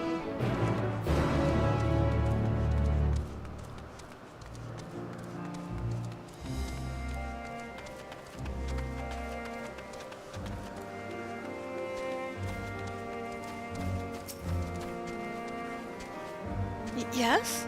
Ahem. Yes. What can I do for you? Adelynde, is it? And Overseer Socles wishes me to act as your guide. Oh, no, I didn't mean it like that. I would be more than happy to show you around. I'm simply wondering why the Overseer chose to send you to me, of all people. I haven't been here long myself, truth be told. Until quite recently, I was wholly engaged in a prolonged research project at the Academia Niter. Surely there are other more experienced individuals who could provide a more comprehensive... This grumbling is hardly constructive now, is it? The task was given to me, and I will attempt to cover the most salient features of our facilities to the best of my abilities. After all, it is not every day that one is asked to indulge the curiosity of such a rare and fascinating visitor. We can commence the tour this very moment, if you like. Then let us begin. You know, rather than have me lecture you as we walk along, I think observing firsthand what we do here in Enignorosis would prove more beneficial. I'll point you in the right direction, and you can question my colleagues to your heart's content. Once we've completed a circuit, we can return and speak to Overseer Socles.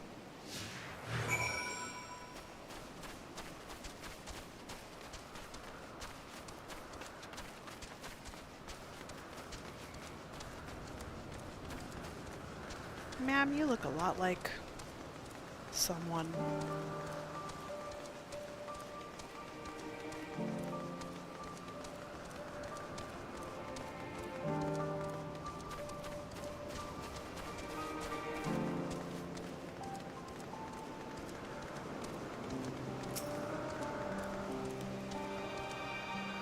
Hello, Charmian. Was there something? The overseer asked that I give this familiar a tour of the grounds, and I thought the best way to do that was to show her what we do here firsthand. I see. Well, as my work is rather difficult to demonstrate, I hope a brief explanation will suffice. Our creations are many and varied, but I mainly preside over the plant life. When it comes to watching certain grasses grow, one must be prepared to observe over the course of several years, and in the case of trees, sometimes decades. Tedious perhaps, yet necessary. Plants are capable of altering an entire habitat, and their presence as a food source has an enormous influence on the local wildlife. Was that the sort of thing you wished to know? Yes, that was perfect. Thank you.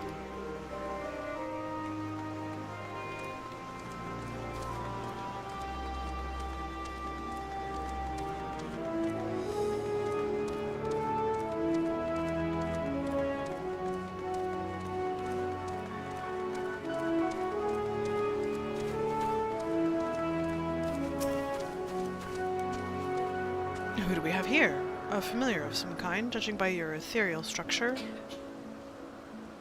Yes, I am accompanying Adelynde here on a tour around anagnosis at the behest of the overseer. Tour? Feel free to wander as you please, of course, but I advise keeping your distance from the larger creatures. The fauna I have under observation occupy the top tier of the food chain, and do not take kindly to intruders in their territory, especially the specimens found on the other islands. They can be exceedingly hostile. While I am sure you are quite capable of defending yourself, no one appreciates a surprise tusk through the abdomen, eh? Thank you for the warning. We will proceed with due caution.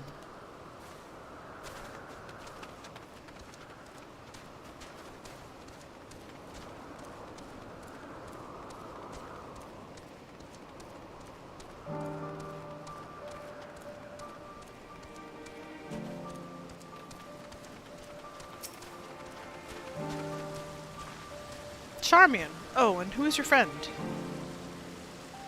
Asim's familiar.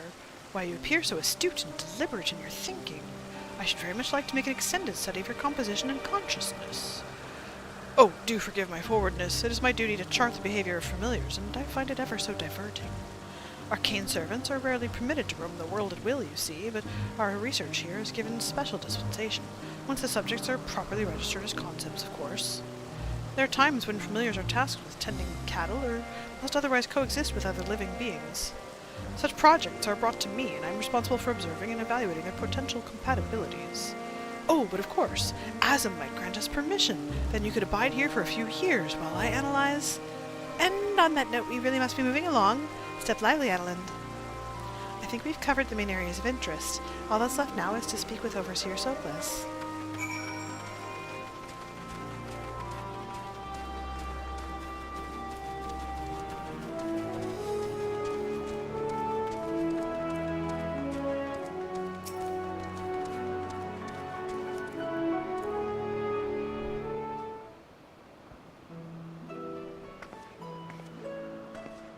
Ah, I see you've completed your tour.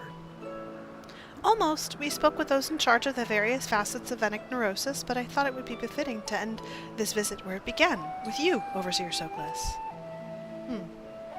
I see. And what is your impression of the work we do here? It requires equal levels of passion and patience.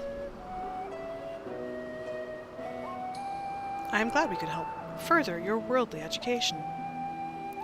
And I'm glad to see you enjoyed the experience. At least I hope you did. You are truly a masterpiece of creation. Only a soul-bearing familiar could demonstrate such robust cognitive and cogitative faculties. Were you perhaps designed to inspire others? I feel something special has been woven into your aura. You have an intriguing presence, to say the least. Please stay a while and share more of your thoughts with us. Yes, I second this invitation. In all the long years I have resided here, never have I encountered such a unique entity, and one of Asim's no less.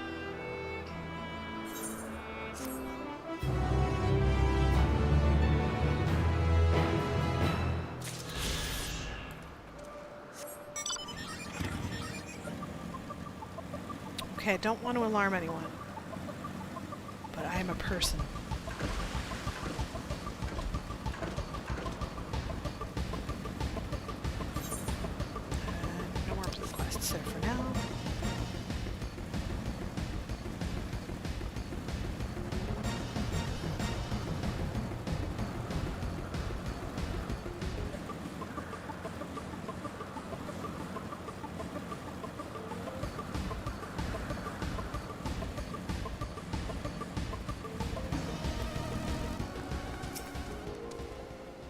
Unless the need is pressing, I won't be tracking Hermes with my ethereal sight. 'Tis poor manners to spy on someone's comings and goings in such a fashion, so don't ask. Social conventions notwithstanding, perceiving either requires deliberate and intense concentration, and we otherwise keep our eyes on the corporeal world. Here we are, Notonius. Then this naos will take us to Calamelios Zephyros, the western island. That's it right there, looming large over us. Step this way and we can soon admire the view from above.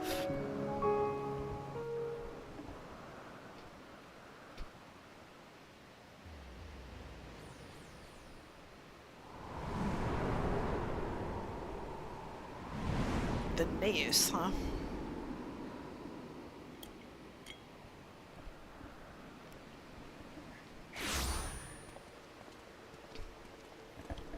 さて、ここが第2の区画、ゼピュロスの喝采だよ。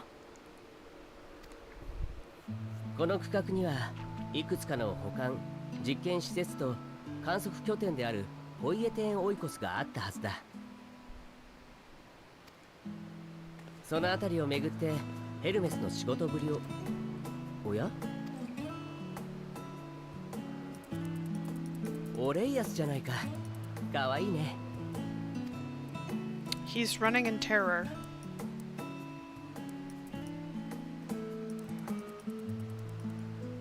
Uh-huh. おい、また何か来たぞ。That's right. ああ、あれは新種のサメだね。先日イデアを登録したばかりのものだ。サメは海洋生物の中でも人気が高い。亜種を作ろうと挑む者が絶えなくてさ。最初はもちろん順当な考え方をされていたよ。大きさの違いだとか異なる海域への適性を持つとかね。けれどそれにとどまらず挑戦者たちは空飛ぶサメを作り賢いサメを作った。頭の数を増やし今回のあれは手足ときた。わお、すごい。まるで無意味だ。他にやるべきことを探すようにって言いたいくらいだったけど、最終的には執念を買って承認ってことに。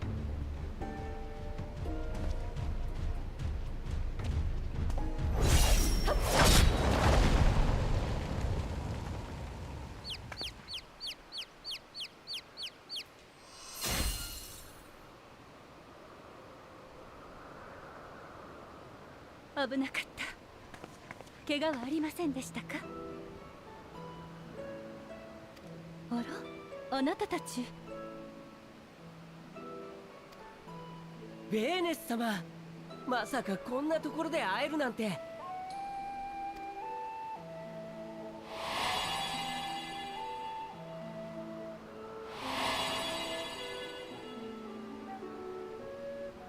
この前過去に14人委員会に属した者はほとんどが退任とともに星に帰っていると言っただろう。彼女はそのほとんどに含まれない稀有な例だ。かつて座にあり、それを譲った後もこうして活動している。ベーネス、前代のアゼムを務めた人物だよ。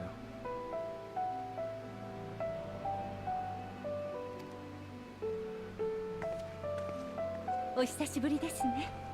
会えて嬉しいわ、ヒュトロダイウス。東大のエメトセルクも。でもあなた、また眉間のシワが深くなったのではありませんか？まだ若いのに、あまり顔をしかめてばかりではいけませんよ。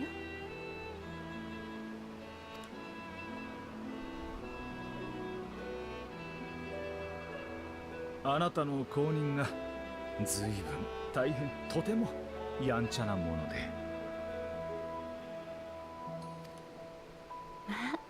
あの子は元気？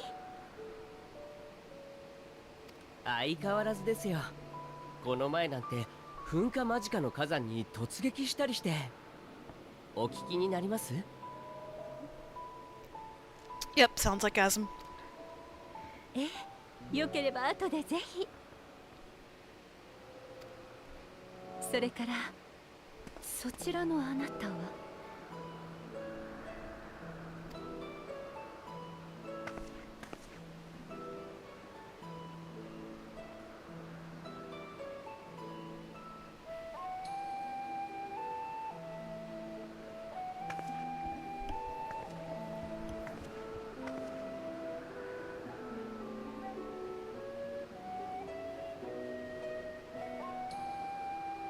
もしや今よりも先の時間、つまりは未来から来たのではありませんか。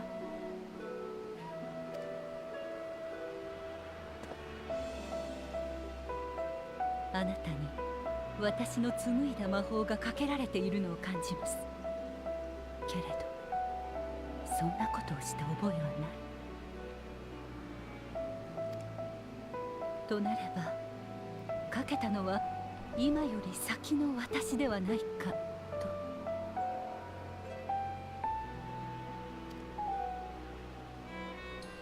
ちなみにどんな魔法なんですか？旅人のための守りです。あらゆる状況でエーテルの変質を防ぎます。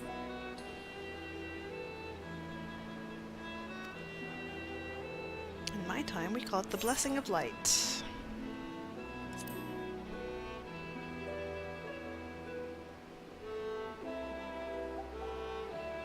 心当たりがあるようですね。守りの魔法は数あれど、あなたにかかっているそれは私の術式で間違いないでしょう。だからといって未来から来たなどといくらなんでもありえない。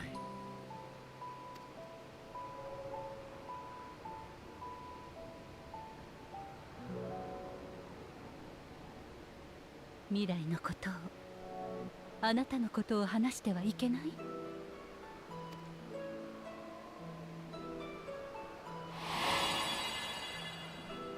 君が帰ってくるここはあくまで終末が起きたという歴史をたどった世界。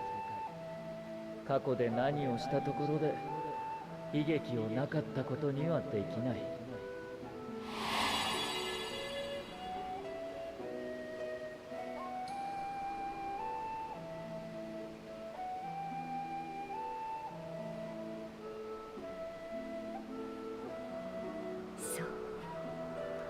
あなたが戻る未来は変わらないけれど、私たちが別の歴史を歩む可能性がある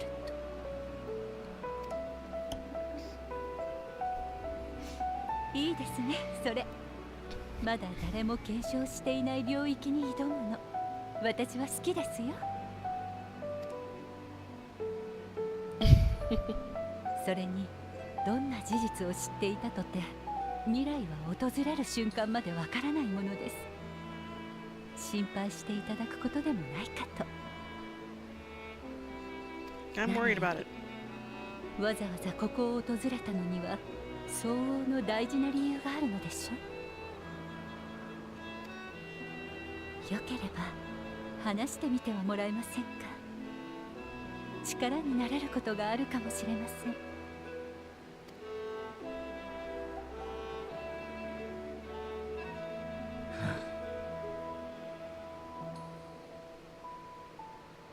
まったく、それが本当ならとんだ事情を隠していたものだな。私も14人委員会としてしっかり聞かせてもらうぞ。お前が何者でどうしてここへ来たのかを今度こそな。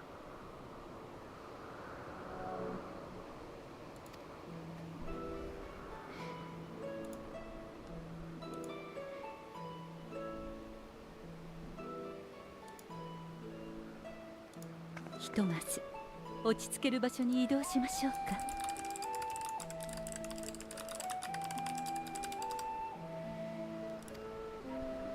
私はエルピスで働く古い知人からの依頼を受けて数日前からここに滞在しています。この先のポイエテンオイコスに館を借りているので、そこへ向かいましょう。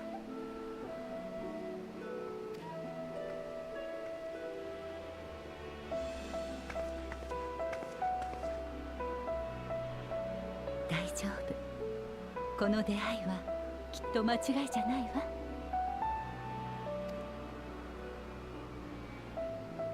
そうでなければこんな分かりやすい目印をつけて過去の自分の近くに向かわせたりしません。わかりますよ。他でもなく私の考えですもの。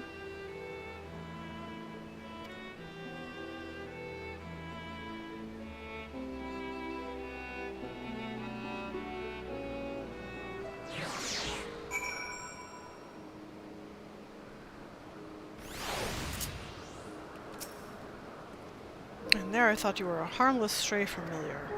As far as I'm concerned, this nebulous talk of future is this, and changing history, that can wait. First, I mean to find out exactly who you are and what you hope to achieve here.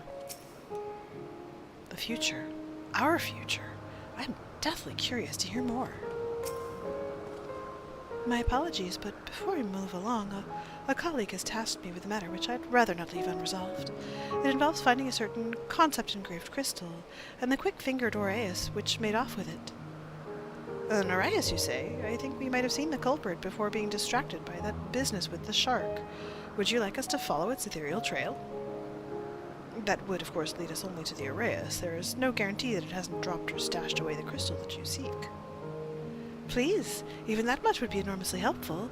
While you are hunting down the thief, I can follow behind and scour the forest floor, just in case. Could I ask you to join the search? I would appreciate another pair of eyes to cover the land to the west of here. Many thanks. There's a small bridge leading into Point in Oikos. Let us meet up there once we've exhausted our efforts.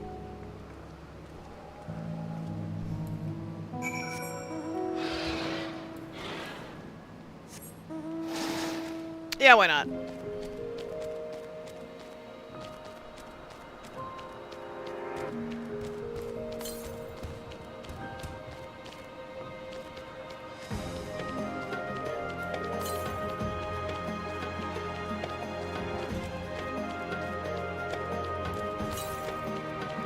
There it is.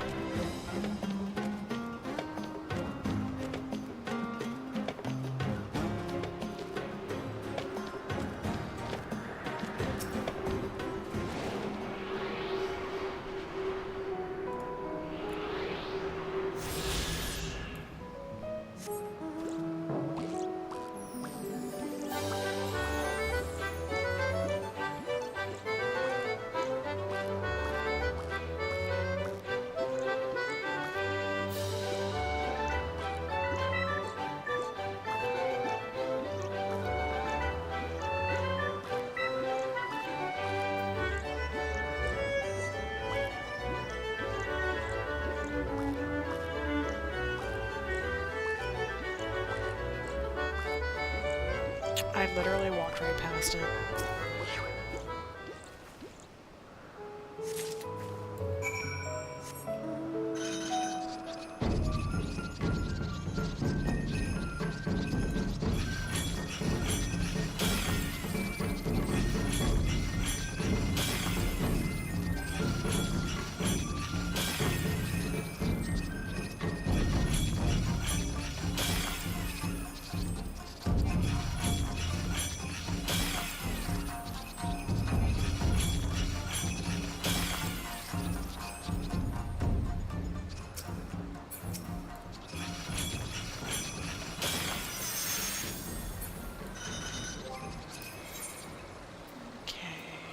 Let's do a trial and see if we can get to 87 that way.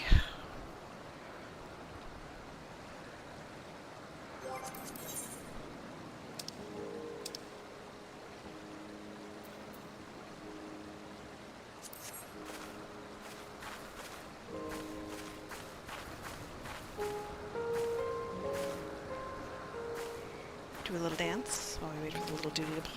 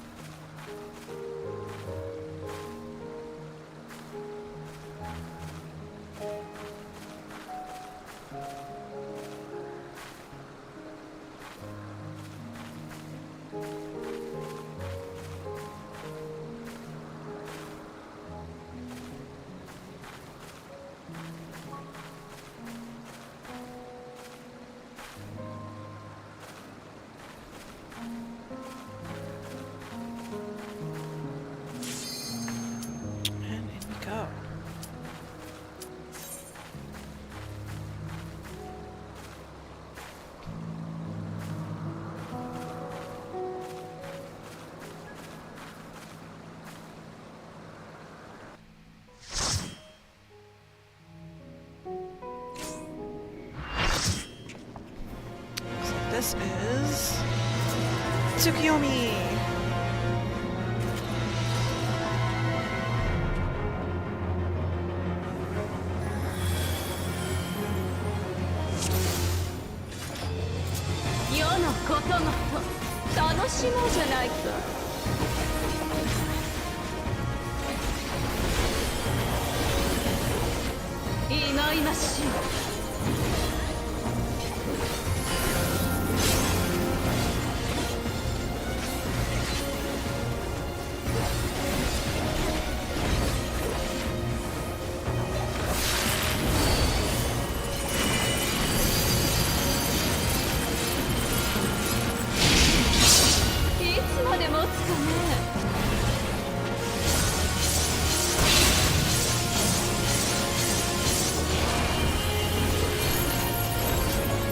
Crap, only one person got hit.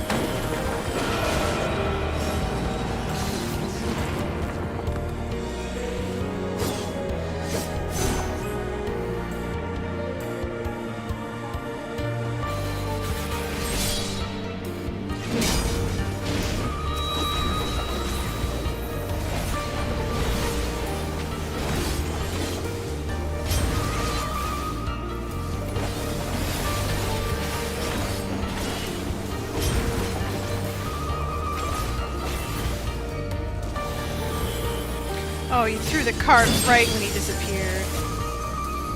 Rough.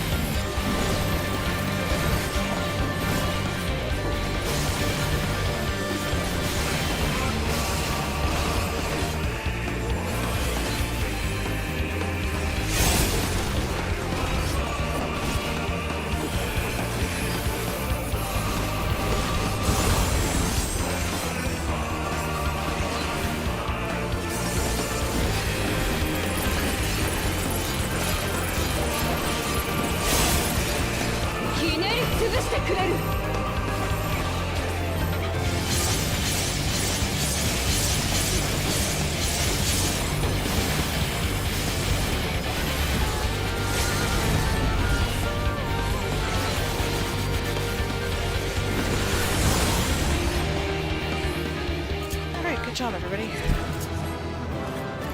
What's it called? Yeah, okay.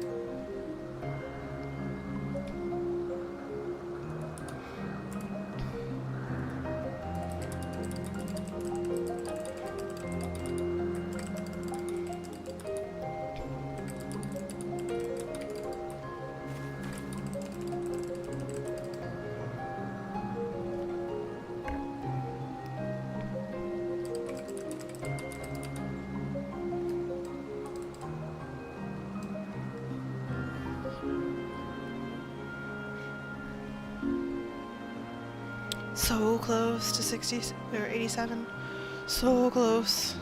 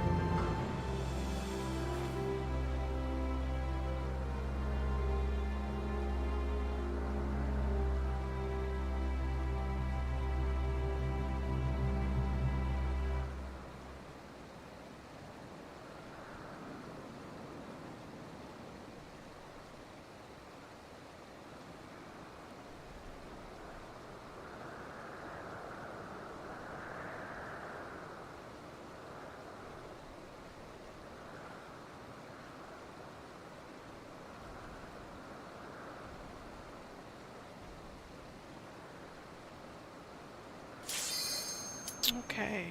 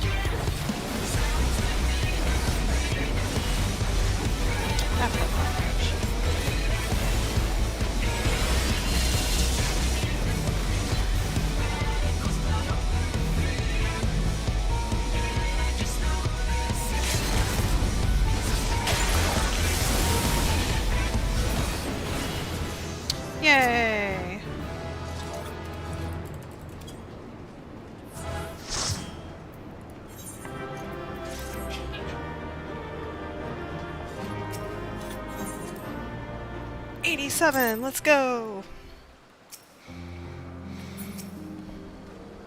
The Asums, both mentor and student, are a force to be reckoned with. I find them a delight, personally, but they have a habit of making him itself look as if he bit down on a sour grape. The problem you present is vexing enough without adding the old Asum into the equation. And she wonders why these lines upon my brow grow deeper when she herself wields the hammer and chisel. Our last searcher returns. I am afraid the Araeus no longer had the crystal, nor was I able to find it, as I followed in its wake. I don't suppose you fared any better. Here you go. The crystal! Well done. Wonderful. Now I can focus on your tale without that missing concept nagging at my mind. Have you always had a knack for finding things? Traveling and searching go hand in hand. You travel often, then. It seems we have something in common. Long ago, when I held the seat of Asum, I was forever trekking back and forth across the star in search of answers to people's problems. Naturally, the need for such journeys has lessened considerably since I entrusted the position to my whimsical successor. Yet I am still eager to come running, should an old acquaintance or new interest require my personal attention. That is what brings me to Elpis, in fact. Many times has my presence been requested, my opinion sought concerning the habitat of this or that creation. Agreeing to help locate that missing crystal was a minor distraction, which now promises to become a major revelation. How strange and wonderful it is that the way one thing leads to another. Wouldn't you agree? Vinat is in a cheerful mood. Thank you again for your timely help. Now then, 'tis time I returned this stolen property. If you would go on ahead to my accommodation, I will join you as soon as I have attended to that task. Follow the path straight ahead to the building at the top of the slope. I have the entire place to myself, so we can speak without fear of being disturbed or overheard.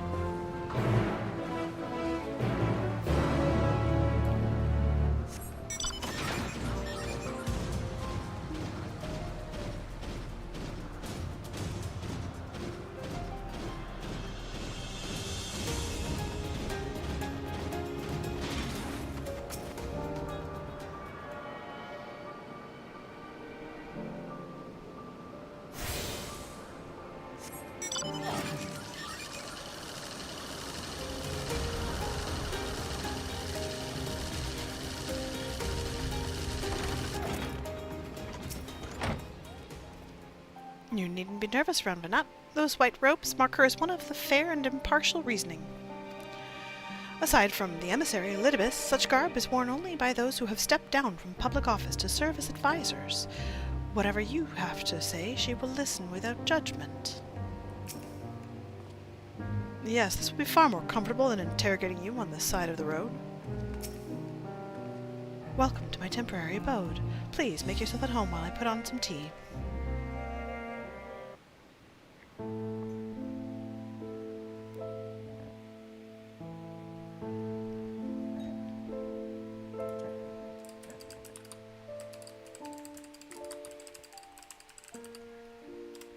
いい香りですね。ほっとする。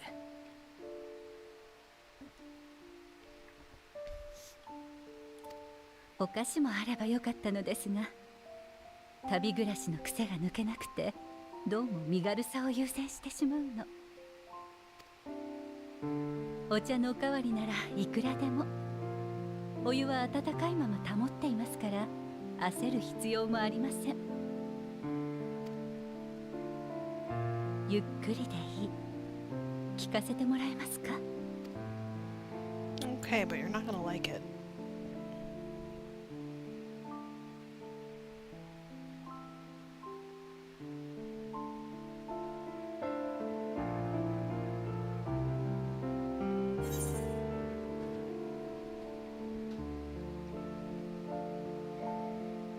Calamity called the final days has befallen the world.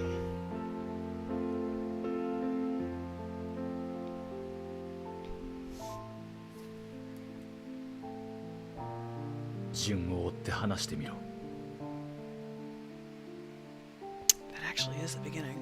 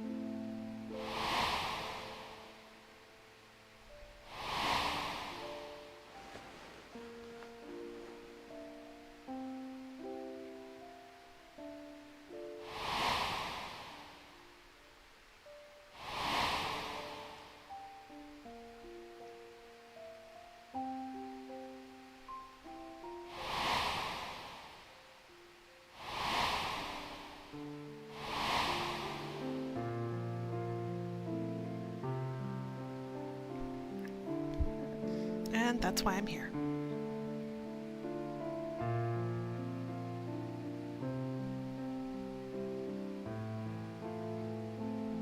「荒唐無稽だ。とても信じられたものじゃない。」そうだね。正直想像すらつかない部分も多いよ。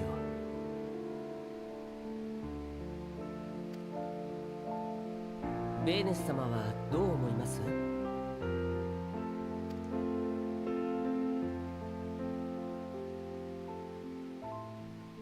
最初の週末がいつどうして起こったのかが正確でない以上、現時点では真偽を判断する材料がありません。ですから全て真実であるという前提に立って、なぜ私がそうしたのかを考えていました。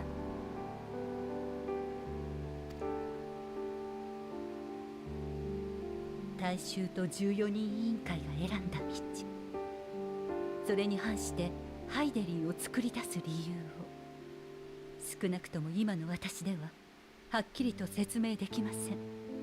Because what the 14 wanted to do was monstrous.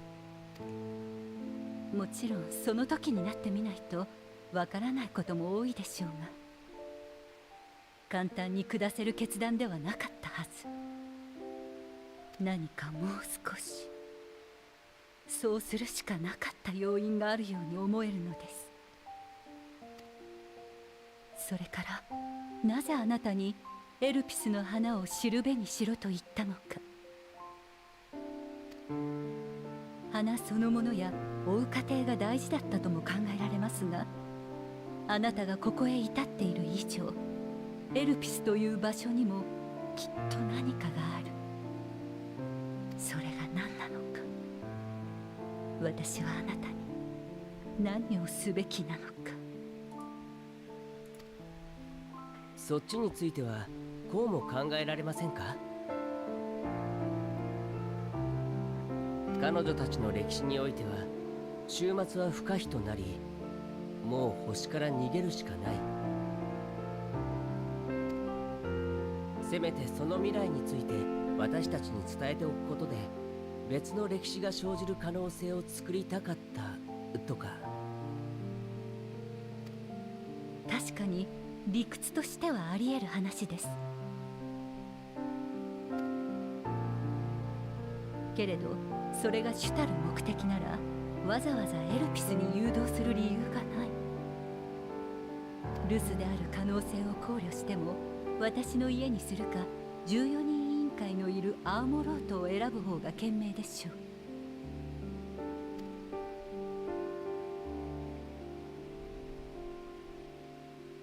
う。まあそうか。彼女はそのハイデリンってものから向かうべき時を指定されたわけじゃない。となれば、私たちと出会えるかどうかは重要じゃなかったというわけですね。I wouldn't say that. あるいはこの偶然とも思える出会いが果たされることに、何らかの根拠を持ってかけていたのかもしれませんか。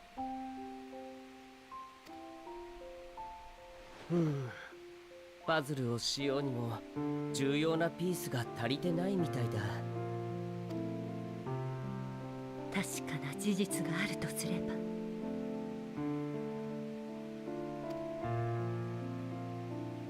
終末が聞いた通りのものならば、それは私にとってかけがえのないものを焼き払おうとしています。そんな事象を前にして長い時間を費やして用意した手段が逃げるだけ。普通ならまず終末を完全に退ける方法を考えるはずでしょう。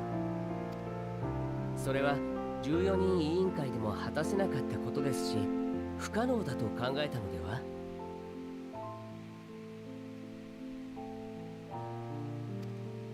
私は不可能を信じていない。ハイデリンが私なのであれば、それだけは揺るぎない事実だと思います。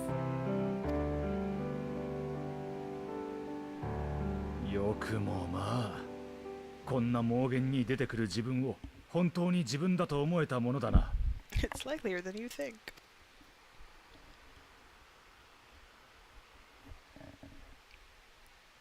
私は納得していない。できるものか。この良き時代がそんなわけのわからない終わりを迎えるだと。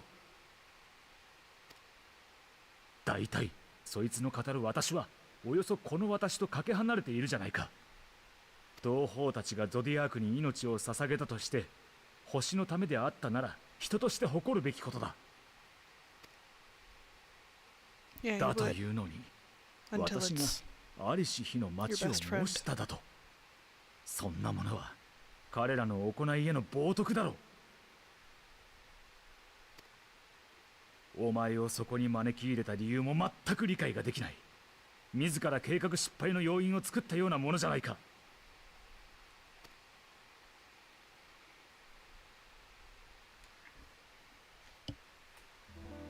確かにこの時代の復活なんてものを背負わされると思うと嫌で嫌で仕方がない。腹の底からうんざりする。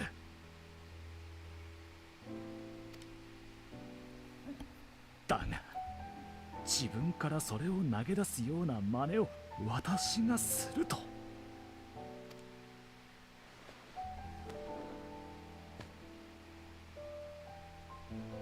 随分と侮ってくれたものだな。世まいごとはもう十分だ。私は仕事に戻る。二度と邪魔をするな。エメトセルク、ちょっと待ってよ。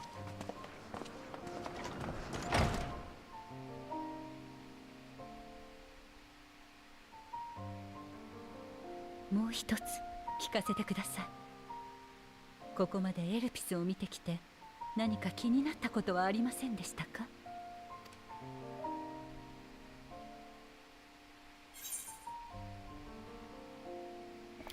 ？Hermes and Meteor are somehow involved.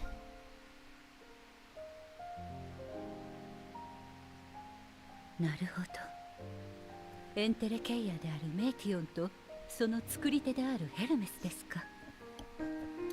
確かに終末に関係するとおぼしきアーカーシャという力がデュナミスと同一であるならば彼らが鍵と言えそうですね。そうと決まれば行動あるのみです。今はまだ欠けているピースがきっとこの地にある。それを手にした時、未来の私が描いた絵の全容が私にもどうか協力させてください。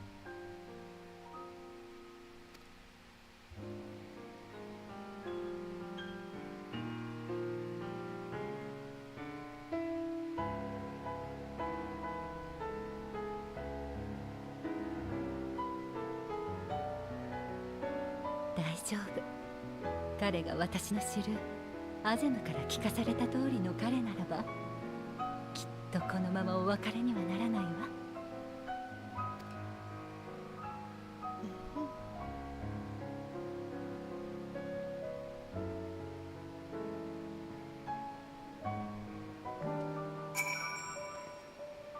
Shall we begin our investigations then? I am acquainted with Hermes, of course, but only as a visitor received by the chief overseer of Elpis. Of the man himself, I know only that which is common knowledge. Thus I suggest we fall back on the tried-and-true method of conversing with the locals. The observers who live here can surely tell us more of Hermes and Meteon, and I have a good idea of where we might begin.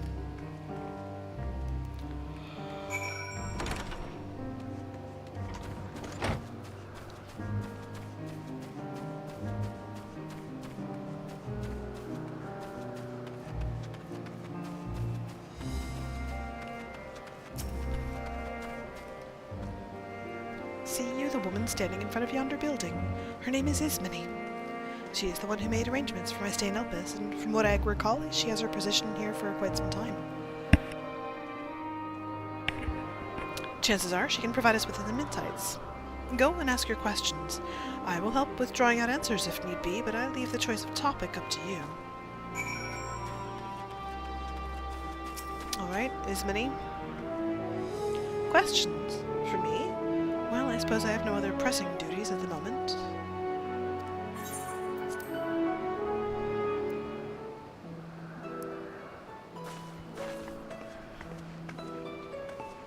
Greetings, Ismini.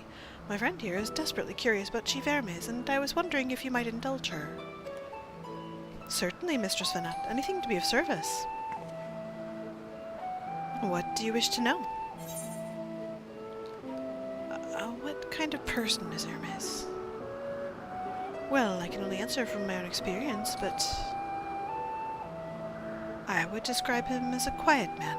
Reserved, you might say, and occasionally somewhat poor with his choice of words. His reticent nature, however, does not prevent him from carrying out his duties as chief overseer. The man is a walking archive when it comes to life forms. He can discuss any species in incredible detail, and is the leading authority on concepts with the power of flight. I hope that answers your question. Was there anything else? Do you know of Meteon's abilities? It's no secret that she is a highly unusual familiar. Of late, the chief often makes his rounds with her, like a mother hen raising her chick.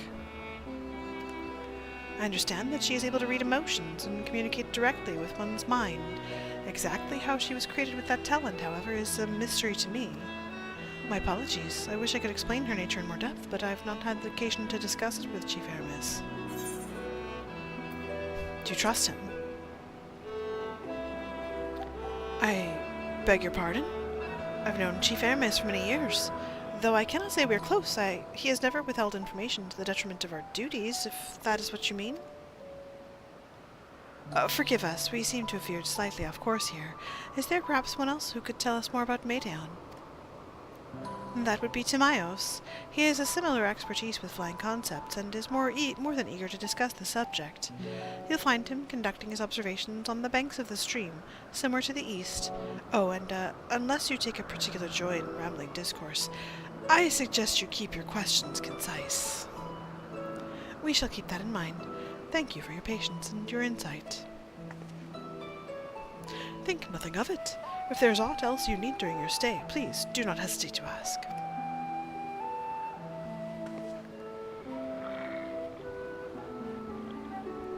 Come, Adelynde, I think we've taken enough of Ismini's time.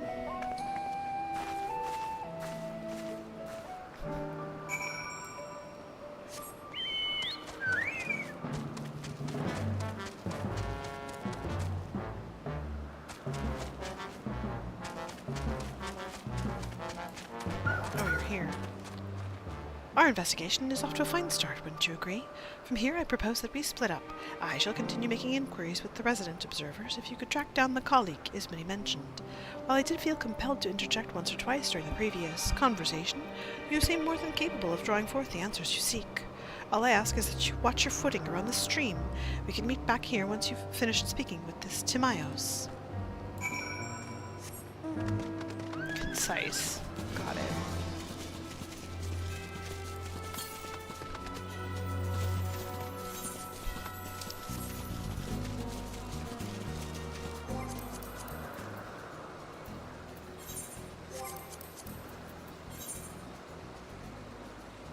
Just one more current.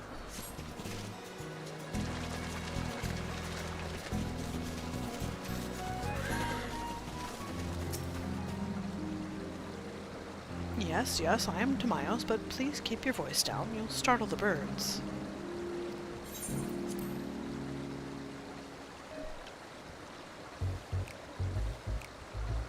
So, what is it you wish to speak about? Is it true you're an expert on flying creations? Oh no. A fellow enthusiast, are you? Well, settle in. We can discuss the finer points of this fascinating craft. Oh god, I'm not reading all that.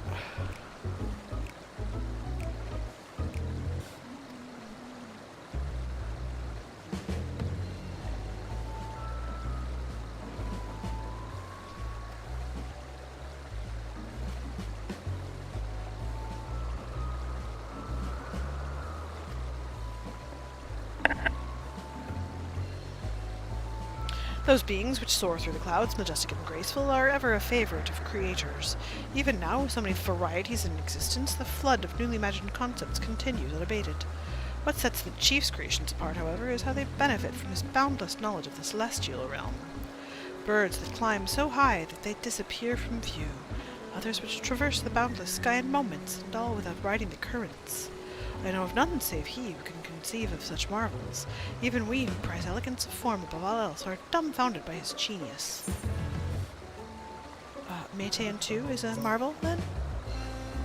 My opinion on that matter would be superficial at best. Despite my admiration for Metean as a concept, I have never delved too deeply into the inner workings of her nature. I know that she has a gift for communicating via emotions, but otherwise her abilities are a mystery to me. If Chief Hermes should choose to submit Metean's concept to the Bureau of the Architect, then will the design be registered for public scrutiny? Analyzing a colleague's creation before that step is frowned upon, to say the least. Of course, if he came to me, a fellow artisan, looking for advice, that would be an entirely different story. Do you know of Dynamis and Entelekes? Dynamis and Entelekes? Those terms do sound vaguely familiar. Was there not a flower made here in Elpis which exhibited properties of one or the other? It must have been centuries since I last heard anyone speak of such things. Has there been a resurgence in interest? Yes, from me. Then why bring up the subject? I'm flattered that you sought my insight, but I cannot afford to neglect my duties for the sake of idle chatter. Now I really must return to my observations. Surely you have your own tasks to attend to? These are my tasks.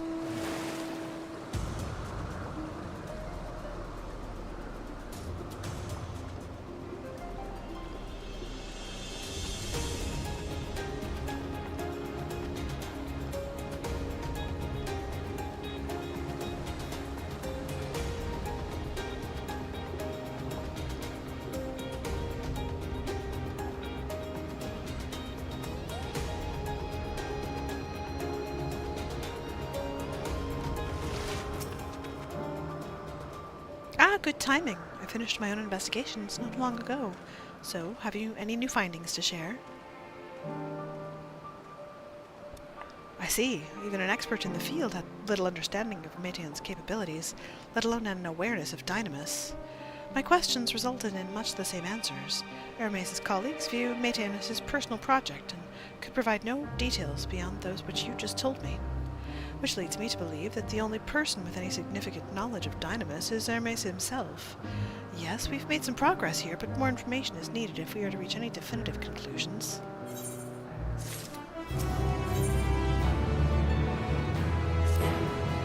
At present, the strongest link we have to the final days is the power of Dynamis, and the Entelekes which can control it.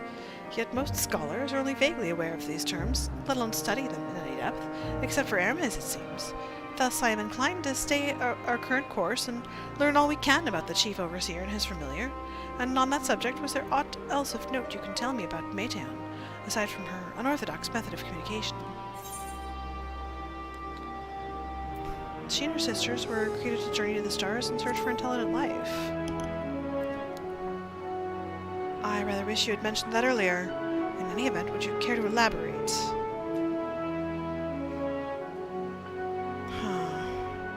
So these siblings of hers now travel the great expanse in search of deeper meaning. Thank you. Though the mystery at hand remains unresolved, I feel you've touched upon a vital clue, one we should keep in mind as we continue. Next, I propose we take ourselves to Peripateia Crystalline, not far from here. Just follow the path to the west.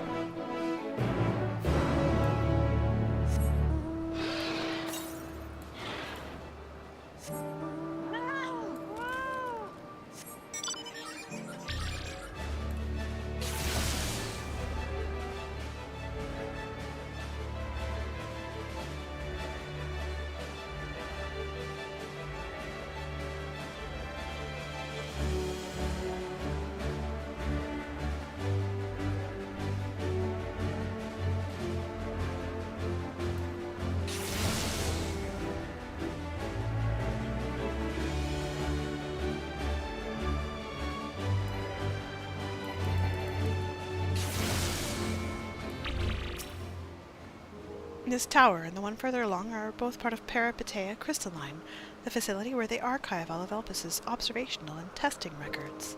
Despite how they appear from the outside, the interior is actually a vast area of magically interconnected spaces, which, while fascinating, is not the reason we are here, is it?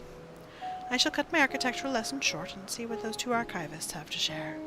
If you could find someone to speak with over at the other tower, I shall join you there anon.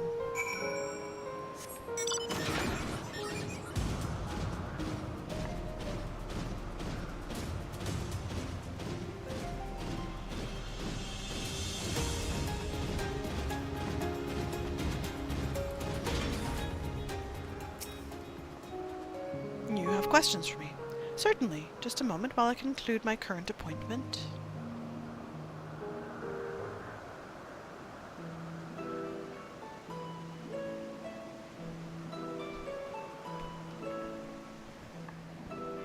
Indeed.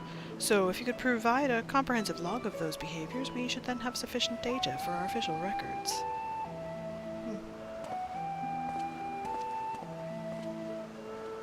Now, what was it you wished to speak with me about?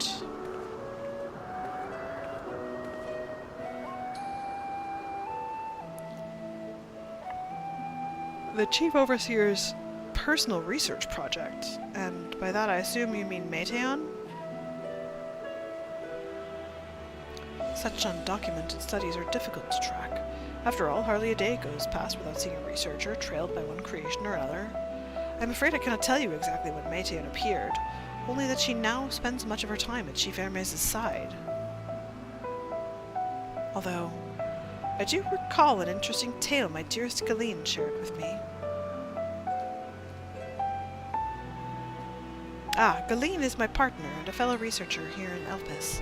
She was returning late one night when she caught sight of Chief Hermes sending Meteon heavensward, a host of them. For several days, she would speak of that scene with wonder, describing it as one of the most beautiful spectacles she had ever witnessed. That sounds like a story I should like to hear.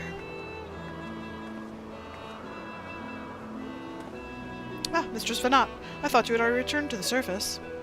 Permit me to thank you again for your invaluable contribution to our concept placement proposal. Pray do not mention it. As you say, my original plan was to leave after that task, but I have since become engrossed with Chief Hermes' research. Would you favour me with a retelling of this sight which so delighted your Galeen?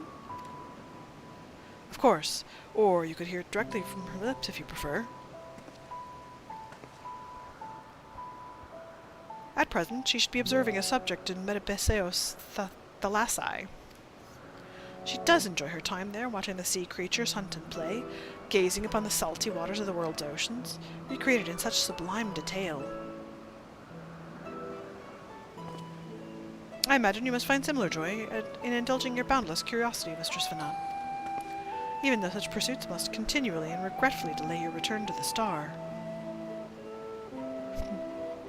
Indeed they do. 'Tis a rest well deserved and long overdue, I should think. How greatly have we prospered for the wisdom you accumulated during your travels as Asm. And what would Elpis be without your earlier academic work? The theories you developed served as the basis of many techniques still in use today. Man is a creature of contemplation, but none embody that nature with as much enduring passion as you. I dare say there is not a soul alive more worthy of a return. I shall rejoice the day you depart on your final journey. I will be honored. Well, shall we take this opportunity to meet with Galeen in person? Then allow me to reconfigure the door to the archives here. It will take you up to the Skyway and spare you the need to avoid hostile concepts on the ground. That would be most helpful, thank you.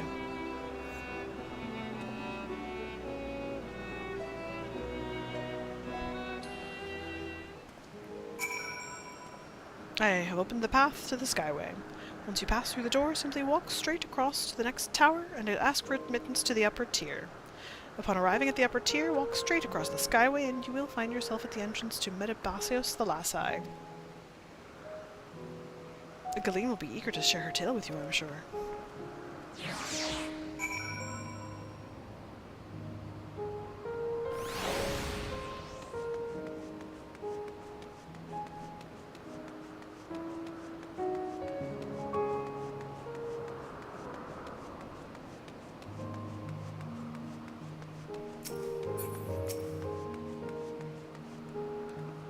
The tower head is still part of Peripetea Crystalline.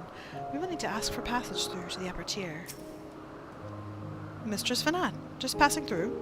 Then allow me to prepare the path. If you need further assistance, there is always an observer or two out on the upper skyway.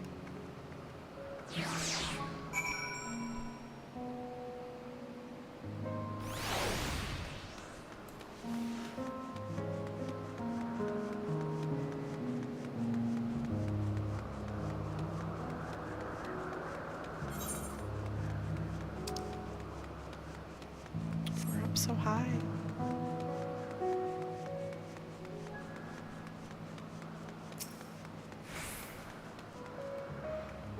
That door leads into the Thalassi, but perhaps we can trouble this person for assistance with finding Adelynde. Mistress Fanat, I was not told to expect... We would have prepared an official welcome. Please, there's no need for fanfare. I only wish to speak with Adelynde, if that might be arranged. Yes, Adelynde. Of course, I will inform her immediately. Ah, but she may be engaged in a testing phase. You could be in for something of a wait. Should I let her know your business is urgent? That won't be necessary. This lovely view will keep us occupied until she is ready to receive us.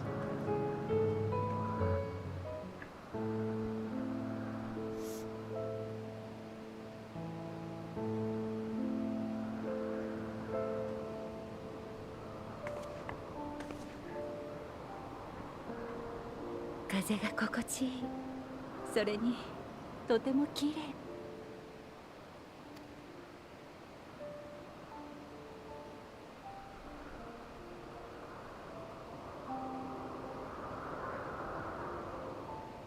あなたのいた未来の世界も変わらず美しいですか？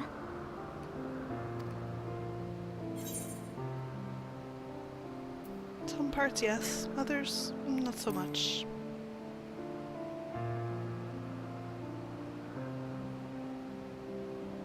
あら、それはどういう意味かしら。怪しい場所や恐ろしい場所があるということなら、むしろ非常に興味がありますが。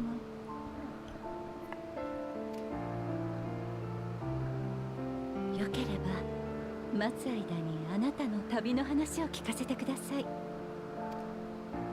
ここに至った経緯については教えてもらいましたが、今度はもっと取り留めのないあなただけの旅の話を。ハイデリンの目的を明らかにするため、未来の世界を知りたいという意図もありますが、何より同じ旅人として興味があるのです。知らない場所に行った人から話を聞きたいと思うのは私たちのサガでしょ。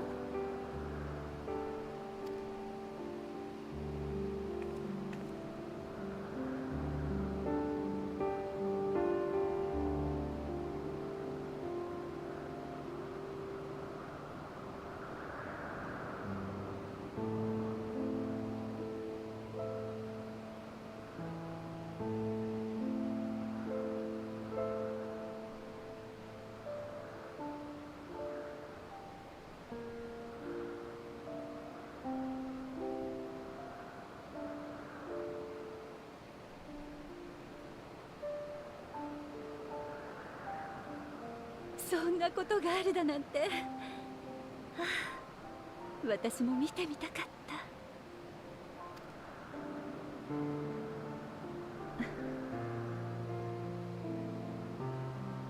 なんて不自由で厳しい世界。けれどそこに生きる人々のなんと愛しいことでしょう。人はそんな風にもなれる。可能性の輝きは彼方でもやっぱりきらめき続けている。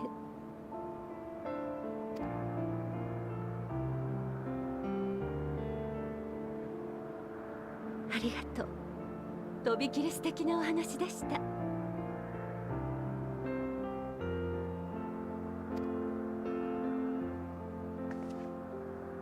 先ほども少し話に出ていましたが、私はもともと世界の成り立ちを追い求める学者だったのです。エーテルとは何？物はどうしてこんな形をしているの？私たちの始まりは。世界はそういった謎に満ちている。いくつかにはそれらしき答えを出しもしました。けれど突き詰めていくほどに驚きは増すばかり。世界の法則が今のようであり、私たちが存在していることはまさしく奇跡のような必然だったのです。遥か天地をめぐり移ろいながら悠久を渦巻く熱が、こうして私やあなたという形をとっている。それがどれほどの確率の出来事か思えば、想像できる範疇のことなんて何も不可能ではないように感じるのです。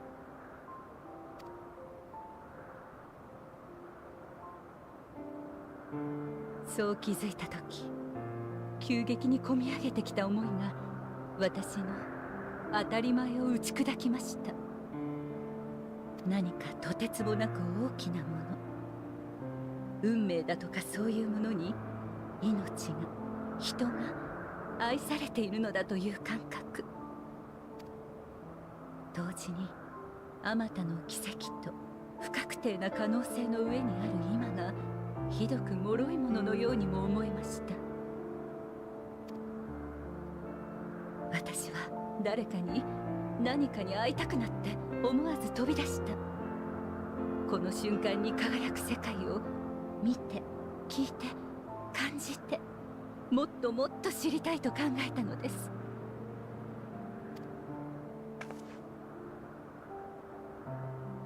それが遠い昔の旅の始まりでした。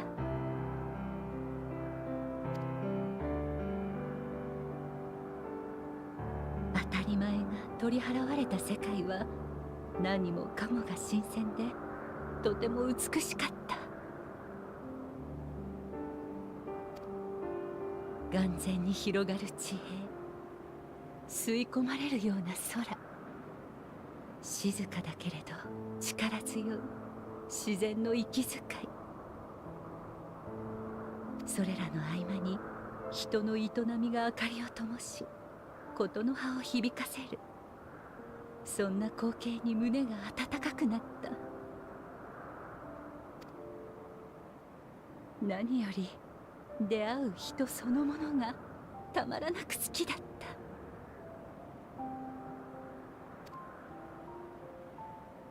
た。だから皆のためにできることをしていたら帰るに帰れなくなってしまったのです。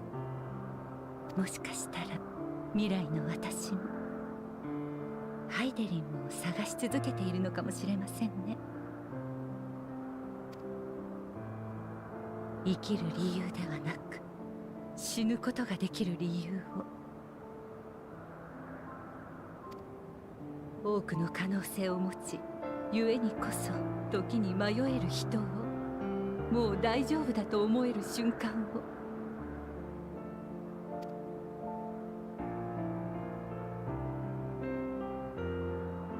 この星の未来に生きるあなた、未だ人の行く末を問い手放せずにいる私にどうか答えて。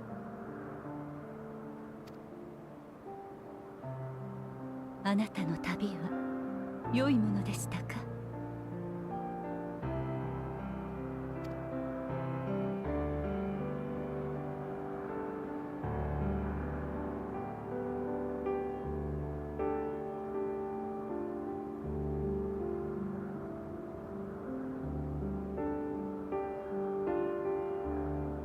すみません、遅くなりました。お待たせしてしまって本当にごめんなさい。観察対象がこんな時に限って暴れちゃって。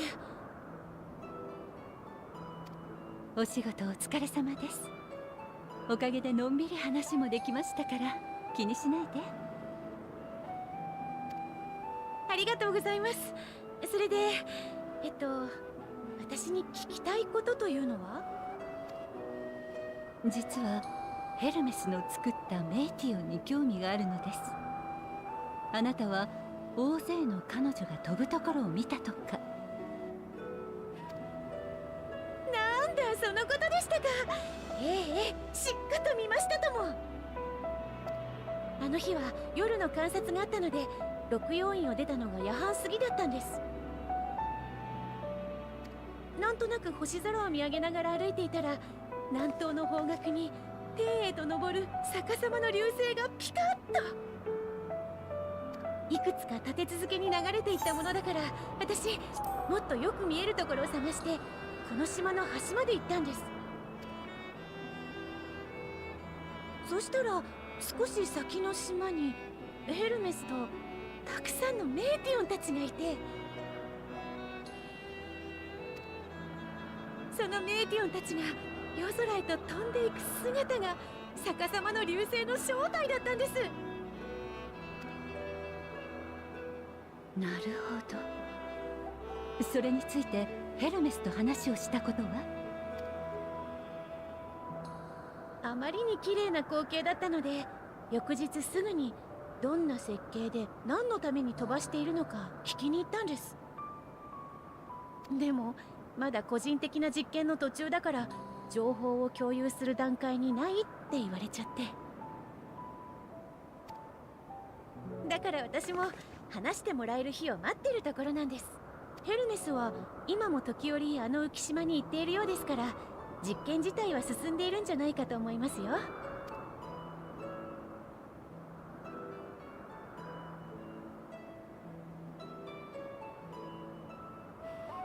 状況はよくわかりました。私たちも話が聞けるのを楽しみに待ちたいと思います。お伺いしたかったのはそれだけです。仕事の最中にお呼び立てしてしまって申し訳ありませんでした。いえいえ、同じことを気にしている方に会えて嬉しかったです。あ、このまま下に降りますか？でしたら扉をおつなぎしますけど。ではお言葉に甘えて。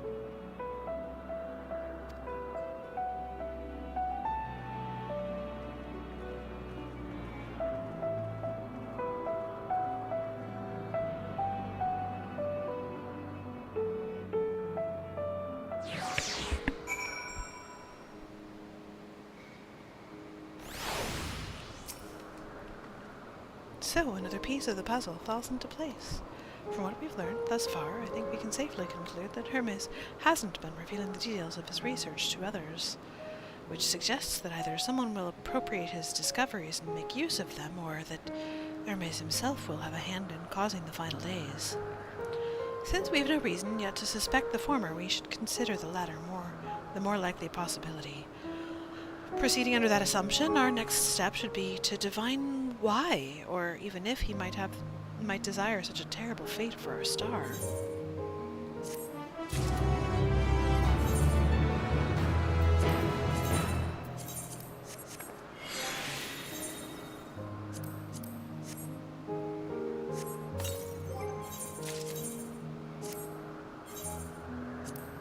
Oopsie. Oh man, okay.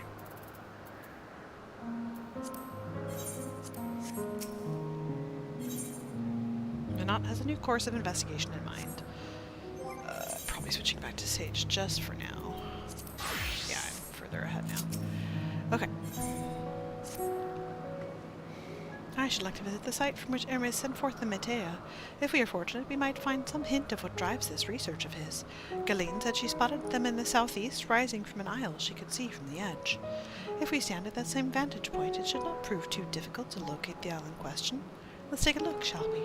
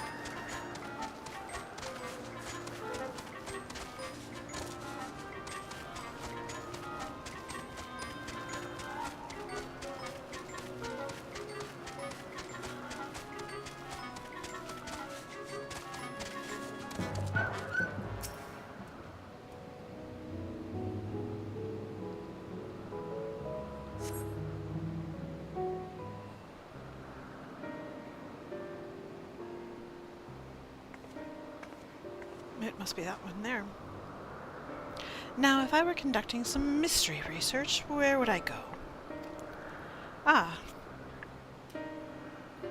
what about that one? Have you the means to fly? Tis quite a distance away. I haven't attuned to all the ether currents. Inconvenient, but hardly an insurmountable problem. To me, Argos.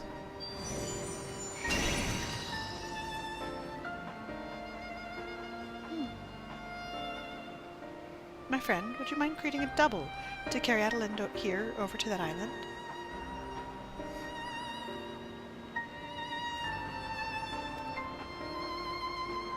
Stubborn creature. There is no place on this great star we have not together traveled, and still he remains obstinate in the presence of strangers. Argos has rather exacting standards, I'm afraid. Okay, then what do we do? What? You've ridden him before. Ah, your before, meaning my after. Not at all confusing, but that. Interesting. 'Tis certainly not unthinkable. But speaking of the here and now, the quick solution is for us to face off in a sparring match. Ha? Demonstrate to him that you are capable of holding your own against me in battle, and you should convince Argos that you are worthy of his back. And besides, I may even teach you a thing or two into the bargain. You seem doubtful, but useful lesson or not, it will certainly be a moment to remember. A memory of the distant past to cherish. What say you, traveler out of time?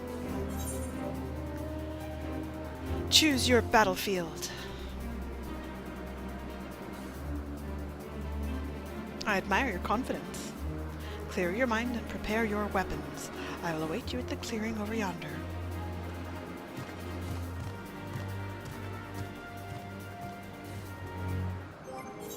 And that's why I wanted to make sure Viper was ready.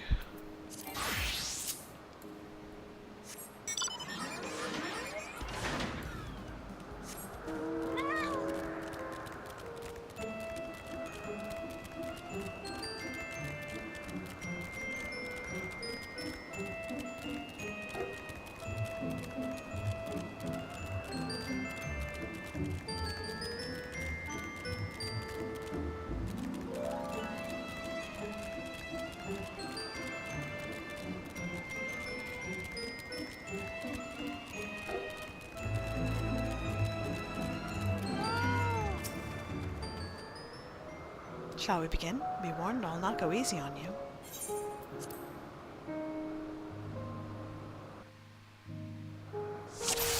Thanks for not. では、お互いに手加減なしでいきましょう。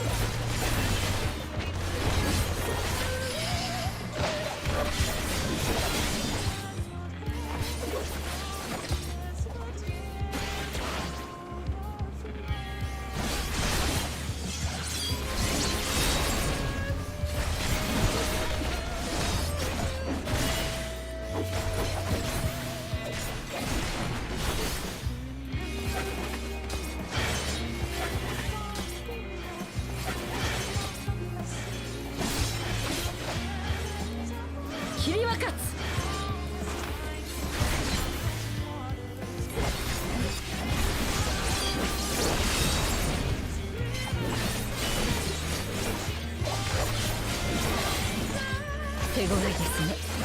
ならこれで畳みかけます。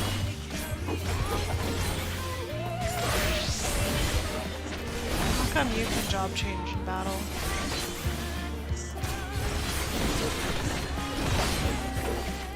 容赦はしません。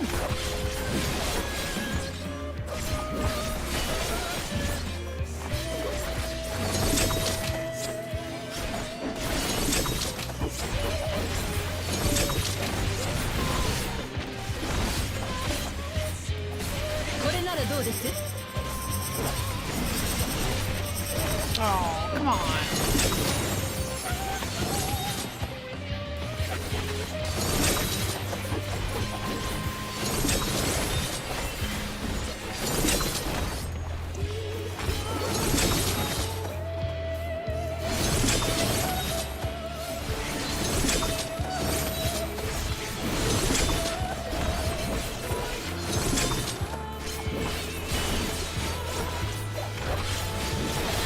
押し切れないか。でも簡単には勝たせませんよ。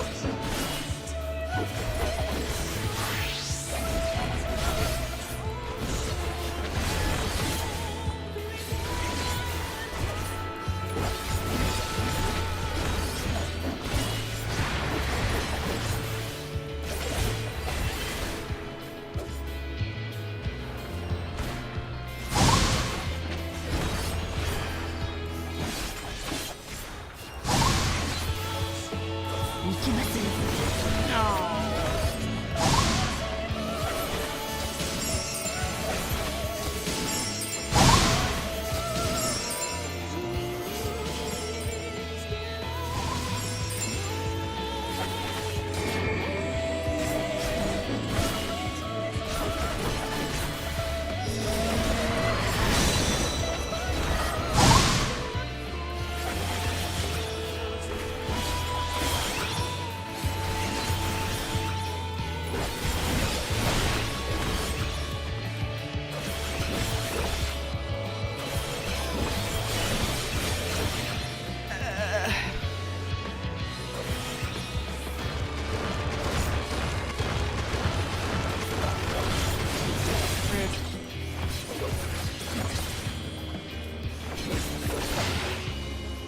頃合いですね。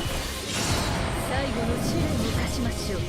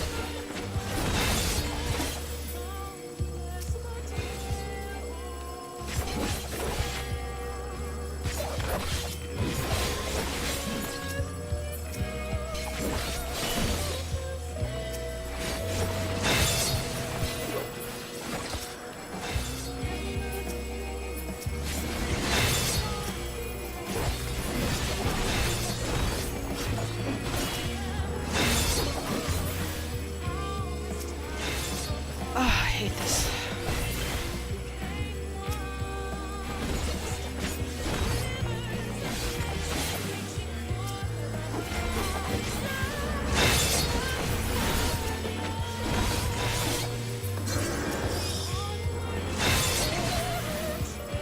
Oh, come on.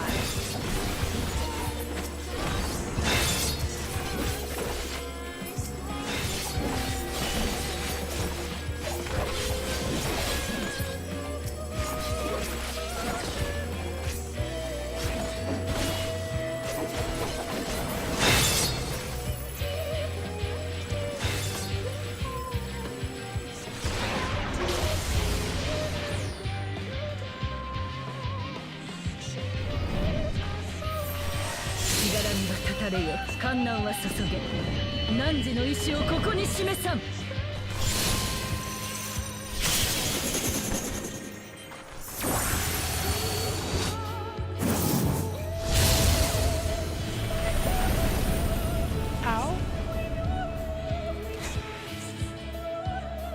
耐え抜きましたか。未来の旅人もしたたかですね。十分です。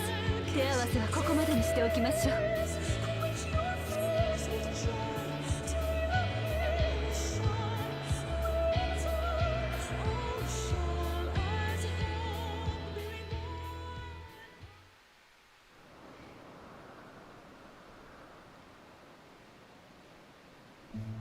膝くらいはつかせるつもりでいたのですが、甘かったですね。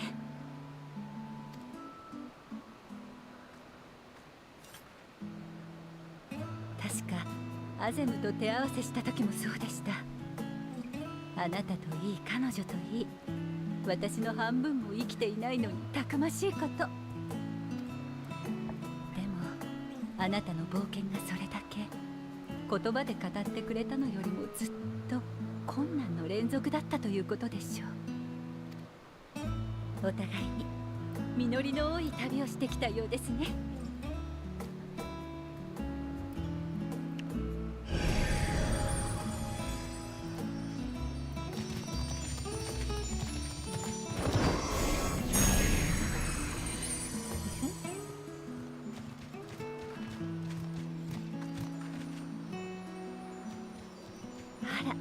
あなたを乗せてくれる気になったのかしら。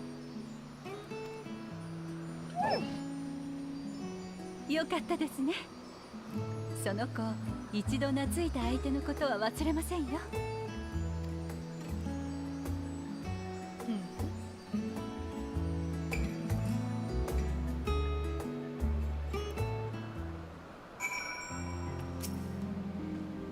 Argos will soon have us standing on the very spot where the Metea made their departure into the night sky. With luck, we will learn something of Hermes' intentions. My hope is that we find no connection, no festering wish for oblivion. Then we might have Hermes and his considerable expertise working for us rather than against us.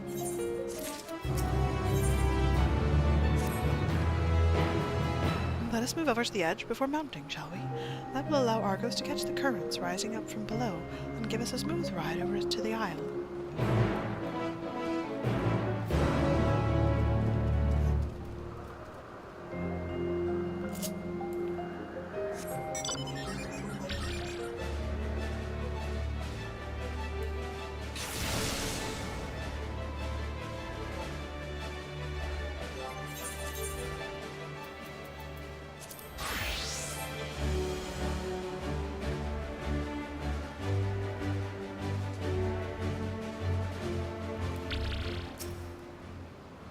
Argos motions to his back with his muzzle. You've been given the go-ahead to hop on.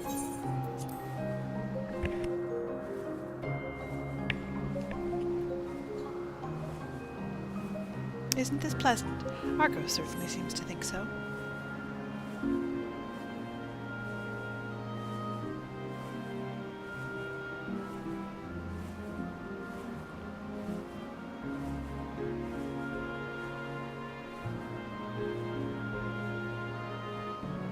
What was the name of that tree? Noe something. Ah! Noetoephoron. Quite a striking specimen, is it not?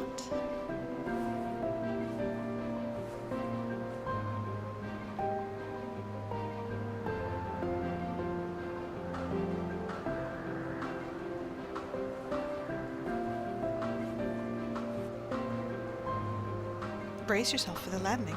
I wouldn't want you tumbling off at the last moment.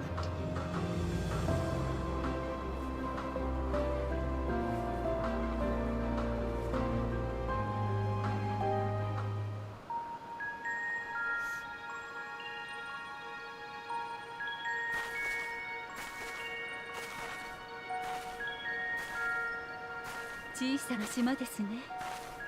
これといって特別な機材もない。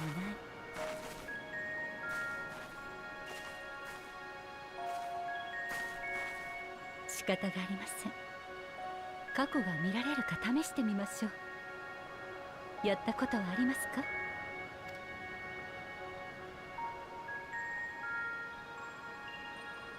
あるけれど自在に操れるわけではないと。もう少し近くへ。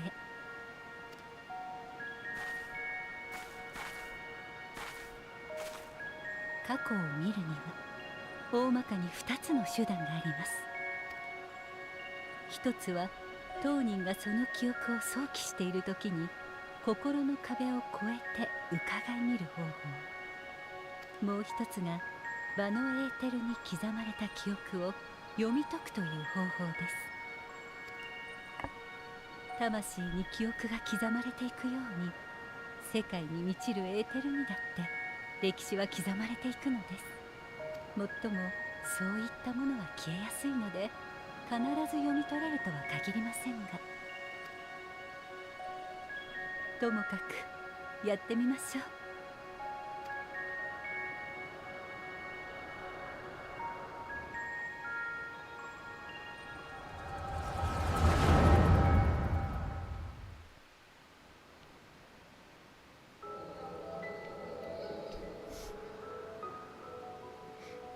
いずれの個体にも損傷はなし、順調にそれぞれが目的とする星に向けて飛んでいます。およそ108サイクル後、すべての調査を終え報告を送信する予定です。今回の伝達事項は以上。共有意識への接続を終了し自我を復旧します。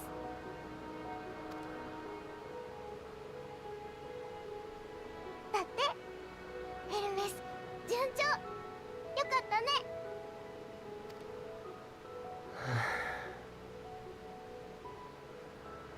はあ、本当によかった。宇宙は常に予想を上回ってくる。人は未だ真理をつかんでなどいないのだと痛感させられた。でも私たちみんなで試行錯誤いっぱいした。だから調査ちゃんと終わる。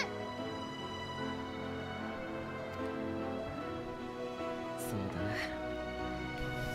君たちの頑張りのおかげだ。どんな答え返ってくるかな。生きる理由、命の意味、なんだろうね。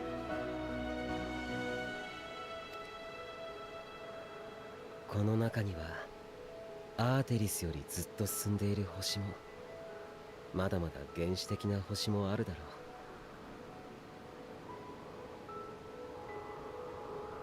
築いてきた文化は違うだろうし、それどころか形状すら異なる知的生命がいるかもしれない。だとしたらきっとこの星で信じられているのとは全く別の命の捉え方をしているのではないかと思う。全く別のはどんな？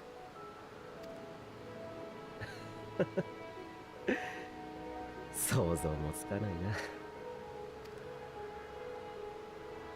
けれどどんな答えが届いたとしても頭ごなしに否定したりせず考えていきたい。みんなに伝えて弁論してもらうのもいいだろう。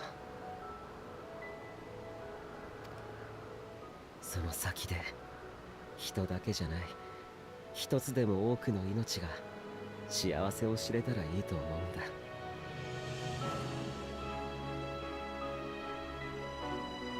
メイティオン、自分は君に飛び方を教えたが歩き方は生命としての生き方は到底教えられなかっ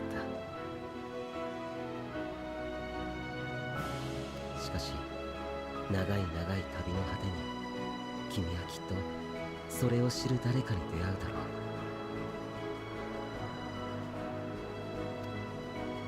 う。そうして答えを得て再びここへ帰ってきた時には君を大いにたたえねぎらおう。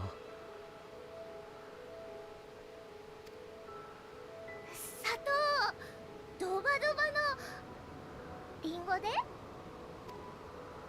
君は食べられないじゃないか。何か形にした方がいいのならそうだな。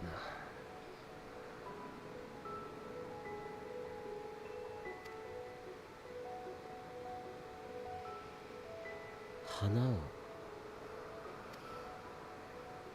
いつかこの旅をやり遂げた君に心から花を贈ろう。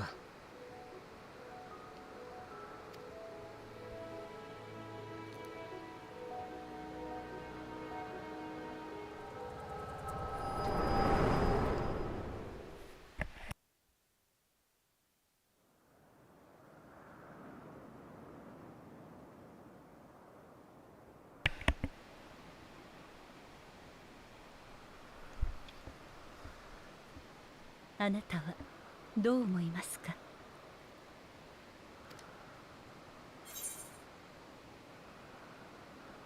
I couldn't say, just by this moment alone.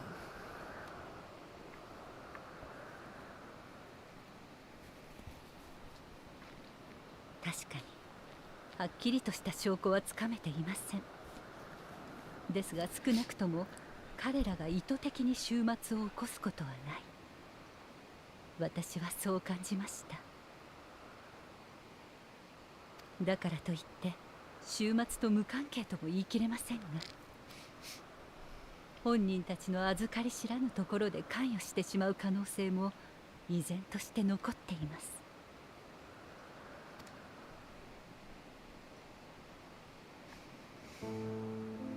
そこで次の手を提案させてください。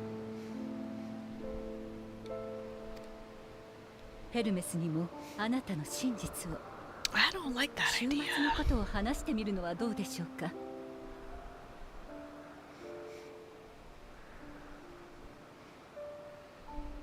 本人に最悪を望む意志がないのであれば、それを阻止すべく知恵や力を貸してくれるかもしれません。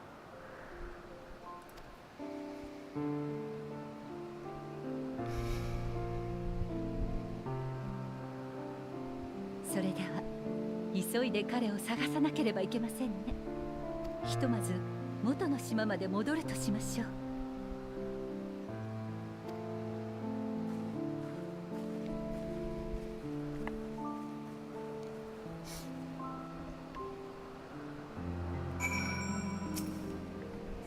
There are any number of places where Hermes might be in Elpis. But we could do worse than to look in Catesis Hyperborea, the largest facility. It stands in Thosalatikos Boreas, the northern isle. I wonder, Adelynde, for an institution which claims to studiously research every species destined for release into the world, did you not question how they find room for all of them on so few islands? The answer lies within Catesis itself. I touched upon the practice before, back at the archives, where a vast area is stitched together out of multiple conceptual spaces. The same holds true for the interior of this facility, and its magically constructed environs. 'Tis there, within those sprawling habitats, that the chief overseer and most of Elpis's observers conduct the bulk of their work. Come, the simplest route is via the Neus, north of Poit and Oikos.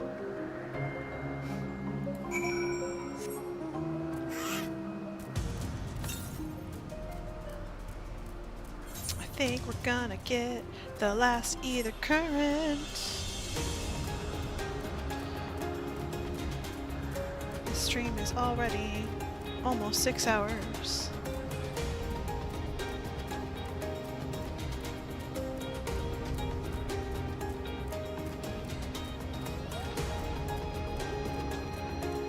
I think I'm gonna have to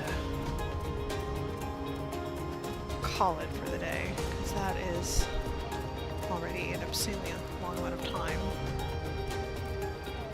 And we are like halfway through the Elpis stuff. I also want to pick up these side quests and do those like in a flight. We are in a sanctuary. So for now we shall bid you farewell.